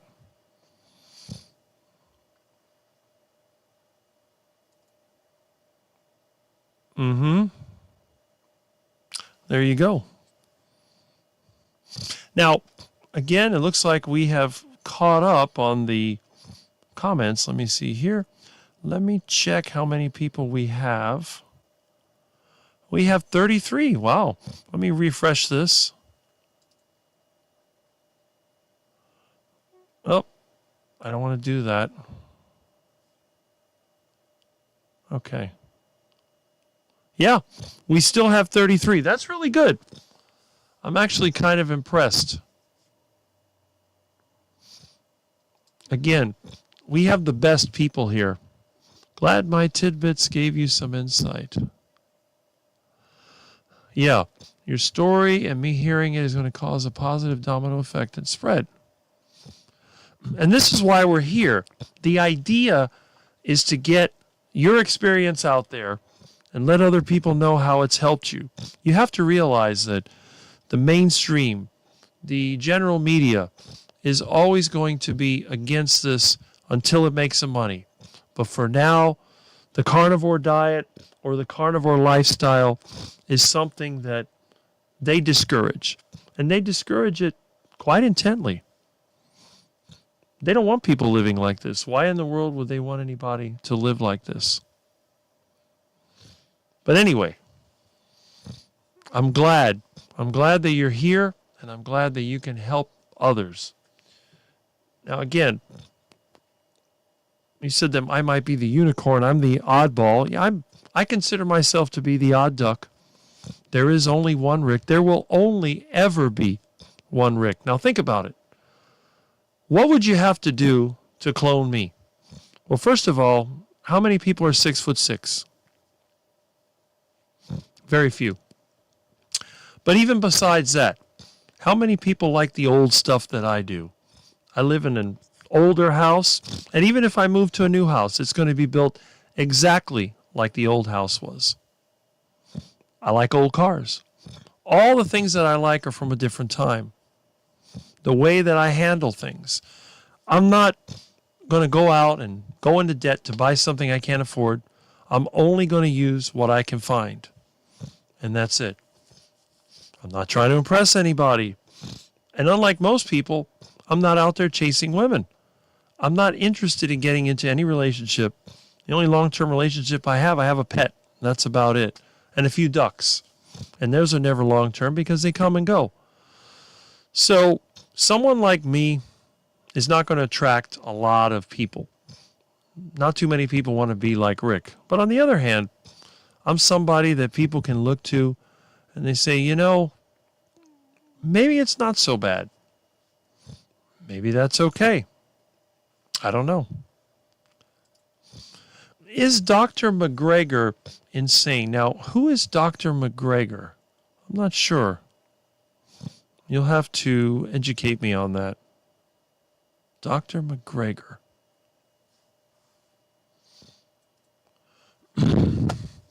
Well, that may be true. The hidden mentor people hasn't discovered. It's possible. But how many people want to live the life that I do? Probably not a lot. Most people, for example, you have a lot of YouTubers that they make videos from Miami. And I can give you some examples. I may do a video on that you have these 20-somethings, typically they're gym guys, that they're in good shape, and they'll rent some condo or whatever, and then they'll make a video on how their coaching can get you in shape and get you all the women, and how you can invest in stocks and cryptocurrency and become rich like they are, and this and that. It's always here in Miami, some crappy condo. Well, if I was successful, it'd be a lot differently, you know. I would be typical skinny Rick sitting next to my 69 Charger by my house in my cow pasture. Say, okay, you know what? I can help you to be like me. All you got to do is come on down to this county that I'm living in. Join up with me. We're going to take over the county. We're going to get all our people in the commission, and we're going to drive out all the developers, and we're going to turn this into the beef capital of whatever state we're in. And you're not going to find high-rises here. And if you want to live here, you're going to live in a house. If you want to live in town, you can live in one of the apartments. That's fine. But they're going to be 1900s, 1920s, 1930s apartments. And it's going to be a whole different life. You're not going to be driving a Lamborghini. You're going to be driving a pickup truck. Or you're going to be driving a classic car, and you're going to like it. I've seen Lamborghinis. They look ugly to me. Why would I drive a Lamborghini? The thing's like a sardine can on wheels. I would much rather have a big block Charger. Hemi Charger, 440, whatever. If I'm driving around in my 440 Charger, I got my air conditioning on, I fire up that engine, got that nice V8 sound. My car has got a nice, maybe it's plum crazy purple, or maybe it's yellow, or some type of green, or some other color. And I get in there and I see this stupid influencer, 20-something arrogant scammer driving around in his Lamborghini, and I'm driving around in my 69 Charger. I feel great. And if I happen to catch him on a country road and I'm driving around in my four-wheel drive truck and he wants to outrun me, well, I know the shortcut through the woods, and I'll be there long before he ever got there. And if he tries to follow me with the Lamborghini, he's going to get hung up on the first coral rock that he hits, and that's going to be it. Because the thing is, basically, what you want is something that you're conditioned. You can condition people to want things that are not what they really need. And that's the problem with our system. You get people in debt to get things they don't need. Does anybody really want to live in a McMansion? I don't. You think I want to live in some overpriced cardboard box? Absolutely not. And a condominium? Forget it. I consider minimum housing to be where you have more dirt around your house than the size of your house. So if your house is bigger than the dirt that's around it, that's not acceptable to me. So if you want to have a big house, you got to have a big yard. And I hate lawns. I don't want grass in my yard. Look at my yard. You see any grass in my yard? Absolutely not. This is all mulch. There's my barbecue pit that I can use for cooking or burning. Here's a washing machine I found that I'm going to use to fix mine. And this is a tree I planted when I was a little kid. I planted this tree when I was, 10 years old. It's grown into a monster. So basically, that's my way of living. And I think it'll appeal to some people. I think that a lot of people would be happier living like me than trying to be something you're not. And that's great, because the thing is that the influencer culture relies on suckers.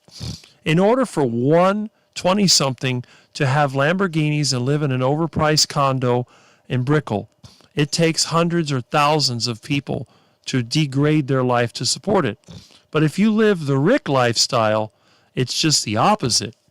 Every person that's like me that moves to the same county turns into a bigger and bigger team. So to live like Rick, you don't have to take advantage of other people. You actually help them. Somebody has some junk they want to get rid of. You pick up the phone and you say, "Hey, Rick, I got a bunch of crap in my shed. I want you to take it away for me." And Rick says, "I'll be over there. Let me get my truck started." You go down there, pick up the junk, bring it to the house, pick through it. Okay, this is garbage. This is good, whatever. Then you say, "You know what?"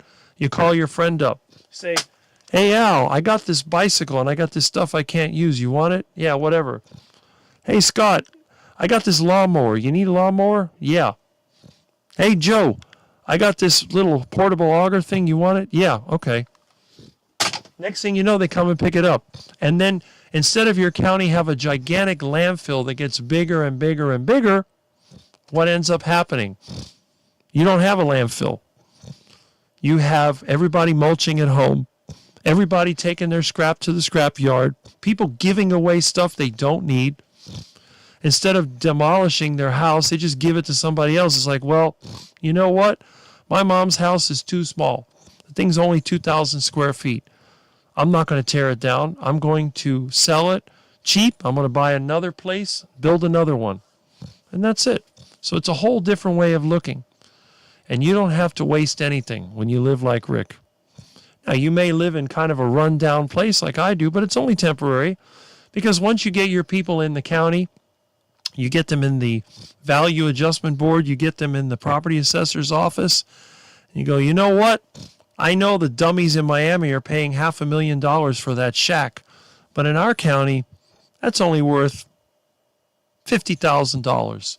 And your homestead exemption's $50,000. So guess what? You don't owe any taxes. Go ahead. Wow, I don't have to pay property tax. What if I fix my house? Oh, no, you won't change the value as long as you don't change the square footage. Fine. So then you go outside and you get your shack and you look at it. It's like, well, that siding is all rotten, but I can't buy it anymore. Oh, wait a minute. I'm going to go to Rick's Hardware Store.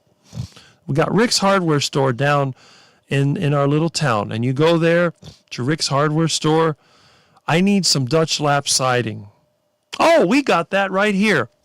I need a box of Celotex ceiling tiles. We got reproduction ones right there. I need a door for my house. Well, we have our steel door section over there. All this stuff is made locally, and it's a good price. Well, Home Depot wanted $250 for a door. Well, for $110, you can get our generic steel door and install it yourself. And those ceiling tiles, they're not going to cost you $5 a piece. They're $1 a piece, the cheapest you could imagine. You could do your whole house for a few $100s in those rooms. No problem. It's so good, because once you cut out the middleman and you deal directly with the people that are working with you, and when your county doesn't harass you with needless code enforcement and all these other problems, then you don't have to worry. You can relax. It's like, well, I need to go shopping. Well, we don't have a Publix. We don't have a Winn-Dixie. We don't have an Aldi. We don't have any of that. Oh, so where am I going to buy the food? Oh, you can go to Rick's Market down the street. They got everything. You want to buy vegetables? Go to Joe's Avocado Farm. And down there you got pineapples. And over there you got oranges. You got lemons. Everything you want. You want to buy the butcher shop? You can go to the butcher shop. Or you can go down to one of the ranches. Bring your trailer. How would you like to buy a whole cow? That's fine. Can't process it yourself? The butcher will do it for you. And you can have everything you want right there. What else do you really need? With artificial intelligence and with automation, 3D printing, we can make a lot of our own stuff. We don't need China. We don't need all these other countries. We can make it right here. But we have to have the government out of our way. We have to get rid of code enforcement or do what I would do. I would turn it around. You see, right now code enforcement goes after you if your grass is too tall or if your house looks run down or you have too many junk cars. But in my county, it's a little different. It's very simple. Your grass is too tall. Okay, you need to graze. So what we're going to do, we're going to get one of your friends over here who has a cow that needs to be grazed. We're going to send them over there and let them graze. And they'll graze that grass down, leave a bunch of poop, and when the rain comes, it'll all grow back. So that'll work. Oh, that house looks run down. No, that's historic. We're not going to bother that. We'll say, you know what? That's just a patina. Yeah, your house is dirty. It's okay. No big deal. You want to live in a house that's collapsing? Go ahead and do it. It's not our problem. Leave people alone. Let them do their own thing. And you know what usually happens? If a person, they're living in a broken down house, it's because they have problems. Most people don't want to live like that. They're poor. They have family issues, whatever. So instead of the county coming around and fining you $50,000 because your grass is tall, somebody might go, you know what? What if I do this for you? And that's the way most people are. If people have money and they have time, they're going to want to go and help other people. That's just the way it is. But if everybody is struggling and everybody is broke, then they fight with each other. And that's the way that they manipulate us. They keep people in debt, keep them poor, keep them sick. And then what happens? They don't do anything. They don't progress. They fight with each other. And then you can control them. And you extract what you can from them. You throw them away. You use people for what you can, and then you throw them on the side of the road. That's the way the system works.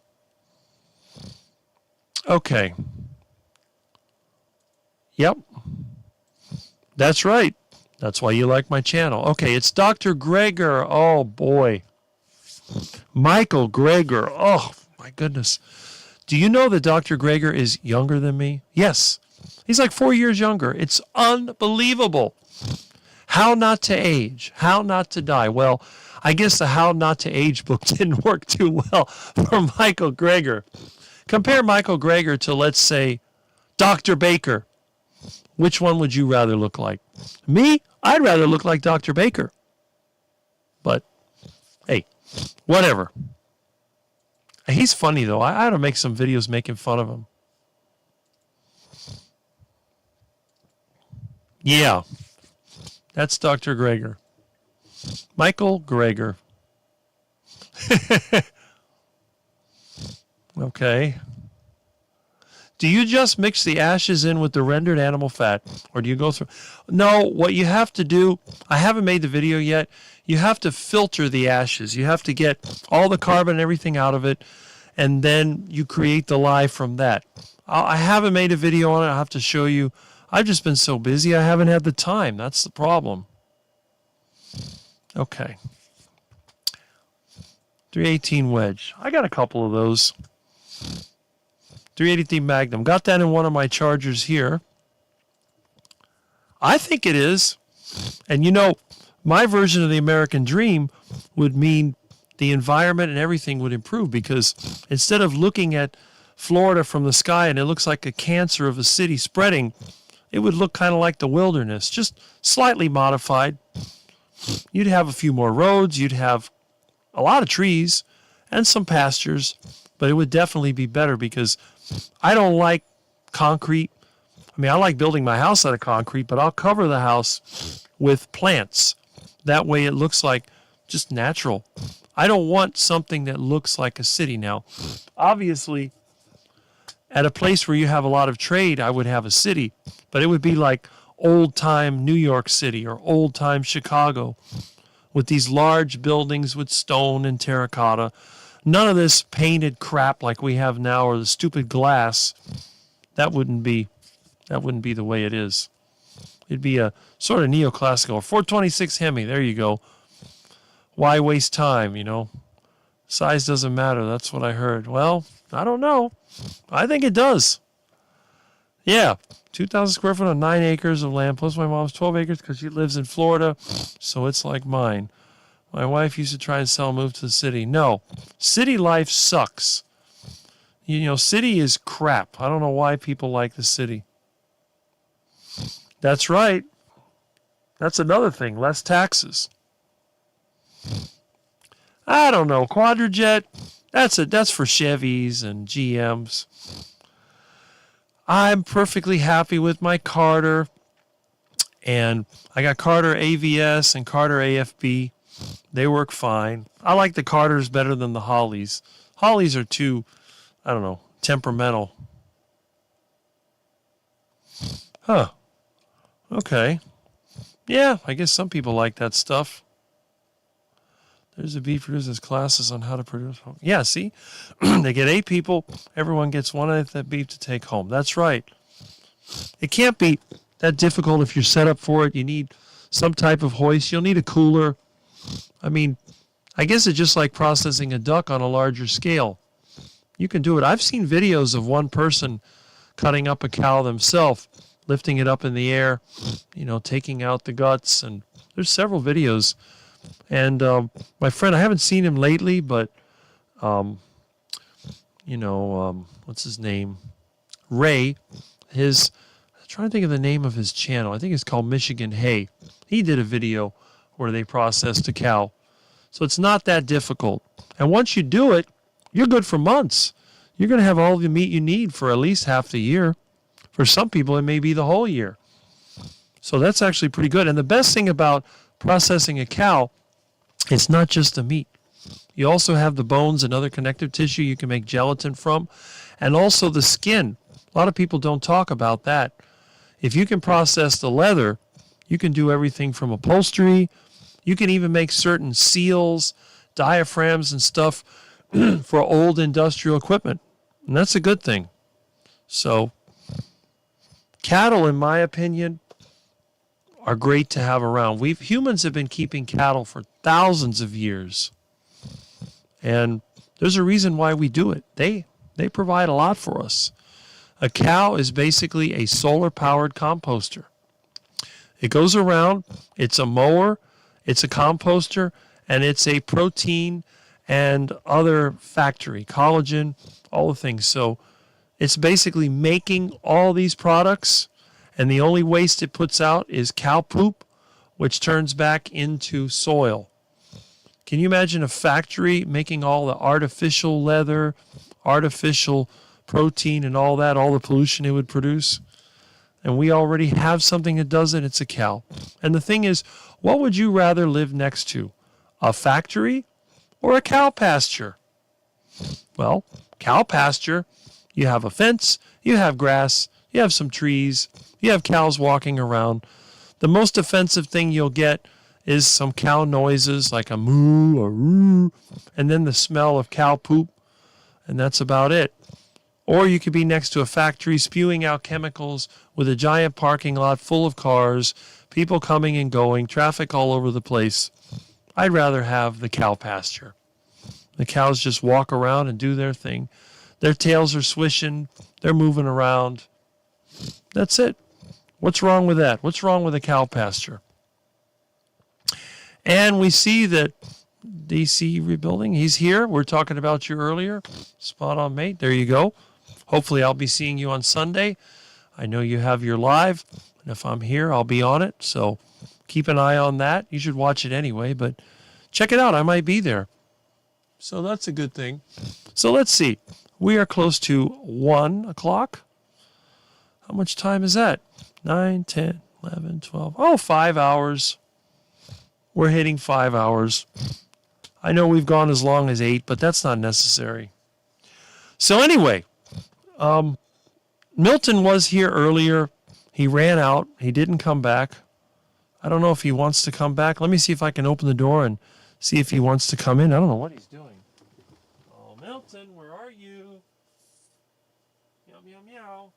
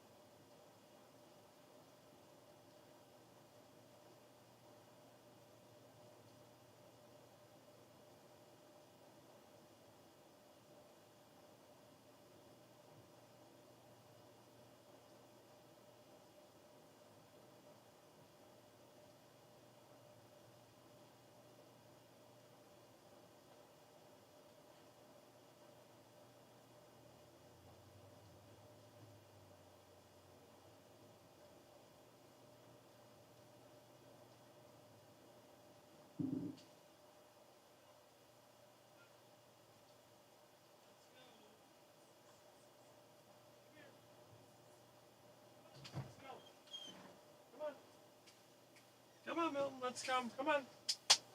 There we go. There he is.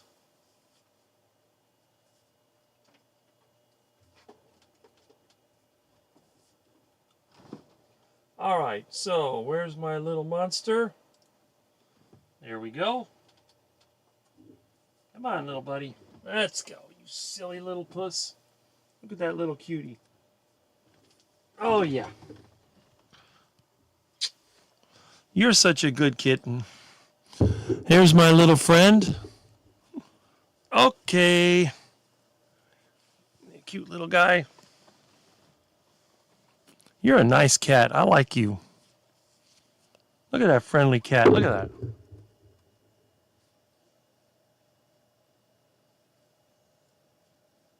You're my friend. Yeah. What a cute cat. You are good. You are one good kitty. Oh, oh, oh, oh. Watch out, watch out. Well, anyway, what I did, I just checked when I was looking for Milton. I checked the buckets. There's no leaks coming from the roof, so I guess my homemade roof cement made from junk gas and used roofing paper is holding with the rain that we have. It hasn't been a lot of rain, but there's definitely been some rain. Okay, Milton.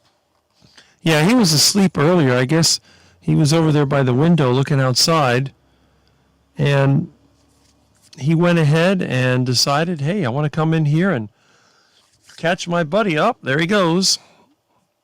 He's looking at something. Loves to look outside. Well, anyway, so that's good. We don't have any water coming in the house that I can see. Okay. Anyway, so let's see what we have in terms of a comment. It says, I have a theory that keeping herds led to the agricultural revolution. People figured out they needed to feed them in droughts. That's possible. Just ate another burger for lunch. Well, that's good. Let's go for 10. No, we're not going to go for 10. Not knowing what Milton Dewey could lead to lots of cleaning, right? Yeah, exactly. And see, my house does that already. Every rooftop we have collects rainwater, every tap and wastewater processed by our biocycle back into the garden. We don't need City Works for plumbing. Yeah, I use the waste to produce cooking gas. So that's one of the things I've done for a long time. I'm sleepy. Well, Jonathan, go to sleep if you need to. Take a break. Tech is out there for energy. That's true. Infinite memory capacity crystal memory cards were invented like 40 years ago. It's good to know. Well, cows mow the grass is perfect. Yeah. Why would you get a machine to do something that a cow will do, and at the same time you don't have to throw it out? You just let the cow process it in its solar-powered composting system, and out the other end it comes. Yep. There you go.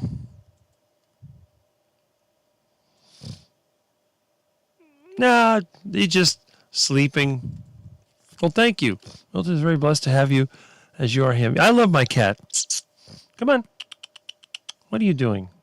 He just can't resist. He wants to go outside. Milton knows how lucky he's been. That's true. He might be finding the lizard for you. That's what I'm afraid of. Next thing you know, he'll come here with the lizard in his mouth. I go, oh boy, you found the lizard. But I have to move all the stuff that he knocked over. And once I get over with this live stream, then I'll do that. What are you doing? Don't play with that. Silly pet. You're a good cat. I like you. You're a good kitty. You're my little buddy. Yeah, right? That is true. So anyway, let's see. 29 watching now. Not bad, not bad. Okay.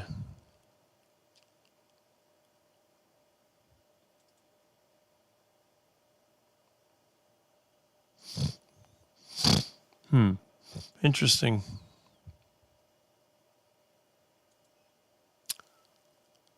Okay.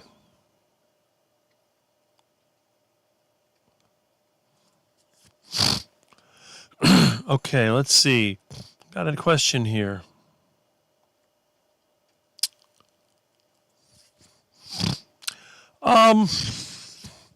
No, what I've done, usually by the time that I take out the original panel, there's nothing to really connect to. So once I get the main wires connected, I'll connect the air conditioning first. I'll pop in the circuit breaker, you know, the double breaker to get that working. But it depends. In my own house, whenever I have to do major electrical work, I wait until the power goes off, like when we have a storm and the FPL power is off, and then I'll take it out and work on it, and at the meantime I'll run a generator. But I've never had to do it for the refrigerator. Usually by the time that I get the job done, you know, it's already on. Let me think. No, I've never done that. Because what I'll do, I'll put the main on, I'll put in a 220 for the air conditioner and maybe the refrigerator, and then I'll take my time wiring up all the other ones while the power is still on. What I do a lot of times, I use plastic or Lexan pieces, and I'll just lay them over where the bus bar is. I made a special thing that fits over the panel, so I'm less likely to short circuit. But Worst case scenario, you get a big flash of light or something. I guess that's about the worst that can happen. So far, hasn't happened to me. Okay. What? What? What do you want? You're hungry, that's what it is. It's your lunchtime. It's my lunchtime. And you haven't eaten. I could feed you. Yeah, I can feed you. You want to eat now? Want to go eat? Yeah. Come on. Let's go. Come on. Come on, Milton. Let's go. Come on. Come on. Come and get it.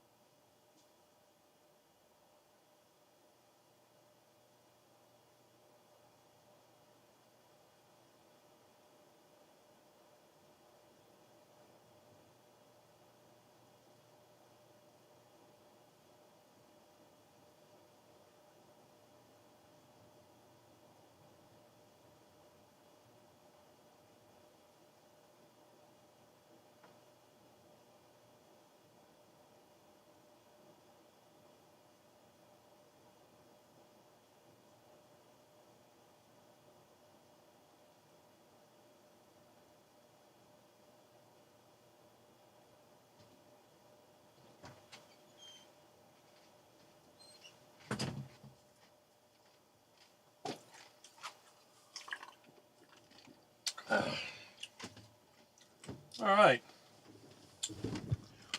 Well, that's okay. Milton was hungry, so I fed him, and now he's eating and he's happy. Yay, the elites are still here. We're still here. I don't know for how long, but we're here. You wire things in the box with the power on. Yes, because if you think about it, what you're doing is you're wiring it into the breaker. The breaker is turned off. So what I'll do a lot of times, when I know how many circuits I'm going to put, I'll put all the breakers in and they're turned off. The breakers cover up the bus bars, so you're not going to get anything shorted. And then the part that is not in use, a lot of times nowadays they give you little plastic covers to put over where the input wires go. But I have little Lexan pieces I put in there. So the part where there's no breakers, I'll cover that up. You're not going to get shocked. And then you connect the wire to the breaker. So the breaker has to be in place so you can bend it, make it the right length. I like to kind of tuck it in. Then I'll use a wire stripper, strip it out, and then I'll put it in there. Now, obviously, you do one at a time. That's the main thing. So, all right. There we go. Useless cat. Raw meat. Well, once they get used to eating cat food, they generally don't see the raw meat as food. But I find that if you eat whatever you eat, they always want to get their paws in it anyway. And Jonathan says, Rick, I'm collaborating with you next weekend, 1:30 p.m. UK time. I guess that would be morning here. You're welcome to join. Let me see if I can. Maybe I'll have to manipulate my live stream. If I go in your live stream, everybody else can just follow me there, so that's fine. So let's see if I can schedule that for next weekend. And then that way I'll just jump over there and I can come back here. No big deal. Works for me. You can do that, but that really, if you have a connection to the main, you can definitely do that, and that'll work. But a lot of times when I pull it out, what I do to try to keep the county and the power company off my back, what I'll do, I'll just take the cover off, tilt the meter up so it remains connected to the grid so the power company doesn't know that it's disconnected. do the work that I have to, and then tilt it back in. Now, obviously, if you have to replace the whole thing, including the weatherhead, that's going to be a job with a permit. Or if it's something I own, I wait till the power goes off. And living down here, it's only a matter of time. The power always goes off in thunderstorm season. And once the power goes off, the meter will register that. And if the power company says, oh, the meter was out, oh, they had a power outage, and it's never a problem. My power here was going out. The meter can had a bad connection. I was losing half of my 220, and we had a big thunderstorm. I actually made a video of it when the power went off. And I ran out there, and I pulled the meter out of there, and I fixed everything I needed to. I crimped it back together. I put the dielectric grease in there, put the meter back in, and when the power came back on, everything was fixed. It's been over a year. I've had no issues. But that's okay. All right. Maybe early, yeah. Yeah, that's right. I'm gonna see. Let me see what time that is. Yeah. You can do it. It's not complicated. Look, if an electrician can do it, and we know those people are not the brightest bulb in the box, you can do it. We can all do it. I'm not worried about it. I'm not afraid of electricity. Unless, of course, it's high voltage, and it just comes down to having the right equipment.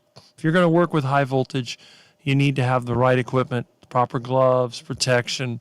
But regular electricity, use a little common sense, you'll be fine. Now, I know a lot of people that get in trouble. Of course, most of them are drinking beer or using some other substance. Then they end up causing problems, but that's okay. Well, anyway, so let's see.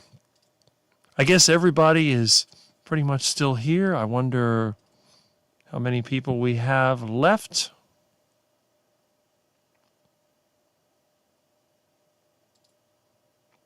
$33. Let me refresh this and see how many we have.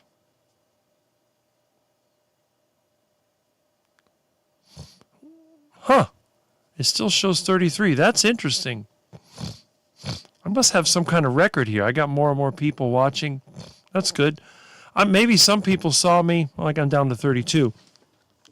You notice on Mitch's live stream yesterday, he actually recommended people check out my channel, and he was right. I can't argue with someone like that. So take Mitch's advice and watch my channel if you can. Okay. Oh, we got another question here. All right. When you tilt the meter up, are the connections the bottom tabs? The top tabs are the power source around here. But if you have an underground, it may be in the bottom. But around here, the power comes from the top. You can just follow it. It's pretty straightforward. But you want to keep the power source on so that the meter doesn't know it's disconnected. Now, if you're still using a mechanical meter and it's not electronic, it doesn't matter. You can take it out, do whatever you got to do, put it back in. No problem. But if you're using one of those, the other option, of course, is to use the alligator clip method, which I've also done. But, if you short that out, you could have a bit of a spark, which can be kind of interesting. But if you use the alligator clip method, you're going to need some type of holder. And a lot of times what I do, the pipe that comes up, I put a clamp, a C-clamp on it. And then you just put like a little piece of wood as a shelf, and you take the meter out and you set it on top of it. That's the other way of doing it. But, it depends on where you live. Some places, they don't even check that. Here we go. Rick, what's for lunch? Are you going shopping later? Plans for this afternoon? Well, it depends on the weather. It's been raining, although not a lot. I have chicken. I may have heart attack chicken for lunch to finish up the chicken that I have.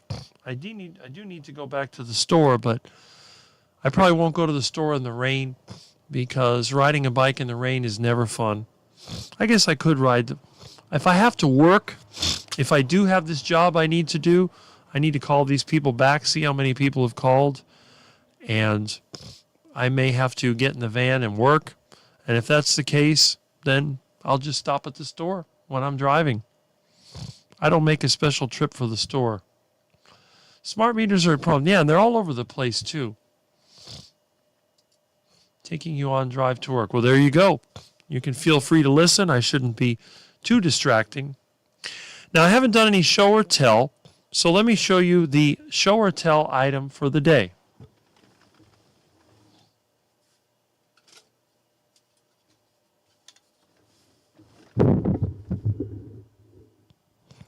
Can anyone tell me what this is?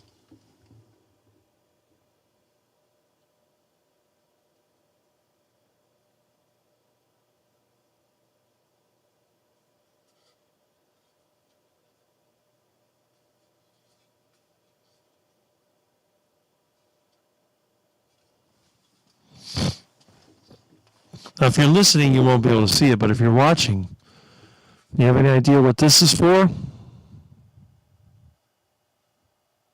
Okay.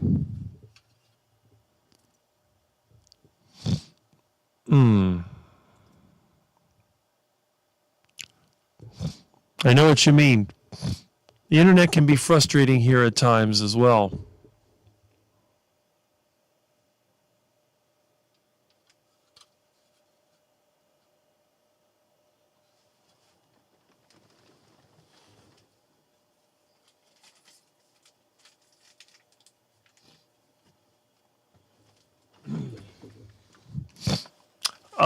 No, it's not a serial port.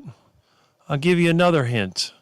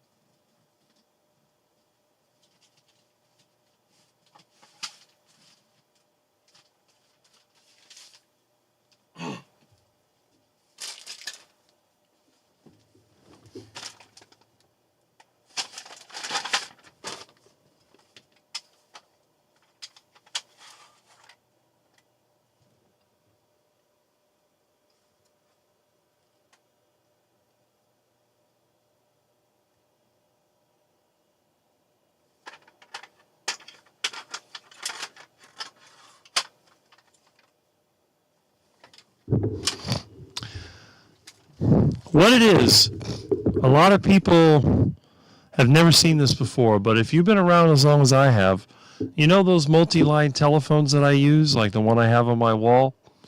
They use these 25 pair cables, and these are the original connectors that they use. Now this I think is the male connector. These are typically used on the phone. That splitter allows you to be able to connect multiple phones to the same cable. So,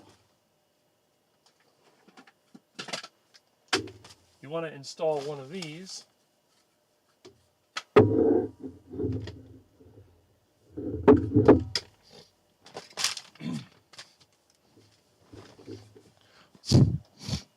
The middle connection is the wire coming in. that you'd plug your phone into. And then you put this one here as a splitter, and you can add another telephone. So you can put two of these phones in place of one. Now, in the old days in the computer, you might think of the parallel cable for the printer. But the parallel cable doesn't have as many pins as this. This was actually the original SCSI, or SCSI connection. Remember in the old days when they had the SCSI drives? Well, we had these hard drive racks that we used to use, and they use the exact same connector. So you could take, for example, this phone wire, and you could plug it right into one of these. It was the same thing. If you get it in the right way, of course. See? So when I wired up my phone system, I didn't have enough of these connectors. I had a bunch of these old hard drive trays that were used for the old parallel drives, and they were throwing them out. So I thought, oh, I could use this for my phone. I forget how to open these wacky things. There we go. See, inside they have the parallel cable, which is what you use for these old hard drives. So just another form of recycling. But yeah, when you use this kind of telephone, which obviously is obsolete, but they still work, and I still use them, can't resist. But I got into a bit of a discussion with a friend of mine, and we were joking about where is the one that, where's the part of your mind where you used to remember people's phone numbers? I know all my friends' phone numbers, but most people I know today don't. They go to their smartphone, and they just talk into the phone, and they call this person or whatever, or they just select a number from a list. And let's see. So let's see who got it. Let's see who got this one. Serial port? No, too big for serial port, but getting close. Not sure, tell us. Yeah, that's right. It's something you connect to a computer. Yeah, the SCSI port. Printer port splitter? No, too big for that, but close. Yep. Expansion for adding more stuff. Well, it's true. Networking. Surprisingly helpful junk. There you go. Connection port to the 70s. Yeah, I guess it is. Although this phone is from the 60s or even 50s. This phone only uses 2 wires. Well, each line uses 2 wires, but you got to remember on this phone, you have all these lights. You have a hold button. There's 2 wires for that. 1, 2, 3, 5 lights. There's 2 wires for each of those. And then you have 5 lines, 10 more wires. So they used 25 pair cable, which is what goes into the phone. Now, these phones don't use all of it. And as you can see, only some of the connectors are active. Actually skip some of them. But in the adapter, they're all connected.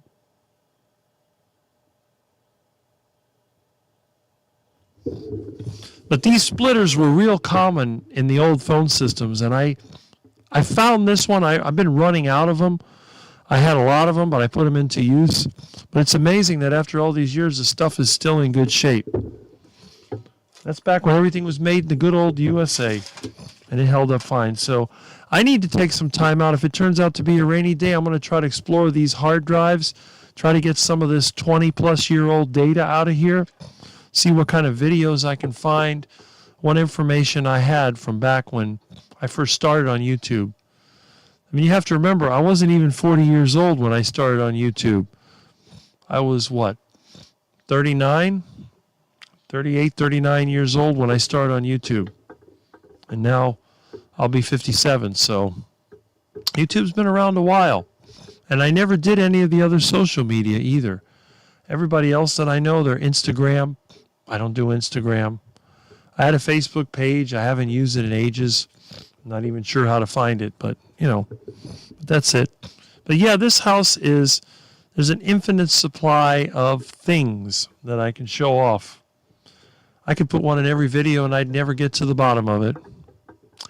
But anyway, let's see what we got going on here in terms of comments. Okay. Old modem connector. Nope. Phone system thingy. Yes, you got it.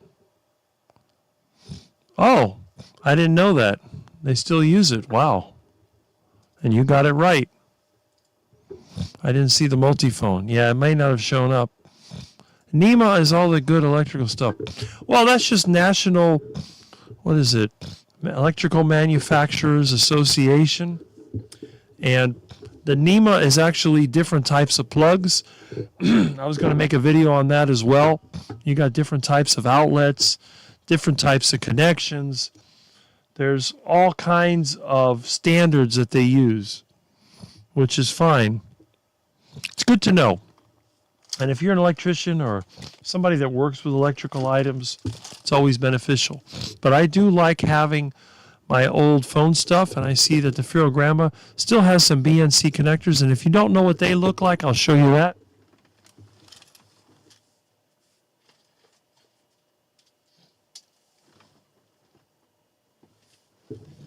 These are old oscilloscope probes, and you can see you have the oscilloscope probe on one end, the BNC's on the other.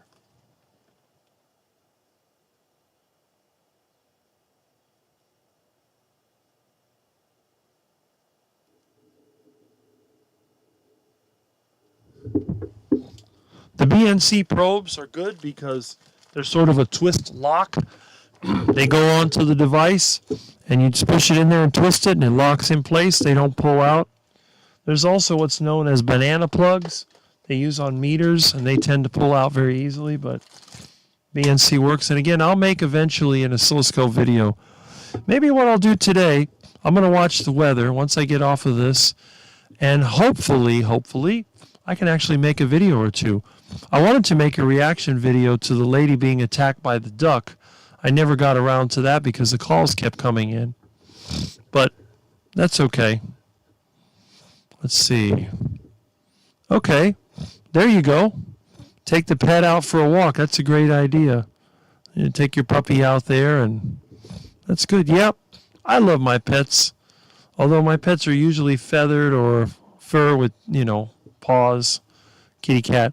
Cats make a great pet to me. My house is too messy and too dangerous for a dog. But kitty cat is good. British Naval Connectors. Is that what they stand for? It's good to know.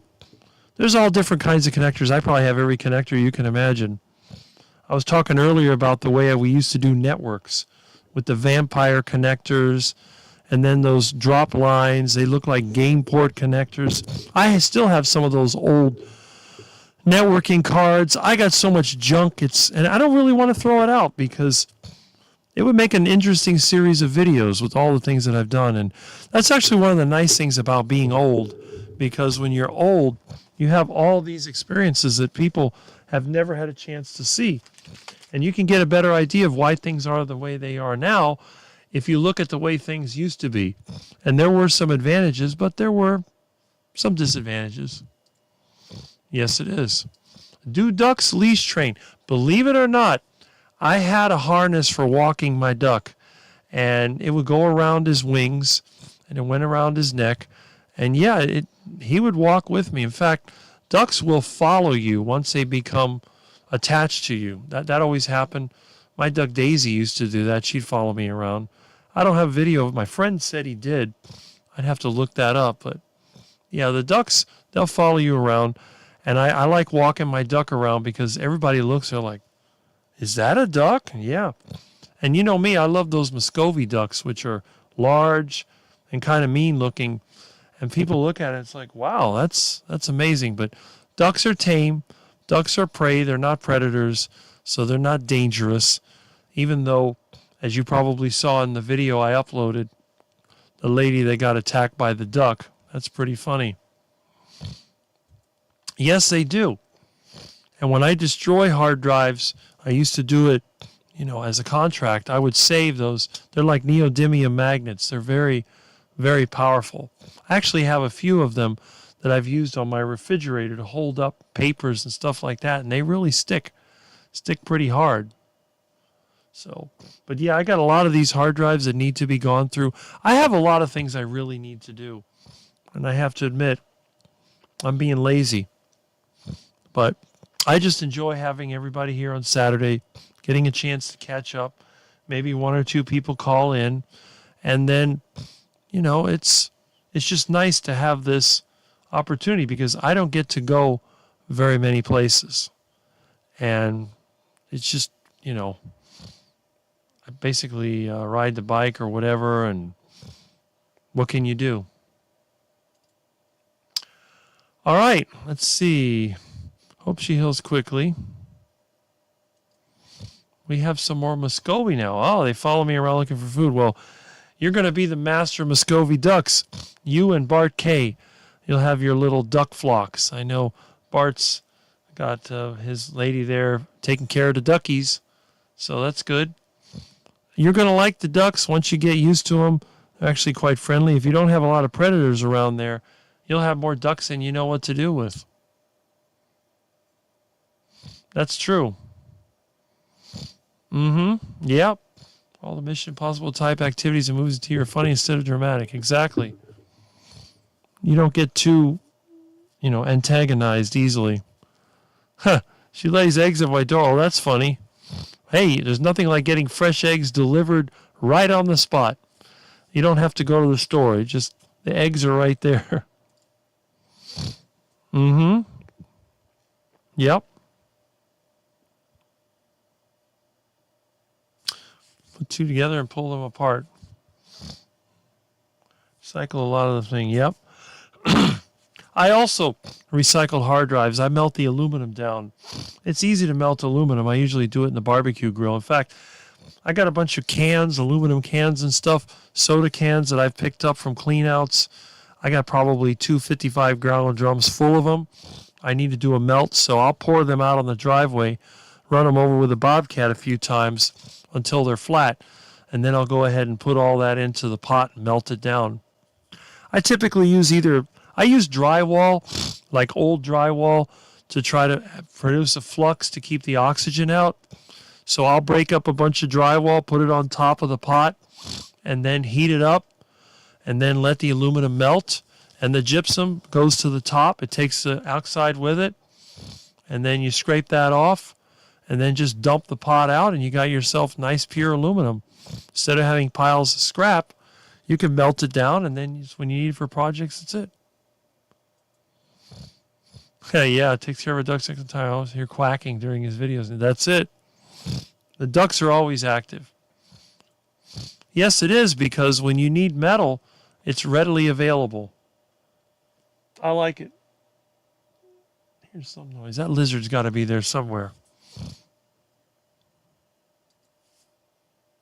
Are you able to make commentary on your opinions on stuff sprayed in the sky? I don't want you to get censored, or so feel free to use code. I'm not sure, but it might be a good subject for a video.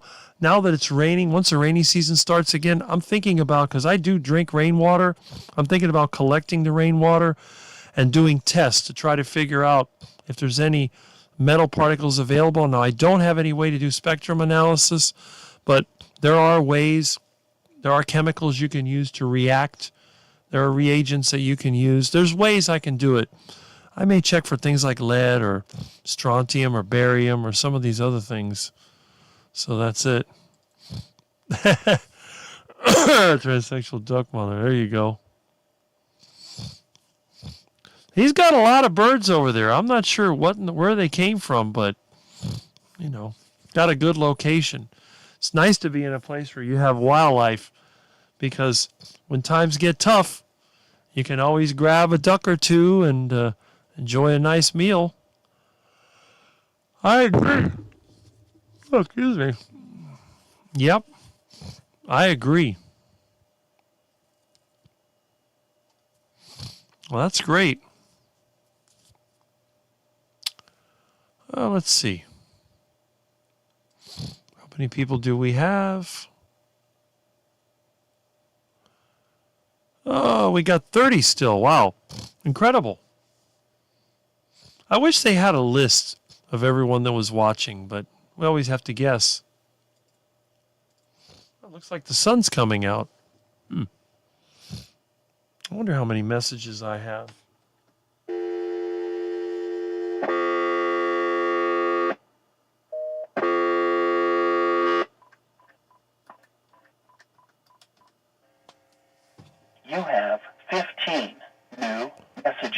press 1 for. Ugh, they never leave me alone on a Saturday. That's the problem. Okay, they come to us. No need to hunt. That's it. Just keep feeding them, and they'll keep on coming. Keep on quacking. Hopefully, you'll get some nice eggs too. Because usually where the ducks like to come is where they like to lay their eggs and nest. And ducks, when they've got a good amount of food, they can make a lot of eggs, and they can definitely reproduce. So, if you have a good environment, don't have a lot of predators, you'll have lots of birds. And even though it's not the lion diet, we all know the cats love birds. I know my cat loves to watch the birds. So anyway, it's about 1:30. Time goes by very, very quickly on Saturday morning. I'm looking at the sun coming out. I'm thinking, well, I need to eat my lunch. And we got a call coming in. Hello. Hey, I'm back. Ah, okay. What's cooking? It's a ride and drive with Meathead. There we go. Ride and drive is always good. Yep. Yeah, glad to see you got like 30 people still. How many hours you been? It's going to be like 5 hours. I started at 8. It's about 1, so Wow. that's actually 1:30. It'd be 5.5 hours. Oh, that's nice. Mm-hmm. Yeah, it's the sun's trying to peak out here, but we still got sprinkling going on. But yeah, just taking the back roads to work. It's nice, quiet, especially on a Saturday. Yeah. It looks like I got mail. Sorry we got disconnected earlier. I don't know what happened. Yeah, you know how phones are. You never know when they're going to disconnect you. Definitely. But I figured it'd be sort of fun to do a ride and drive like you do yours.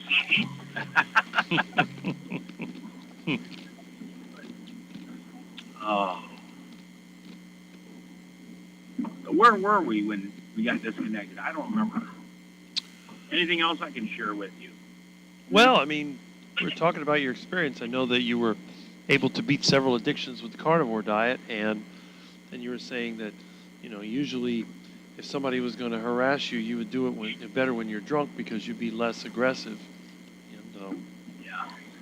And even now, like a sober, I don't care. yeah,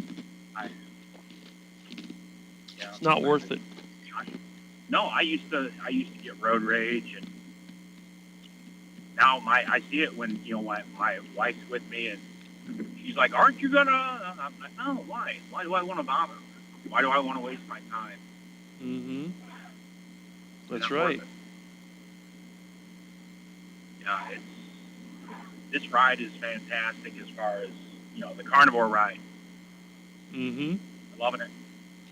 It's great once you settle into it. Yeah, it is. In fact, when I first started this job, the plant is humongous. It's 400 plus acres. And let's say I would get sent halfway across the plant when I first started. I could barely keep up. As far as I would have to stop and take a break for a second and then get back to going. Now it's like, turn me loose. I'll run from one end of the plant to the other. I won't be out of breath. I won't skip a beat. Nothing. And this is carrying a 20-pound. I carry 20 pounds of gear, food in my backpack every day. So I walk halfway across the plant every day. 6,000 steps. See? So. Now, they say the carnivore diet's going to kill you. Well, that doesn't seem to be doing a good job. Yeah. Well, it can keep on killing me. And my blood pressure, the thing of it is, my blood pressure, because I had to, it started raising when I went off my medication. So I went back on it to while I'm doing this, I'm going to give it another year, or not another year, another 6 months. But it's just the fact that I don't want to have a stroke Mm-hmm. while attempting to better everything else. So,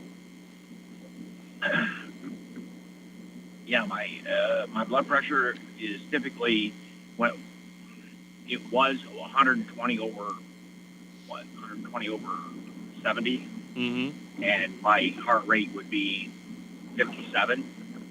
It's good. But and doing this is walk the walks. My heart rate would never get above like 85. Mm-hmm. So I feel that in its own is pretty good. That's really good. But I haven't taken my blood pressure in a bit. I got to get a new blood pressure cuff. Mm-hmm. But when I was off my medication, I went off it when I first started, and I thought, okay, I just want to see how everything is gonna go. Well, it got ridiculously high. Like it was like 220 over 120, Oh. and I looked it up. It's like you need to go to the hospital. You need to that's stroke area right there. Mm-hmm. So I'm like, okay, I'm gonna go back to my meds, and then I had a stall out, and I figured out it was the metoprolol. So I just cold turkey stopped that, and then I went back to just two, losartan and lisinopril. But if my blood pressure, if I go off of it again, and my blood pressure doesn't go down, I am going back to eating natto. I would rather eat natto, which is fermented soybean, Mm-hmm. than eat this garbage that they're giving me, because I know that natto does work. My blood pressure when I was on natto Mm-hmm. was about 100 over 60, Mm-hmm. which was I was full of energy, feeling great. Mm-hmm. I noticed when I stopped eating natto, I lost a bit of my energy. A lot of things changed. Mm-hmm. So I was trying to do it without anything, but it may end up going back to natto. Right. Fermented foods like kimchi, sauerkraut, Mm-hmm. all that stuff, that contains a lot of the stuff, nutrients that we need, potassium. Mm-hmm. I think that's natto, and natto is the highest source. Mm-hmm. And then I think it's kimchi and sauerkraut next. But yeah, I'm pure carnivore, even if I eat that, Mm-hmm. because I eat about 2 pounds of meat a day, Mm-hmm. That's right. and that's sitting on my ass Mm-hmm. doing nothing. Right. Because right now I'm on restrictions, so I'm not allowed to do anything. Mm-hmm. But yeah, what would be a good time in the morning? I mean, for me, for an interview down the road, it would have to be the morning, Mm-hmm. because I work second shift, and I'm probably up half an hour to an hour after I get off work, and then I go to bed. Right. Well, normally, I mean, I work variable depending on how many jobs I get. Lately, I've been really busy, but I can schedule at any time as long as I know. I'll do it in the morning. It doesn't matter. I'll either use Zoom or some other StreamYard or whatever. I'll do a recording. I mean, I can use my friend's StreamYard account. I'll find a way to do it. I'll record it, and then I'll go ahead and upload it, another time. That way the interview, I can check it out, make sure nothing goes wrong, because you never know when something can fail. I can have a disconnect or whatever and edit it and then put it up Right. there, and that'll be that. So you've never done an interview? I've never done an interview on my channel. I've been on many interviews myself, but No, what I'm saying is you've never interviewed anybody. no, I haven't. I've never been interviewed. So Good. we're going to pop each other's cherry. We're popping each other's cherry there. That's right. Well, that's it, because, all these channels have interviewed so many people, and the cycle starts. Once you do one, you'll do another and another and another, and then you'll be in the carnivore club like everybody else, which is Right. good. I mean, your story is very, very detailed, and there's a lot of benefits there. It's just, what really that's frustrates me is that people keep believing this crap that they tell them about the fiber and the carbohydrates and all that, and they don't look at our examples. They don't look at what you and other people have done. I mean, you've turned your life around. That's an accomplishment right there. Well, being on disability for 20 years, let's see, See? 23 years, 24 years. I've been on disability for 24 years because I have not been able to work because of my physical and mental disability. Mm-hmm. And this is the first time I've said it to anyone. I'm working, even though it's 4 days a week, and there's a lot of walking involved. I managed to get my walking in. Once I start working, and then I go 6 days. This is nothing to me. This is gravy. This is a gravy job. Mm-hmm. As far as these people complain about how 6 days a week or 7 days a week, and I'm like, really? I don't mean to break your heart, but this is nothing to me. Mm-hmm. And I'm enjoying it. Carnivore has turned my life around. I wouldn't have been able to do this 2 years ago. Well, this is why I tell people, maybe you don't like your job, but would you rather be sitting around all day unable to do anything or doing the job? I think most people would rather do their job. Right. I just couldn't do it. I was, people talk about retiring. Mm-hmm. I was retired not by choice for 22, 23 years. It wasn't fun. Mm-hmm. There were some ups and a lot of downs. Mm-hmm. And when there's a lot of downs and it's mentally debilitating, it's no fun. Mm-hmm. It is definitely no fun. I know what you but I mean. just want, but like I said, I'm enjoying this ride, this carnivore ride. Carnivore, not carnival. Carnivore ride. Mm-hmm. Well, sometimes it feels like a carnival. It's usually a shit show. But yeah.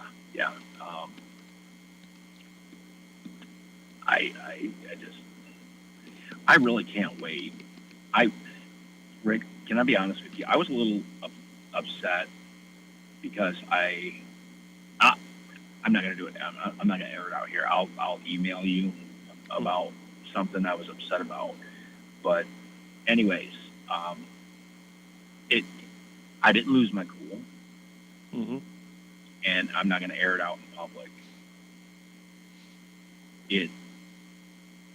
This is what carnivore has done for me. There you go. It's I can handle shit completely with a little more tact and finesse. Mm-hmm. And you know what? Let everything. It makes you a more successful person. If you can avoid getting mad and being emotional, and you don't lose control, it's going to help you in the long run. And you already experienced that. And I try to tell people that. They don't listen to me. They think I'm an idiot. I'm like, look, I'm telling you, people that I know, they get injured. They get in trouble because they're impulsive. They don't think their way through it. They get stressed. They get, and they get problems. And I get into the same situation and I walk away without an issue, because I'm not out there threatening and yelling at people and, they get in traffic and they're hitting the horn. I don't care. I drive along and people do stupid things. I go around them.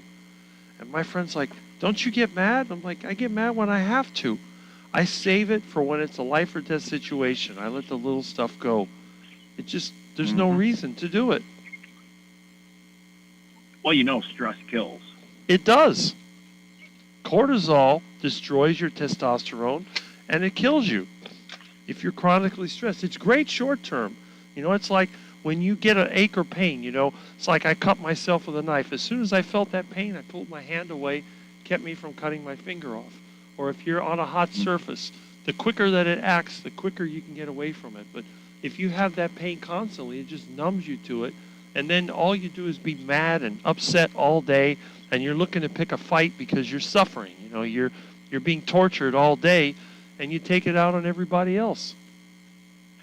That's, you know what? I think I just, I mean, when I was younger, it could have been because of my being manic depressive, but the older I got,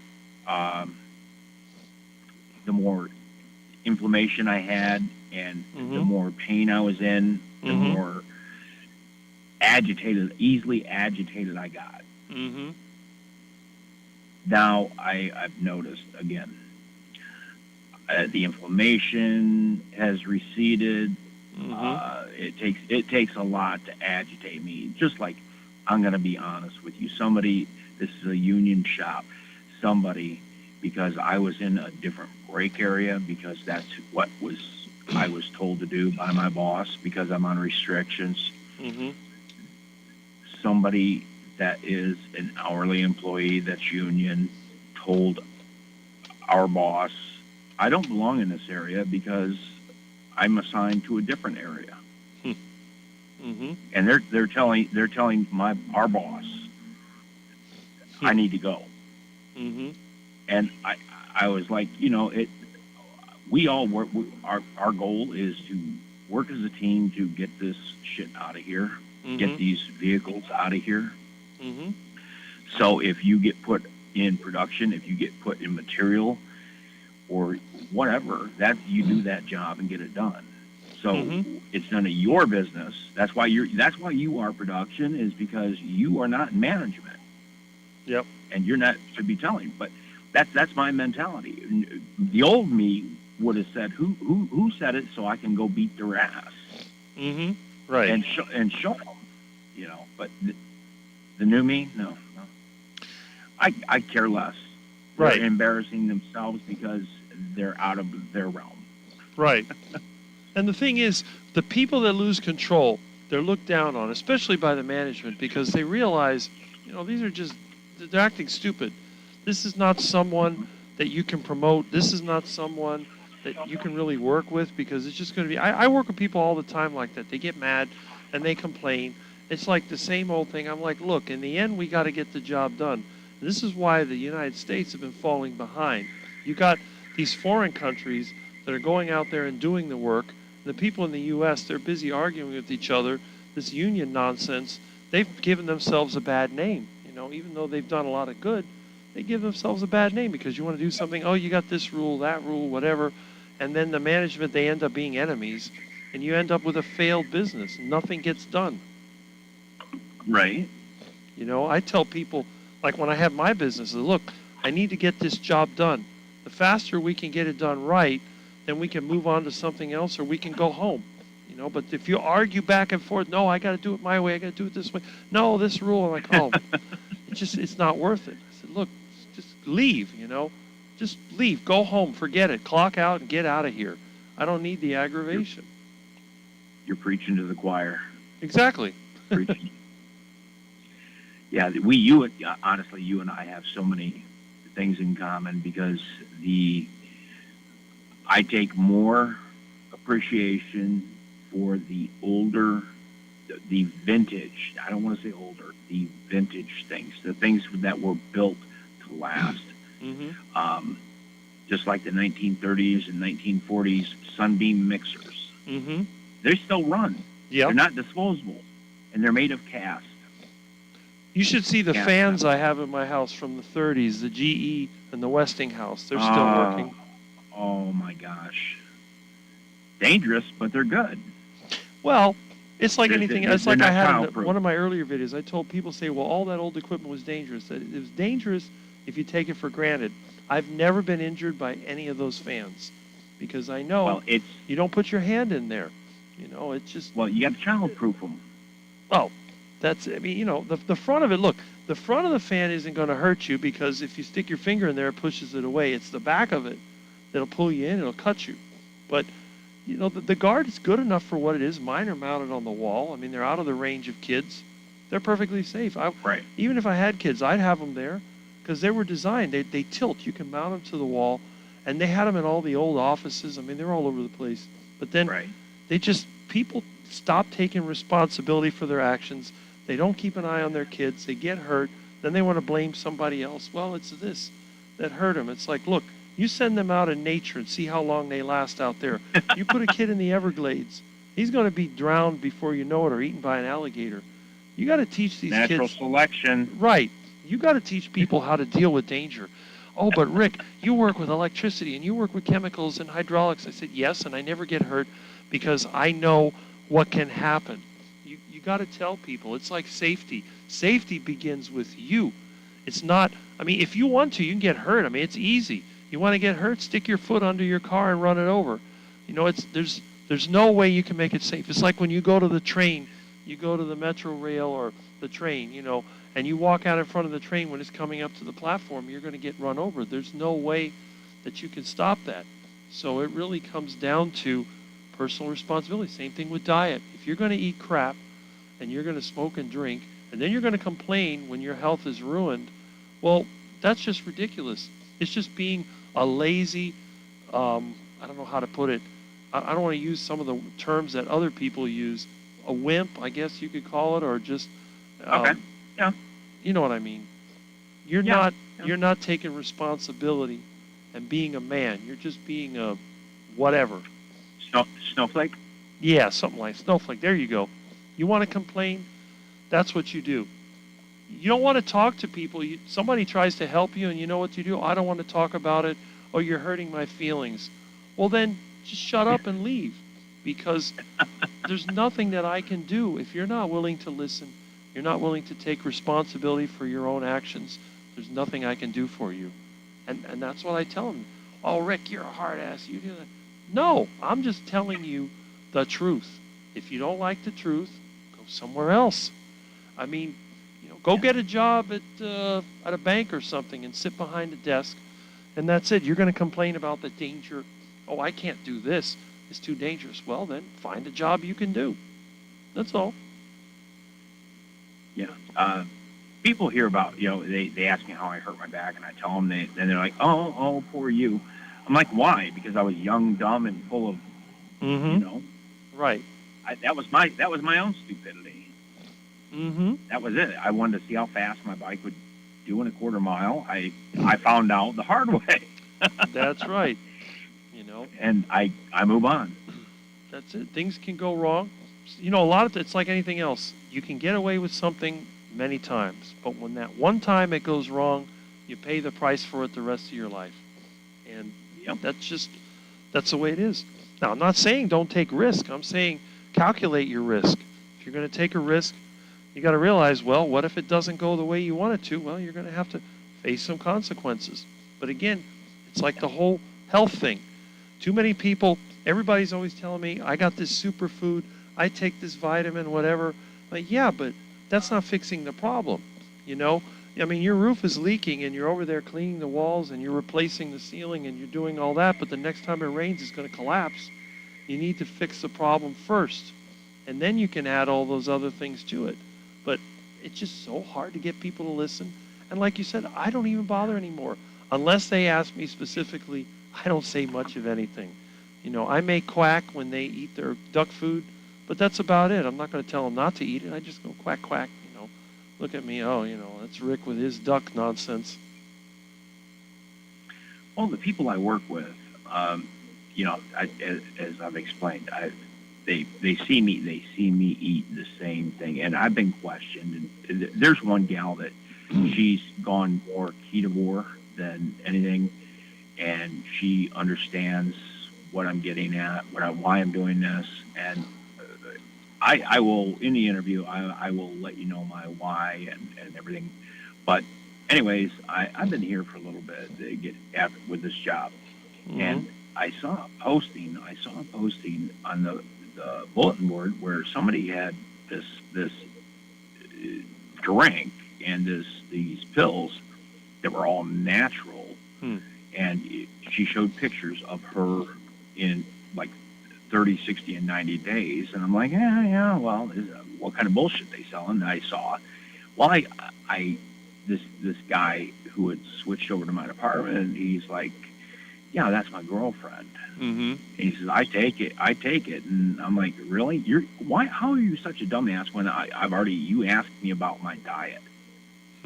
So why are you such a dumbass? And I mean, you could try, everybody's got to eat. So I'm not gaining any money or anything from, the only thing I'm gaining from you switching and trying carnivore for 30 days is satisfaction that hopefully I convert somebody and they better themselves. That's it.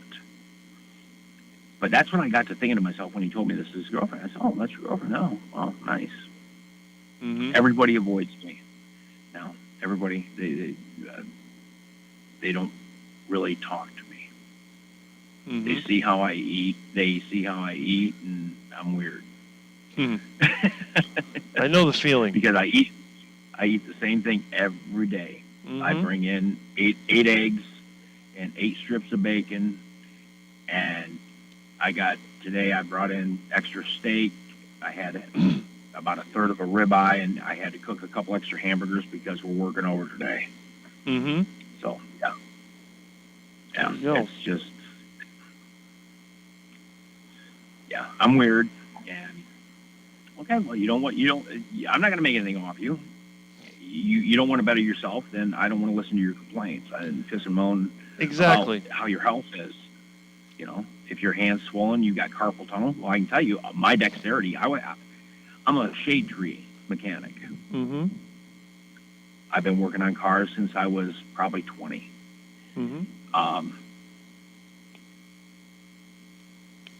haven't been able to turn a wrench in years. It doesn't matter if it was trying to screw something in or what. I didn't have the dexterity in my hands. My hands would cramp up, they would hurt, and I thought I had carpal tunnel. You know, it's not carpal tunnel, people. It's the flipping inflammation in your body. I can now turn wrenches. I can do a lot more than what I could before. And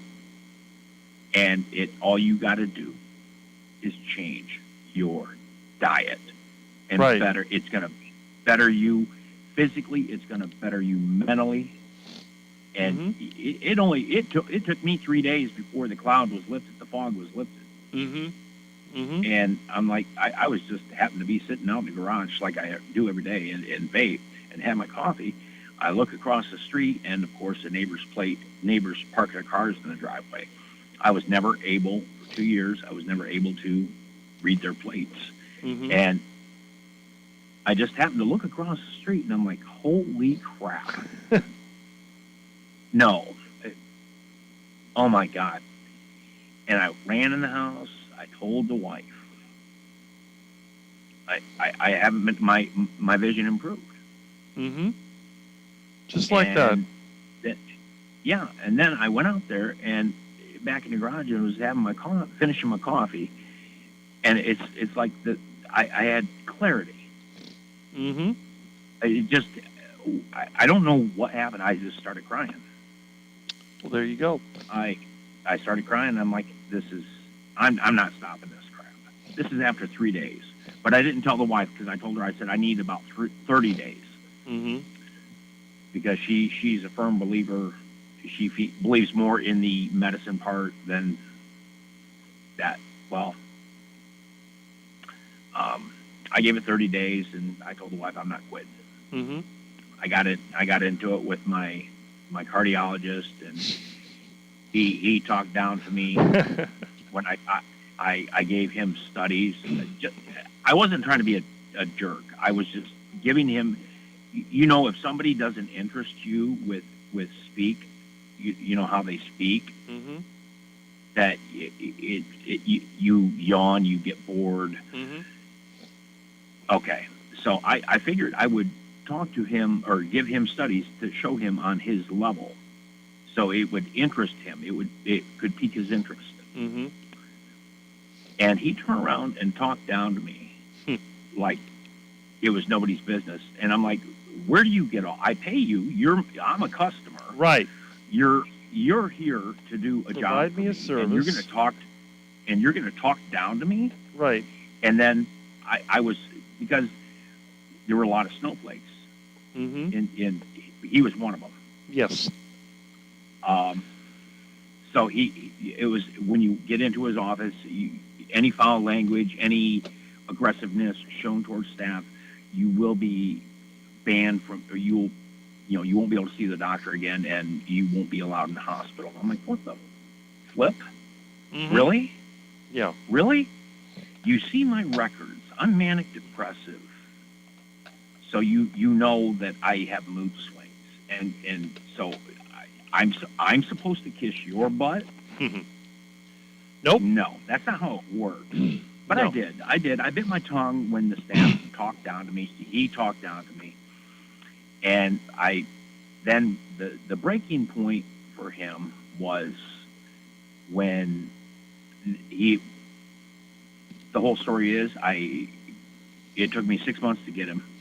And then I saw him once, and then he ran some tests, typical, I need to do all these tests, and you got to spend $1,000, and then I can diagnose you. So did all that. Then without warning, didn't tell me, didn't email me, didn't call me, text me, nothing. He switched where he worked. So he went from provider A to provider B and never told me. Mm-hmm. So I went to provider B, and that's where I had all these problems with these people. And it just escalated from there, and he talked down to me. But anyways, I got a letter from him stating that because he okayed me to have surgery in September for hernia, and then we had a 6-month scheduled. Well, a week before this, I'm working now. I'm working, so I gotta, I've got my appointment set. I've already told them that I have a cardiologist appointment this day. And then a week before, they tell me that he's quitting services and I need to reschedule. So, hold on. I don't give a shit about your vacation. They're always on vacation. Or anything like. Yeah, right. So I made another appointment, and then when I scheduled that appointment, immediately they wanted me to prepay. Before I even see them, they want their money. That was the camel that broke the straw that broke the camel's back. And I will send you a transcript of what I sent him so you can have a laugh. But it was not friendly, and it was not safe for work. Yeah. And I never heard. I saved all the texts. I will show you the whole transcript from start to finish, and then you see I want to see what you think. I've already got 2 other people's opinions, and they said I was in the right. But I'd like to get your opinion, your point of view. Right. Yeah, I fired him. That's it. And then I got her at work, and then I've been.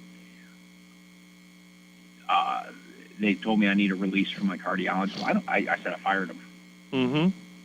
I don't know what to do. And so, yeah, I didn't wig out. I didn't go off on anybody. I'm just doing what I'm told. And, I even play stupid at work. I've been doing this job for 35 years. The same kind of work. For 35 years I did it. And I just come in because they have their way. And what I know and how they do things are completely different.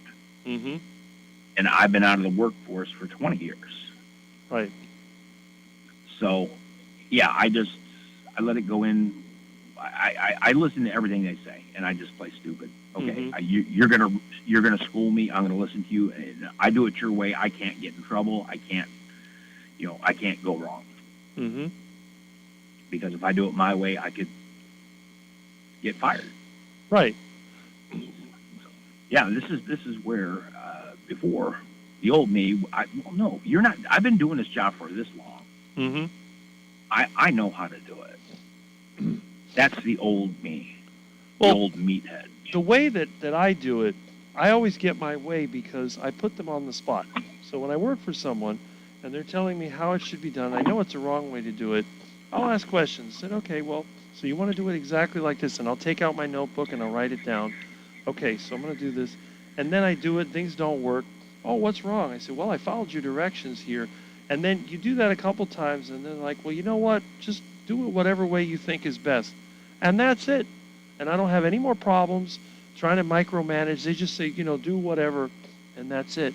Because otherwise, it's like in construction. These people yell at each other and they argue, and I'm looking, I'm like, oh man, what a wasting your time. And I look at it and they say, well, Rick, what do you think? Well, if it was me, I would do it this way. Oh, I like that idea. Right. Okay. Yep. Well, you're an independent contractor, so Right. it's easier for you. Mm-hmm. Where my employer they employ 4,500 people, Mm-hmm. and that's why the plant's 400 plus acres. Right. So they got a lot of people to manage. You don't even see HR if you got a problem. Right. You see a committee member, and you see business manager. Mm-hmm. That's it. Right. But I don't have any problems with people. In fact, that's what my boss asked me the other day when that person was complaining about me saying I didn't belong in their area and I had to go back to my area. And he's like, "Do you have a problem with them?" I said, "I don't have a problem with anybody. I don't hate anybody. I get along with everybody. I don't care." Right. I said, my only rules are don't infringe upon my job and don't mess with my family. 2 things. Mm-hmm. Right. And they're not affecting my job. So I could care less. I Right. don't have a problem with them. Right. No. That's the thing. The thing is that people with your attitude are the ones that get ahead, and the ones with that stupid attitude, they're the ones that fall behind usually. But the problem is, Rick, I'm older than you by a year and a half. Mm-hmm. So I learned a little bit late in life. If I would have learned this 20, 30 years ago, I probably would have gone a lot further. Yes. If I would have been carnivore at the same time you were, Mm-hmm. I was eating. I remember what I ate in high school.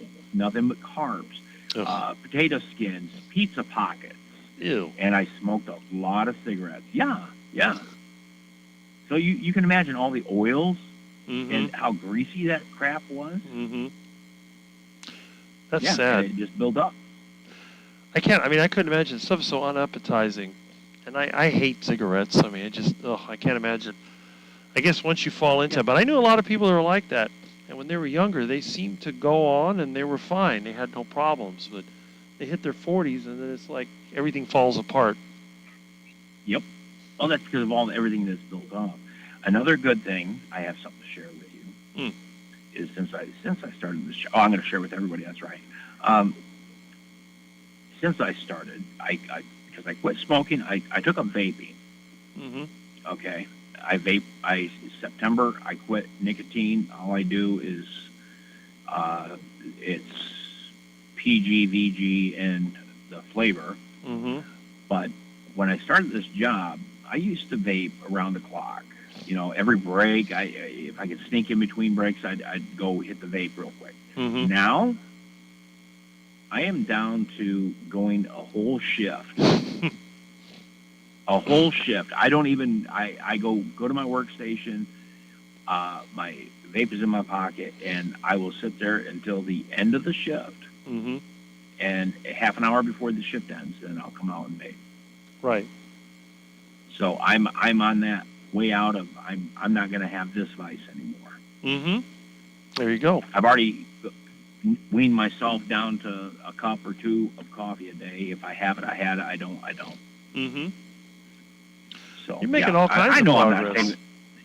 I'm not saving much for the interview. I know, but we can view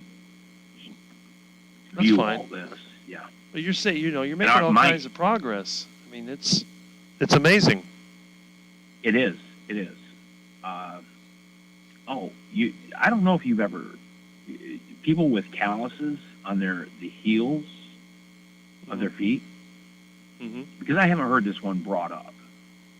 But people get they have to have the calluses shaved off their heels and their toes. The toes with the big toe with the callus on the side that sticks out.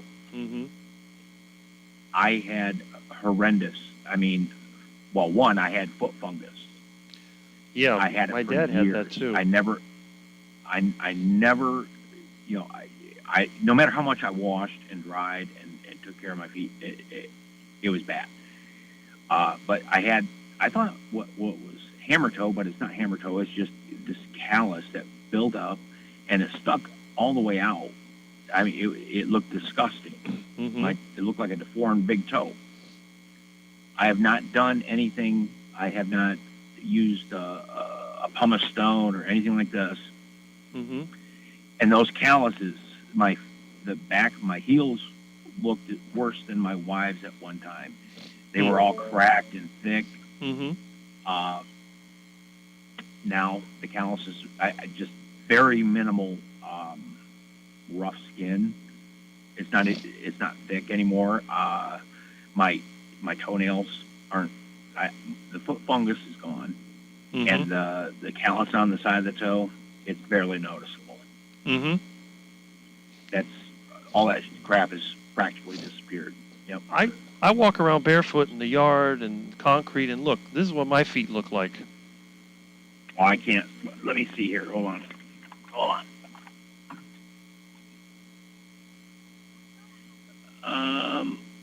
I don't know if I can. I don't know. I don't know if I can connect you because my connection out here sucks. There's a replay, but basically, I've never had any of that. I don't deal with calluses.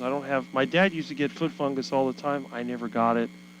I have no pain in my feet. I've never had any problems. And, whether I wear work boots or go barefoot, it's the same thing. I don't have any of that. I mean, my hands, everything. I have no problems. It's just incredible when I look even at my own dad and people that I know. They have all these problems. They have the plantar fasciitis. They have the foot fungus. They have the pain, the toe. I have friends that had gout, all kinds of things. I have none of that, not at all. And I walk around in the yard, in the dirt, around the house, barefoot. Yep. Wear work boots sometimes, and that's it. So, Yep. And see, Lori says, I came back to a foot on the screen. There, we're just talking about what my feet look like, and I don't have any of that problem. So the more I talk to people and I see all the things that could go wrong, I've avoided all of that. How did I do it? Carnivore diet, low stress. That's it. You're the unicorn. There you go. And I think I have the biggest feet of any carnivore because I wear size 15. Oh yeah. I was gonna say there's a guy that my wife subscribed to on YouTube. Him and his wife, they do Sam's Club, Costco, Kroger's, and stuff. They go in the store. But anyways, he was talking about the size of his feet, and his wife bought him shoes, and he's got the same size feet, but he's not carnivore. And I feel it's funny because when they go to the store, some of these people that my wife subscribed to, they go to these stores and they pull out the nutrition label, and I'm like, really? You people need to wake the F up. Any food that has a nutrition label is poison. Yep. That's my food doesn't need a nutrition label. It knows what to eat, and I know to eat it. I've never seen a nutrition That's label simple. on an iguana. No? Really? Yeah.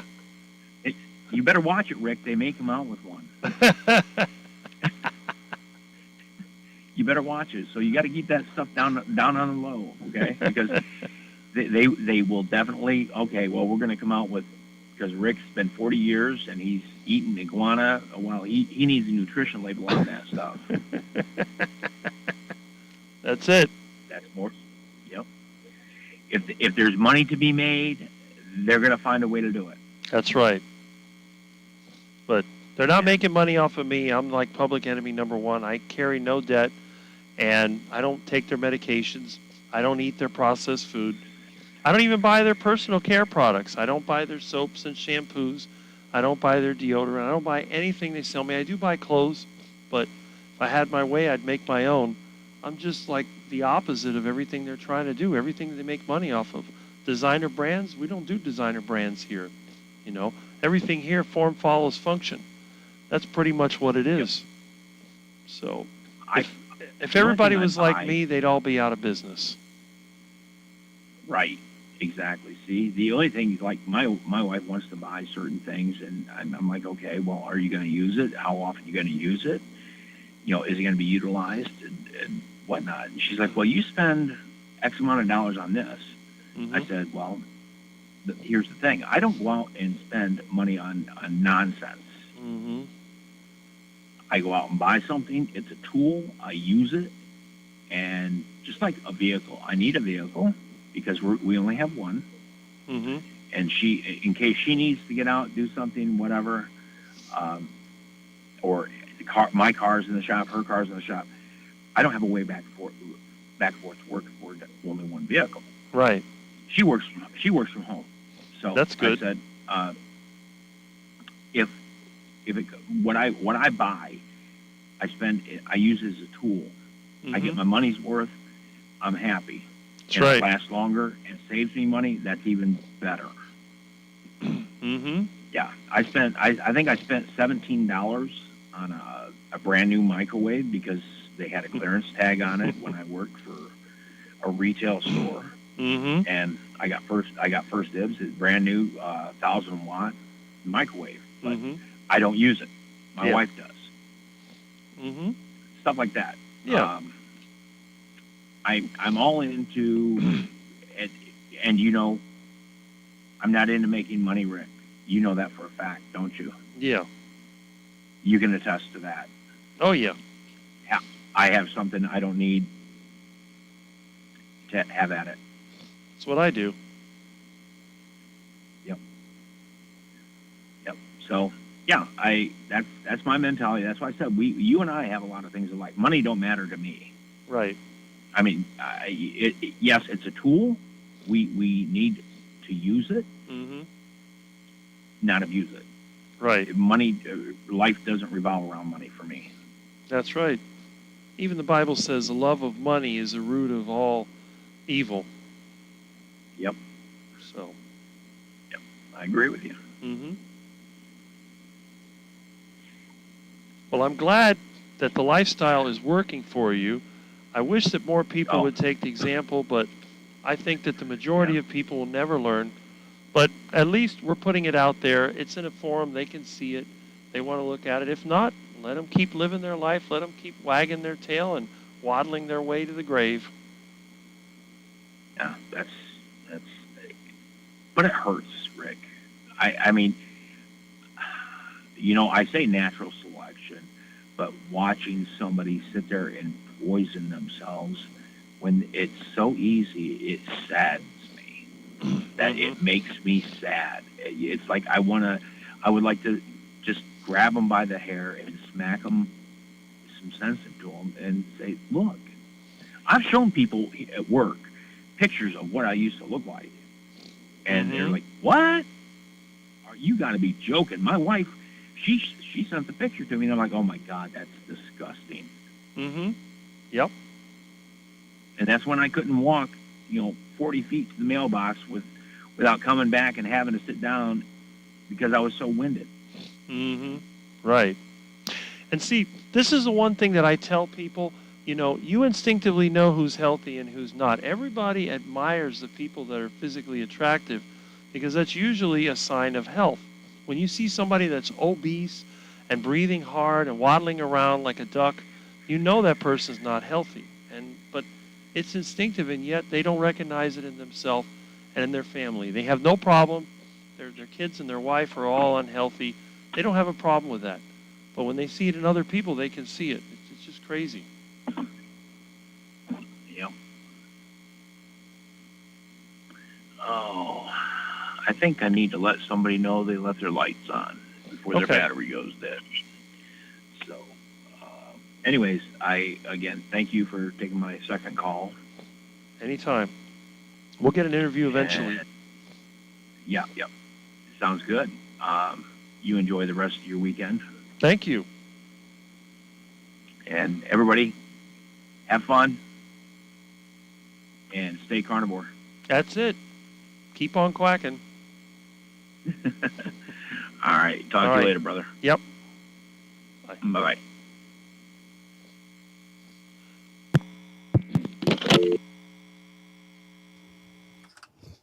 Well, that was the rest of the call. We got cut off earlier, so now we're able to finish the call.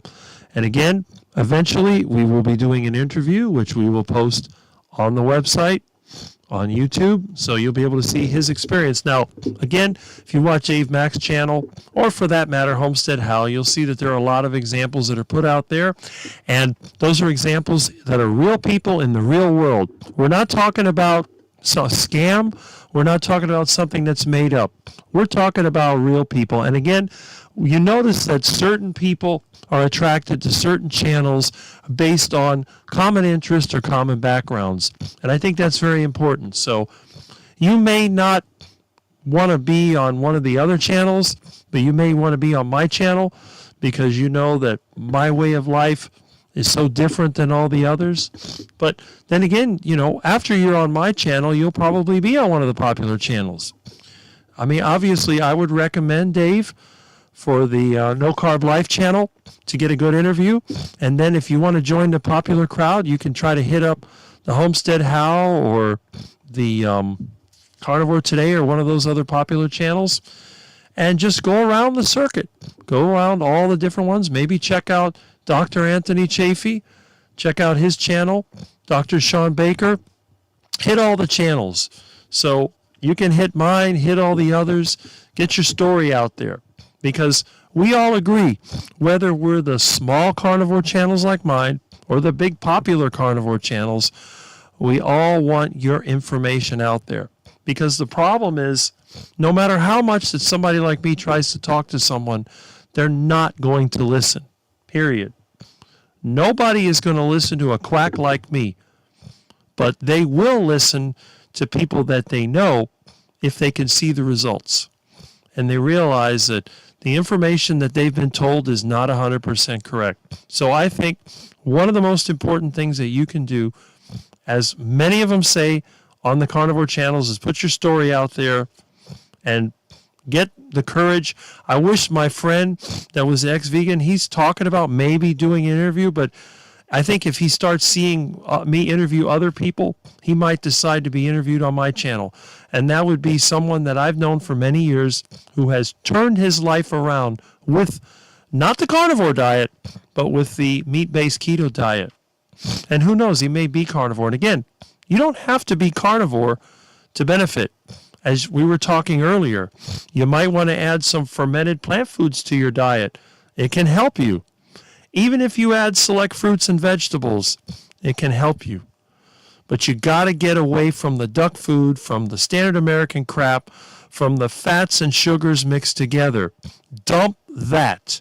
Even if you go on the crappy vegan diet, you're still doing better. And even Anthony Chafee said that, although he says that plants are trying to kill you, because they are.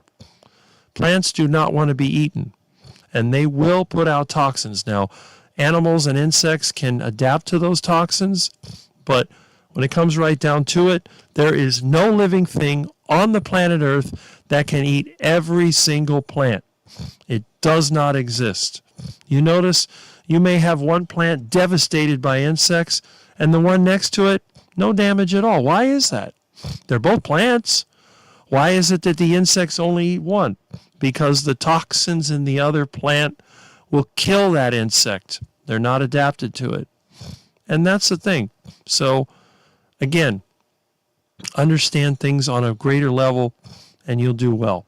Now, it is, wow, it's almost 2:30. Do you realize how long that's been? It's a very long time, but that's because I let my viewers basically share their experiences and we're trying to help each other. So that's really, really good. So let's hit these comments. Yes, Thomas knows how that feels. Look at what he's been through. Check out his interview. He's been on several popular channels. Dr. Kiltz, Homestead Hal. You'll find him in a lot of different channels. So do I. So do I. A simple life for the win. There you go. That's what you want. Okay. I guess you're going to the cardiologist there. I'm sure it'll be good. Let's hope so. Right? That is true.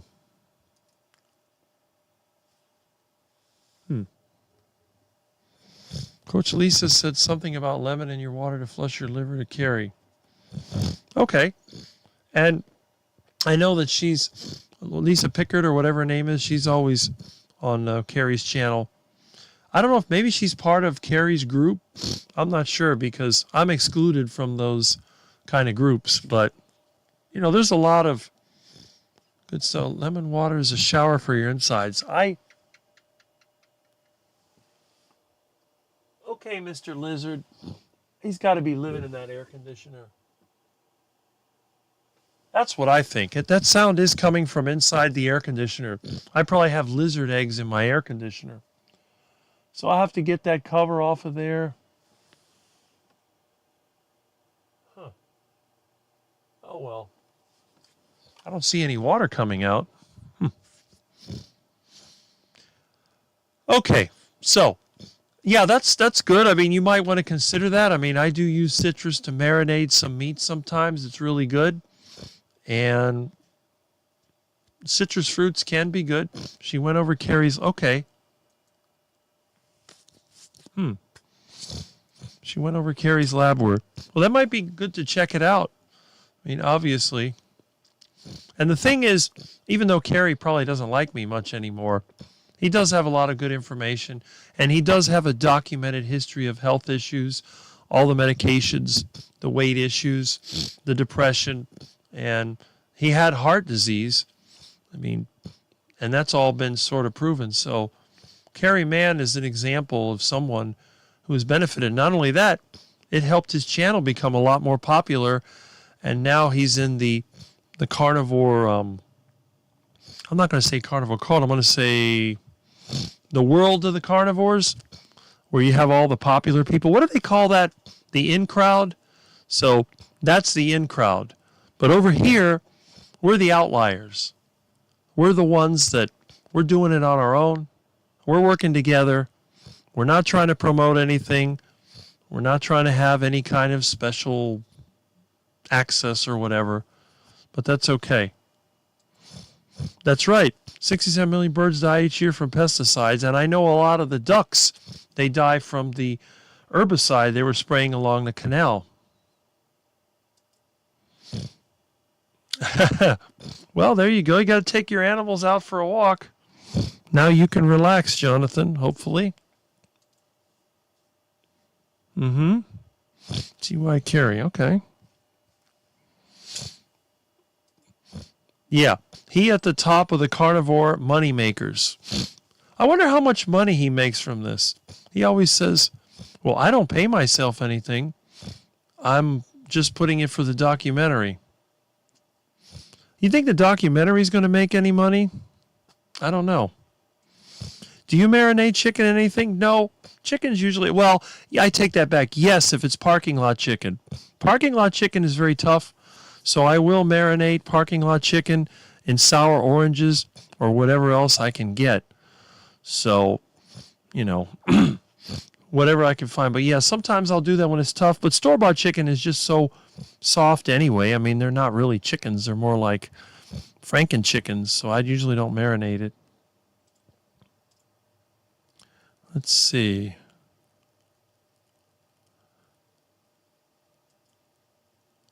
Yes, Jonathan is absolutely right. How do you know this stuff? My resting heart rate is between 50 and 60. You must have been watching my videos, but then again, Jonathan has an extensive, and I mean extensive, knowledge of this. And my blood pressure ranges anywhere from 90 over 60 to 120 over 70, depending on how relaxed I am. Now, if I do some heavy work, it will go up, but it will drop down to that range in a matter of a few minutes. I have a really good variability. I watched a video years back, and I would sprint up and down the street, come home, check the blood pressure, it's up, and within 5 minutes, it's down to the normal rate. So, okay. Let's see.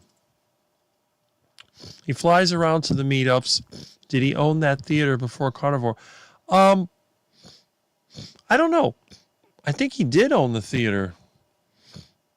Yeah, he owned the theater before Carnivore. I think so, because the theater was closed after COVID, and he bought it.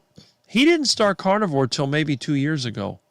In fact, he started Carnivore after I was interviewed, because I remember I was interviewed by Joey and RK and a couple other interviews, and I discovered Carrie probably in 2023. I think it was. Yeah, he did own the theater, that I believe. But he lives in Montello, Wisconsin. I don't think that theater was that expensive.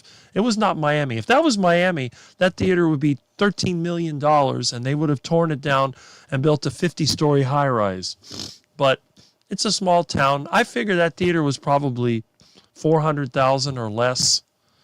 I mean, I've seen big buildings like that in small towns for 200 and something thousand.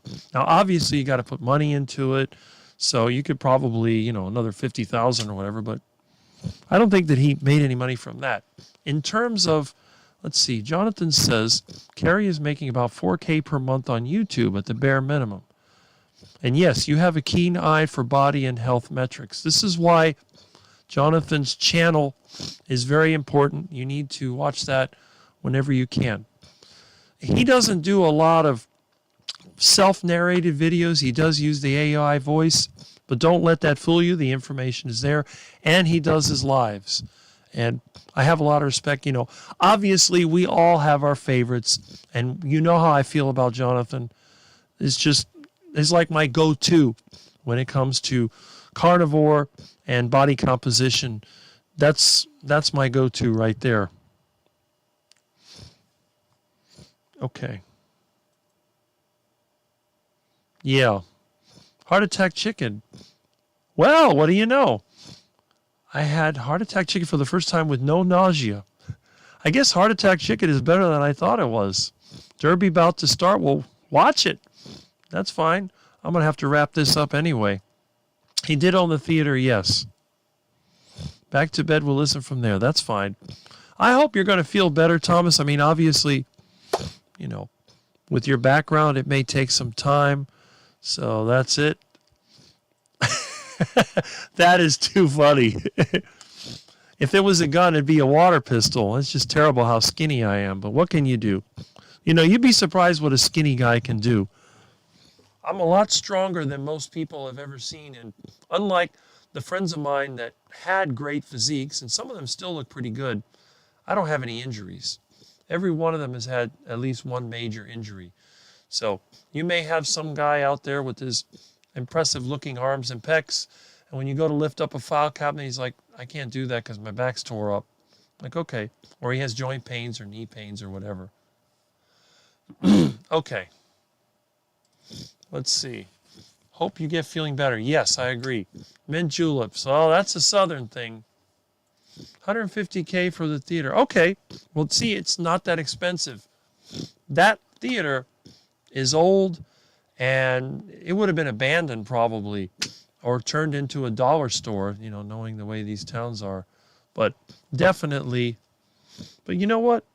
I think Carrie's done a good thing with the theater, keeping it open and giving discounted movies to veterans or whatever. And, you're basically keeping your town alive by doing something like that. Now, what I would recommend is if he had money, he showed a picture of that theater when it had a neon sign and a marquee. some, I don't know, cheapskate took it out and they put that ugly front on it. Maybe if he wanted to, he could change it back, put that neon on the front of it like it used to be. I don't know how much aggravation the local government would give him, but I think with his popularity, he could probably get whatever he wanted. I'm sure that Kerry is like a celebrity of Montello, Wisconsin now, which is good. I still want to visit him sometime. I don't know if he wants me around, but, if I happen to drive by, I'll stop in. They'll probably close the door and make quacking noises so I can't get in, but that's okay. Yes, I have. I actually did. I had built a home gym years ago. I tried working out, but I got involved with too much with my business. I never really made a lot of progress, so I really didn't bother. Well, that's true. That is true. Once I get set up, I could build a brand new one. I get my welding equipment out there and my glass blowing equipment. I'll make a brand new neon marquee for his theater. I thought that would be cute because they don't exist anymore. All that stuff is gone. All that, basically, the movie theaters they have now are these corporate-owned multiplexes, and the best thing you're going to find there is a few LED light bulbs and an LED channel letter sign, which isn't great, but, but yeah. Yeah, I'm sure he is too. He just has to get over this whole celebrity thing that's going on in the carnivore community. I think eventually, when it all settles down, when the carnivore trend burns out, as it will, then everything will be back to normal. I do believe that Kerry will be smart enough to remain carnivore for the rest of his life because of what it's done for him. And I'm interested to see what happens with his movie. He's going to do this carnivore documentary and then the carnivore series. Now, I don't know how many of us are going to get his attention. I think a lot of us have probably been forgotten because we may be a little too critical. But it's going to be interesting to see how many people he, how many people watch this. So we'll see. I used to do signs and neon has been dying for a while now. I've repaired some. Well, if you have been, you probably know. I can't find it, but I had one of those ribbon burners that you can pull out a metal plate and then you can extend the burner out when you're heating up a long piece of tube, and then you roll it. And what you do, you just basically blow into it. If you're going to make any tight bends, you want to blow it so it doesn't crimp together, because when you heat that glass up, it just wants to sag down. So you have to kind of manipulate it. And the two burners I had, there's a crossfire where it's like circular shaped and all the jets point to one point, and you can use that for joining tubes together and for making tight bends. And then the ribbon fire is the long one. You can set your glass tube on it and you heat it up and then you long bend it. And normally I use, they used to use asbestos in the old days. I use fiberglass on a concrete table. And then what you do, you draw your pattern on this fiberglass. They used to use asbestos paper in the old days. The other option I've used, I have a, a concrete counter, and you just draw with chalk on it to get the shape of the letters. And you have to keep bending this and heating this thing up. So if you want to put an O, you have to make it a round O. And then where it comes together, where it crosses over, you're going to bend the ends up. So your neon will come through here, and then you go over it. And you use these little standoffs. Now, the ones I have here, they're little glass standoffs. They have the little wire that holds it on. This is all dusty and dirty because it's been a while since I cleaned it.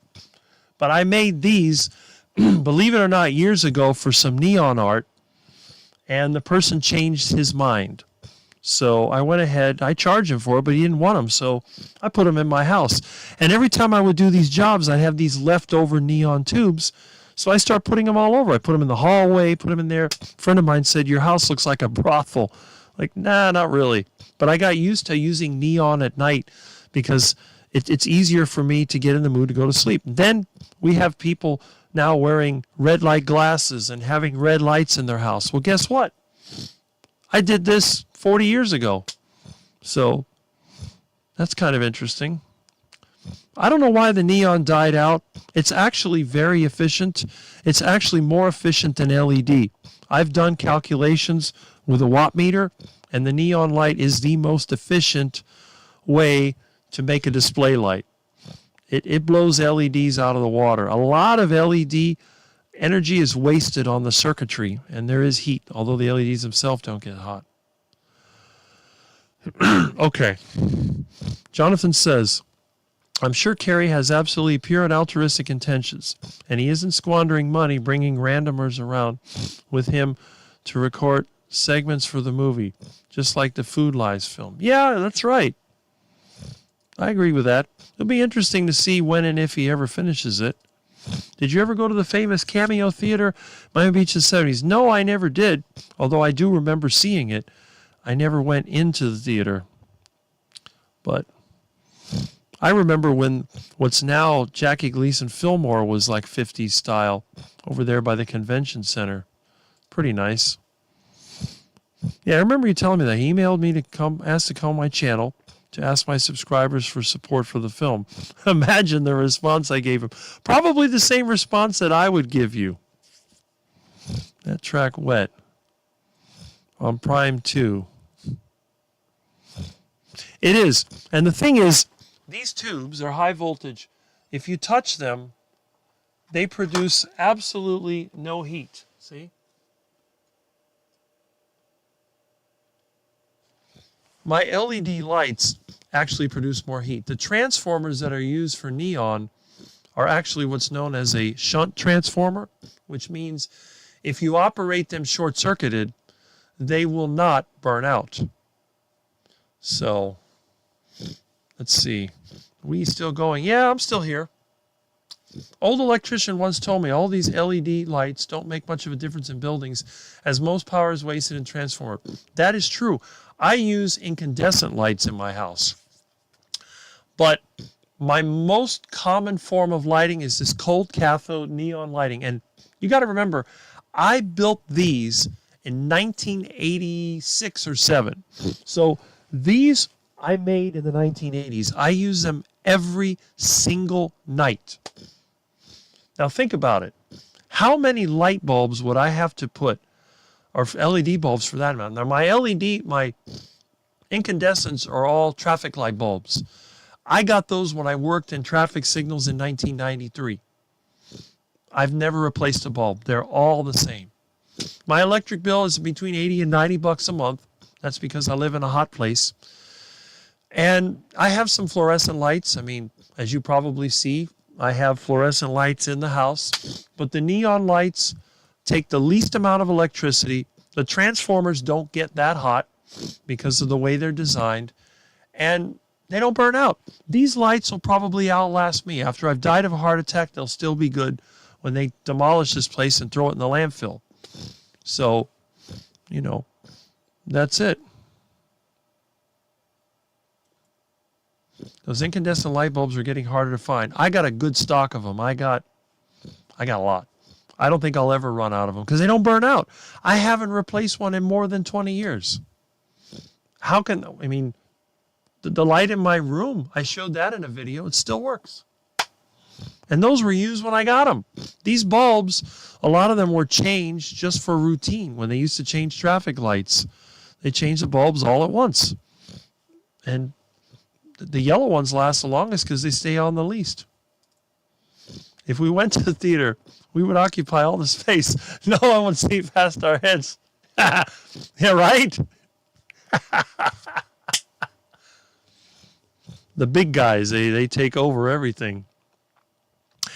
Anyway, so with that being said, yeah, I like the technology that I use. I like the way that I do things. And I'm not trying to say that it is the best way.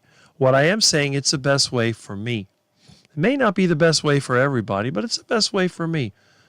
And I'd like to continue. I'd like to have the right to do things the way that I like to do them. That's all I ask. I'm not trying to convert anybody. This is not like the church trying to convert people or else. I'm just telling people this is the way that I feel, and I'm going to do the best I can, and that's it. So anyway, Let's see how many people we have left that have not taken off. We have 20 people left, and it says started streaming 6 hours ago. Isn't it funny how these always seem to last a really, really long time? Yep. Someone responded to my comment over here. How great life can feel. Yeah, that's it. That's good. Anyway, so one of the most important things, again, in my opinion, is to be able to find out what works for you. Don't try to help other people. I know a lot of people, they're always trying to help others in a way they think is going to make a difference, but they're not going to work. Technology, people understand, yeah, that's right. Everybody hates the auto industry. My old cars and equipment, they're easy to understand, easy to fix. And they'll be around long after the new stuff has taken a crap. No, they're, 120 volt bulbs, but they're rated at 135 watts. So I guess technically they would be the higher voltage bulbs, but they are definitely, I've shown pictures of it. I've shown it on video. I don't want to take my light apart, but they're known as the Durotest traffic signal bulbs. Hey, I got to do the same. On my lunch, my stomach is telling me, where's my lunch? It's almost 3 o'clock and you haven't given me lunch yet? It is 2:43. Okay. Yeah, exactly. Nobody wants to do anything that takes any kind of effort. Everybody's out there always trying to get something for nothing. Do it the easy way. I don't hear the lizard anymore. Hopefully the lizard has moved on. I can't understand how that got at that air conditioner. Oh my goodness. When I put in that air conditioner, I did it the Rick way, which means the AC line is not visible from the outside, and you can definitely, goes up through the attic. It's all wrapped up with tape. It's inside of a plastic conduit so the rats don't eat it. And it didn't take that much longer. This is the funny thing. When I do work in my own house, it's not that much more intensive than some of the other jobs people do, but if you look around my neighborhood, you'll see electrical lines, plumbing, and everything on the outside of the house. And even though my house is a dump, I don't like having any of that stuff visible. I like keeping it covered up, so it's one less thing to look bad. All right, let's see. Can you get supplies to make neon lights? I guess you can. I used to buy the glass tubing in boxes. The electrodes, you can make them yourself. You know what? That might be good to check. Let me see. Let's see what we can do here.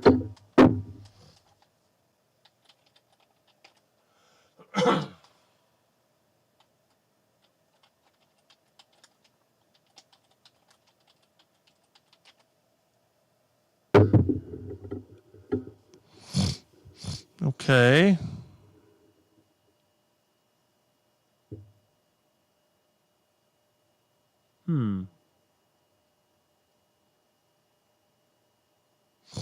I don't know if they still make the leaded glass. Let me see.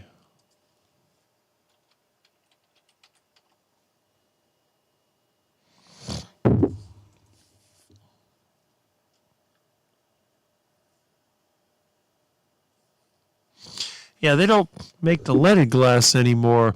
I don't know what they're doing. But all the old ones were leaded glass, which I think is kind of funny because I don't see what the problem is. They don't give the price. 13 millimeters is what I normally use, a 1/2 inch. That's what this is over here. They also have these phosphor-coated ones, like, for example, the blue ones and the yellow one, and so on. You can do that. Okay.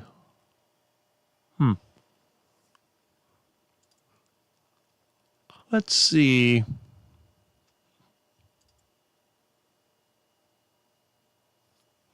Hmm.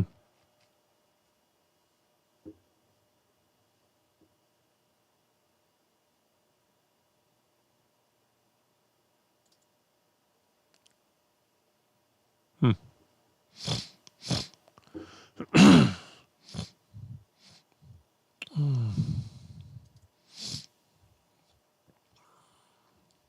30 sticks, full box, 60 sticks.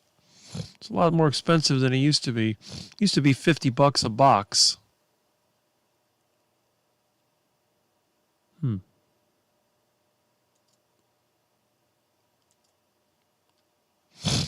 That's a colored one, though. Let's see. Where is the clear? 13 millimeter.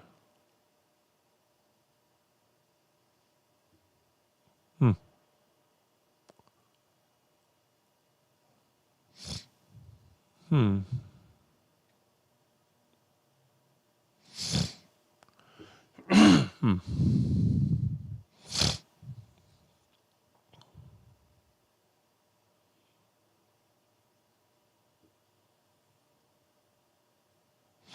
Of course, you got the tariffs now.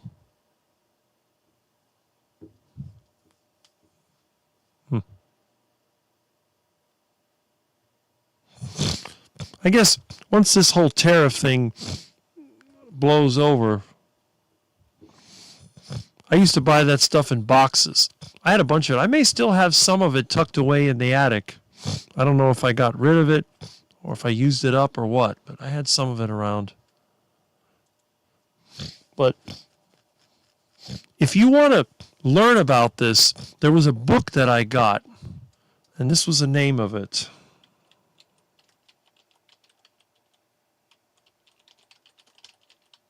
Might be able to find it online. This is the one.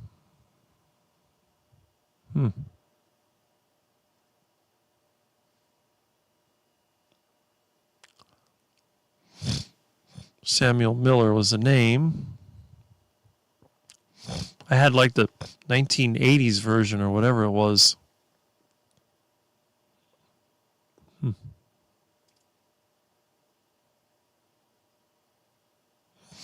Okay, they changed the name to Neon Techniques, but the book is still available. Might be able to find it in a library somewhere. And that's what I used when I first started to mess around with this stuff. As a kid, it was all over the place. Now it doesn't even exist anymore. The only place you could still find a neon sign in this area is at Frankie's Pizza. I don't think any of it still exists anywhere else. There's a few decorative ones here and there.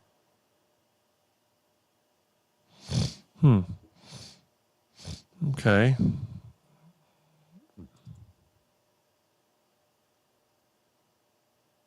But this is a book I remember. This is the old version. I guess that was the newer one. But I'll show you what kind of tools they use, what I was using.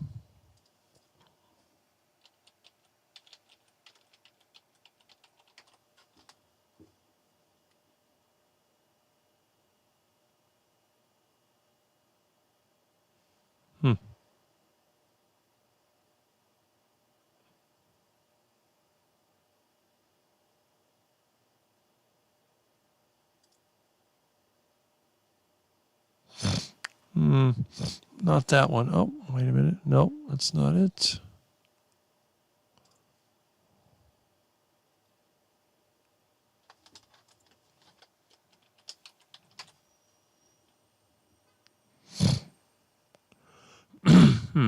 It's like here it is. This one.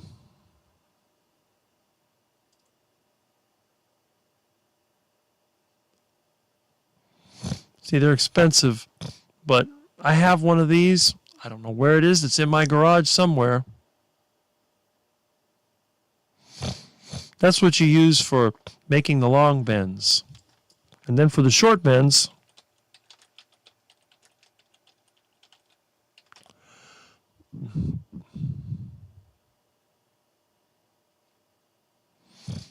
you can make one of these yourself pretty easily.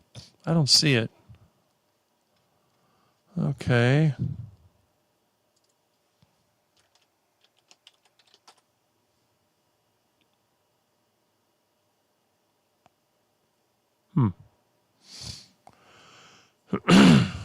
I actually made my own out of cast aluminum. I have that. I have to drag that out one day and put it. I don't see it here. All right.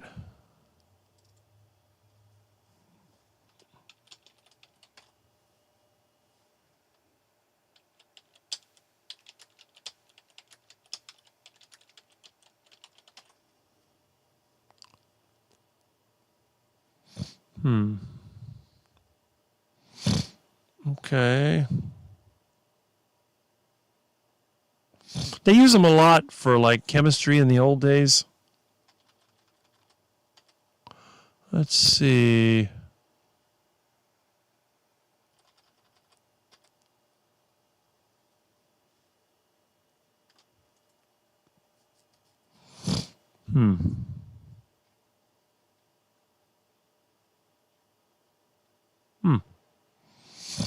Interesting.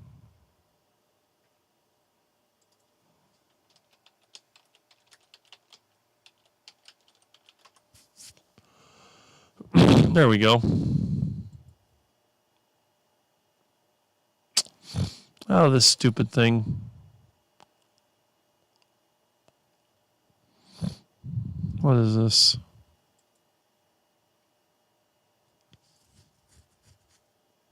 There it is.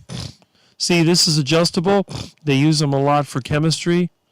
You have your air and gas going in the bottom. It mixes. And this is something that you can build. This is a good, I built mine out of cast aluminum. Pretty easy to do. So that one's not too bad. Glasswork and neon bending. I wonder what it costs. These hand torches, I found a couple of them that I have. Again, you can make these pretty easily as well. I don't know if they have a price on this or what, but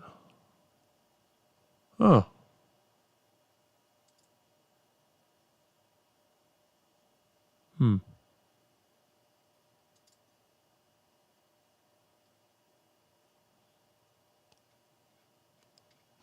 So it's out there. You just have to look for it. And it's all overpriced, it looks like. Let's see. I don't see any prices here.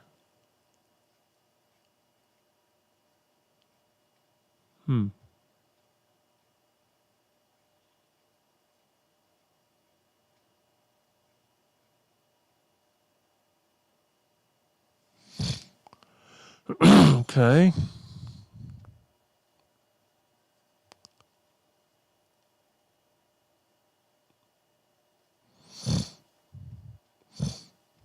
You can really get into some detail here.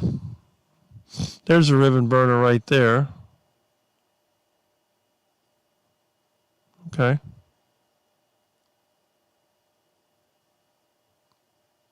Huh. Got your inserts and all that. So the equipment does exist. Just probably a little on the expensive side unless you find somebody that may have done this in the past. You might get lucky. I was able to find this from a guy that had it, and I think he did signs at one time, but ended up giving it to me. It was all kind of rusty. I cleaned it up, put it to work. I got it here somewhere in the house. Finding it is a bit of a mission because everything's been kind of put away, but that's okay. Interesting. Anyway, so much for that. Let's see what we got going on here. Yep, there you go.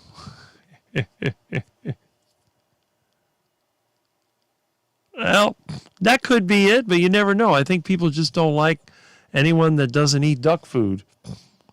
They don't want you in your flock if you don't eat their duck food and waddle around all day. Yep. Well, I'm glad you like it. My live is like no other. You know, you got your popular lives, you got your carnivore-based lives, whatever. And then you have Rick's live, which is basically Rick's life.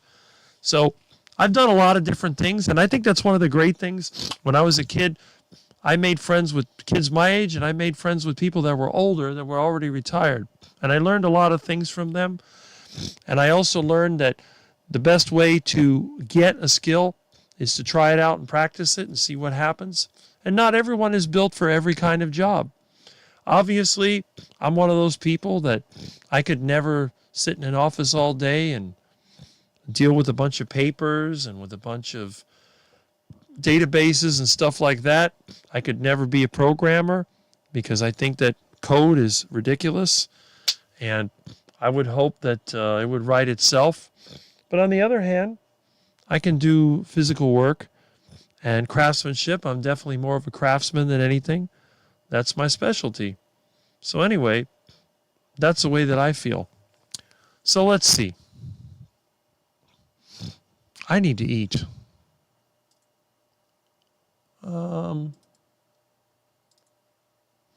Just close this out. That might be a subject for another video, you know, doing the neon work or whatever. But people dancing around Kentucky Derby. They make a big event out of that. You know, it's just another, rich people kind of kept that going. So it's just an excuse. And I noticed that a lot of people that consider themselves to be with money or whatever, they tend to get into stuff like that. Let me see how the sound is here. That sounds pretty good. I don't hear any static. That's a good sign. So that's what I like. No static. Okay. I've got some kind of an issue with the phone call-in. I think I still have an impedance mismatch, even though I changed the phone. So what I'm going to do is play around with that. I'm thinking about what I'll do. Maybe. It looks like it's going to be kind of an on and off rainy day. I may go outside, I may not. It might be a good idea for me to just stay in the house and work on this room, try to locate the lizard, maybe move a few things around, fix what the cat knocked over. I got some vacuuming to do. I might as well just work on this room until I know what the weather's going to do. I like going outside. I always feel better when I go outside. But anyway, I think it's been a pretty good live stream, and I don't know how many people we have left, probably 20 by now or whatever. It is almost 3 o'clock, so 9, 10, 11, 12, 1, 2, 3. 7 hours. I don't think we need to beat the 8-hour live stream. This is a little ridiculous. Let's see. Oh, we got some comments here.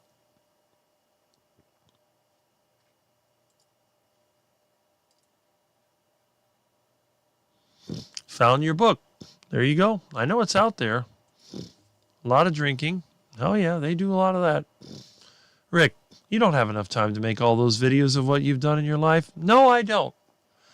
And the problem is that unlike a lot of the YouTube channels, I don't have a team that works with me. I know a lot of these channels that you might think that it's just one person. They probably have employees because they're making money off of it to edit the videos. And I see a lot of videos where somebody holds a camera. I don't have anyone to hold the camera. I basically just have whatever is attached to, and that's it. I guess I could put a camera on Milton, but that wouldn't work out too well. The little monster would probably wreck it in one hour. But anyway, speaking of time, 3 o'clock, that's 7 hours. That's an awfully long time for a live stream. So I think what we're going to do, let's see, don't forget to, that's another thing. I got to call my customer so I can make some money. I'll probably be working tomorrow. I'll be up in the morning working. There you go. I built a gazebo I built last year, 20 by 12. That's a pretty good size. With the old curtains hanging. TV on, Rick on my phone. Well, there you go. So not only you're watching Kentucky Derby, but you're also listening to the Carnivore Quack. And again, I don't know how many messages I have now.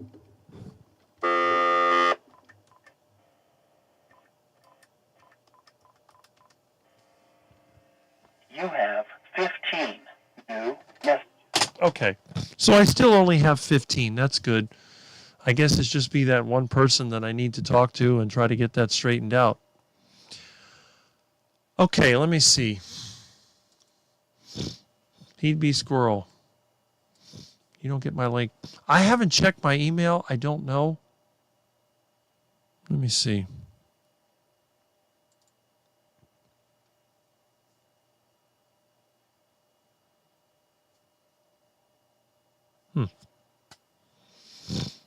All right.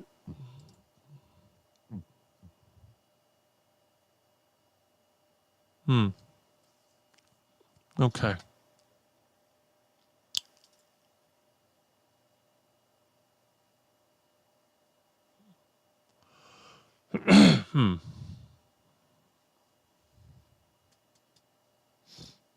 There we go. No. Don't see a link, but oh well. I'll double check.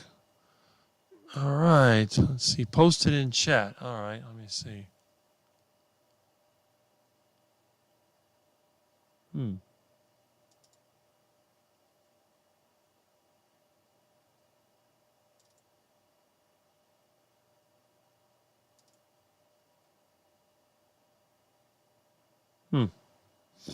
Okay. I don't see it. That's the last message I got. Found your book. I don't think links actually go through, but you can send it to an email. I don't think the links actually go through the chat. There we go. Everyone have a great day. And Rick, hope the job is easy and you get paid well. Maybe he will give you a tip. Yeah, they do that from time to time. That's a good thing. Yeah. Links don't usually post in chats. That's what I figured. But you can email it to me. Yeah. Email you. There you go. I don't see anything in the email, but it'll come up eventually. Yeah. But that's what it is. So anyway, let me just go back here to my... All right, there we go. Check your email again. There we go. I have it. That's it.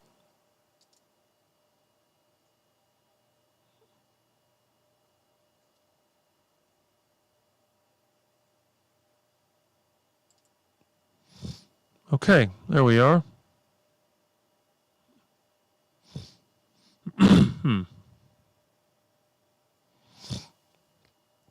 There it is.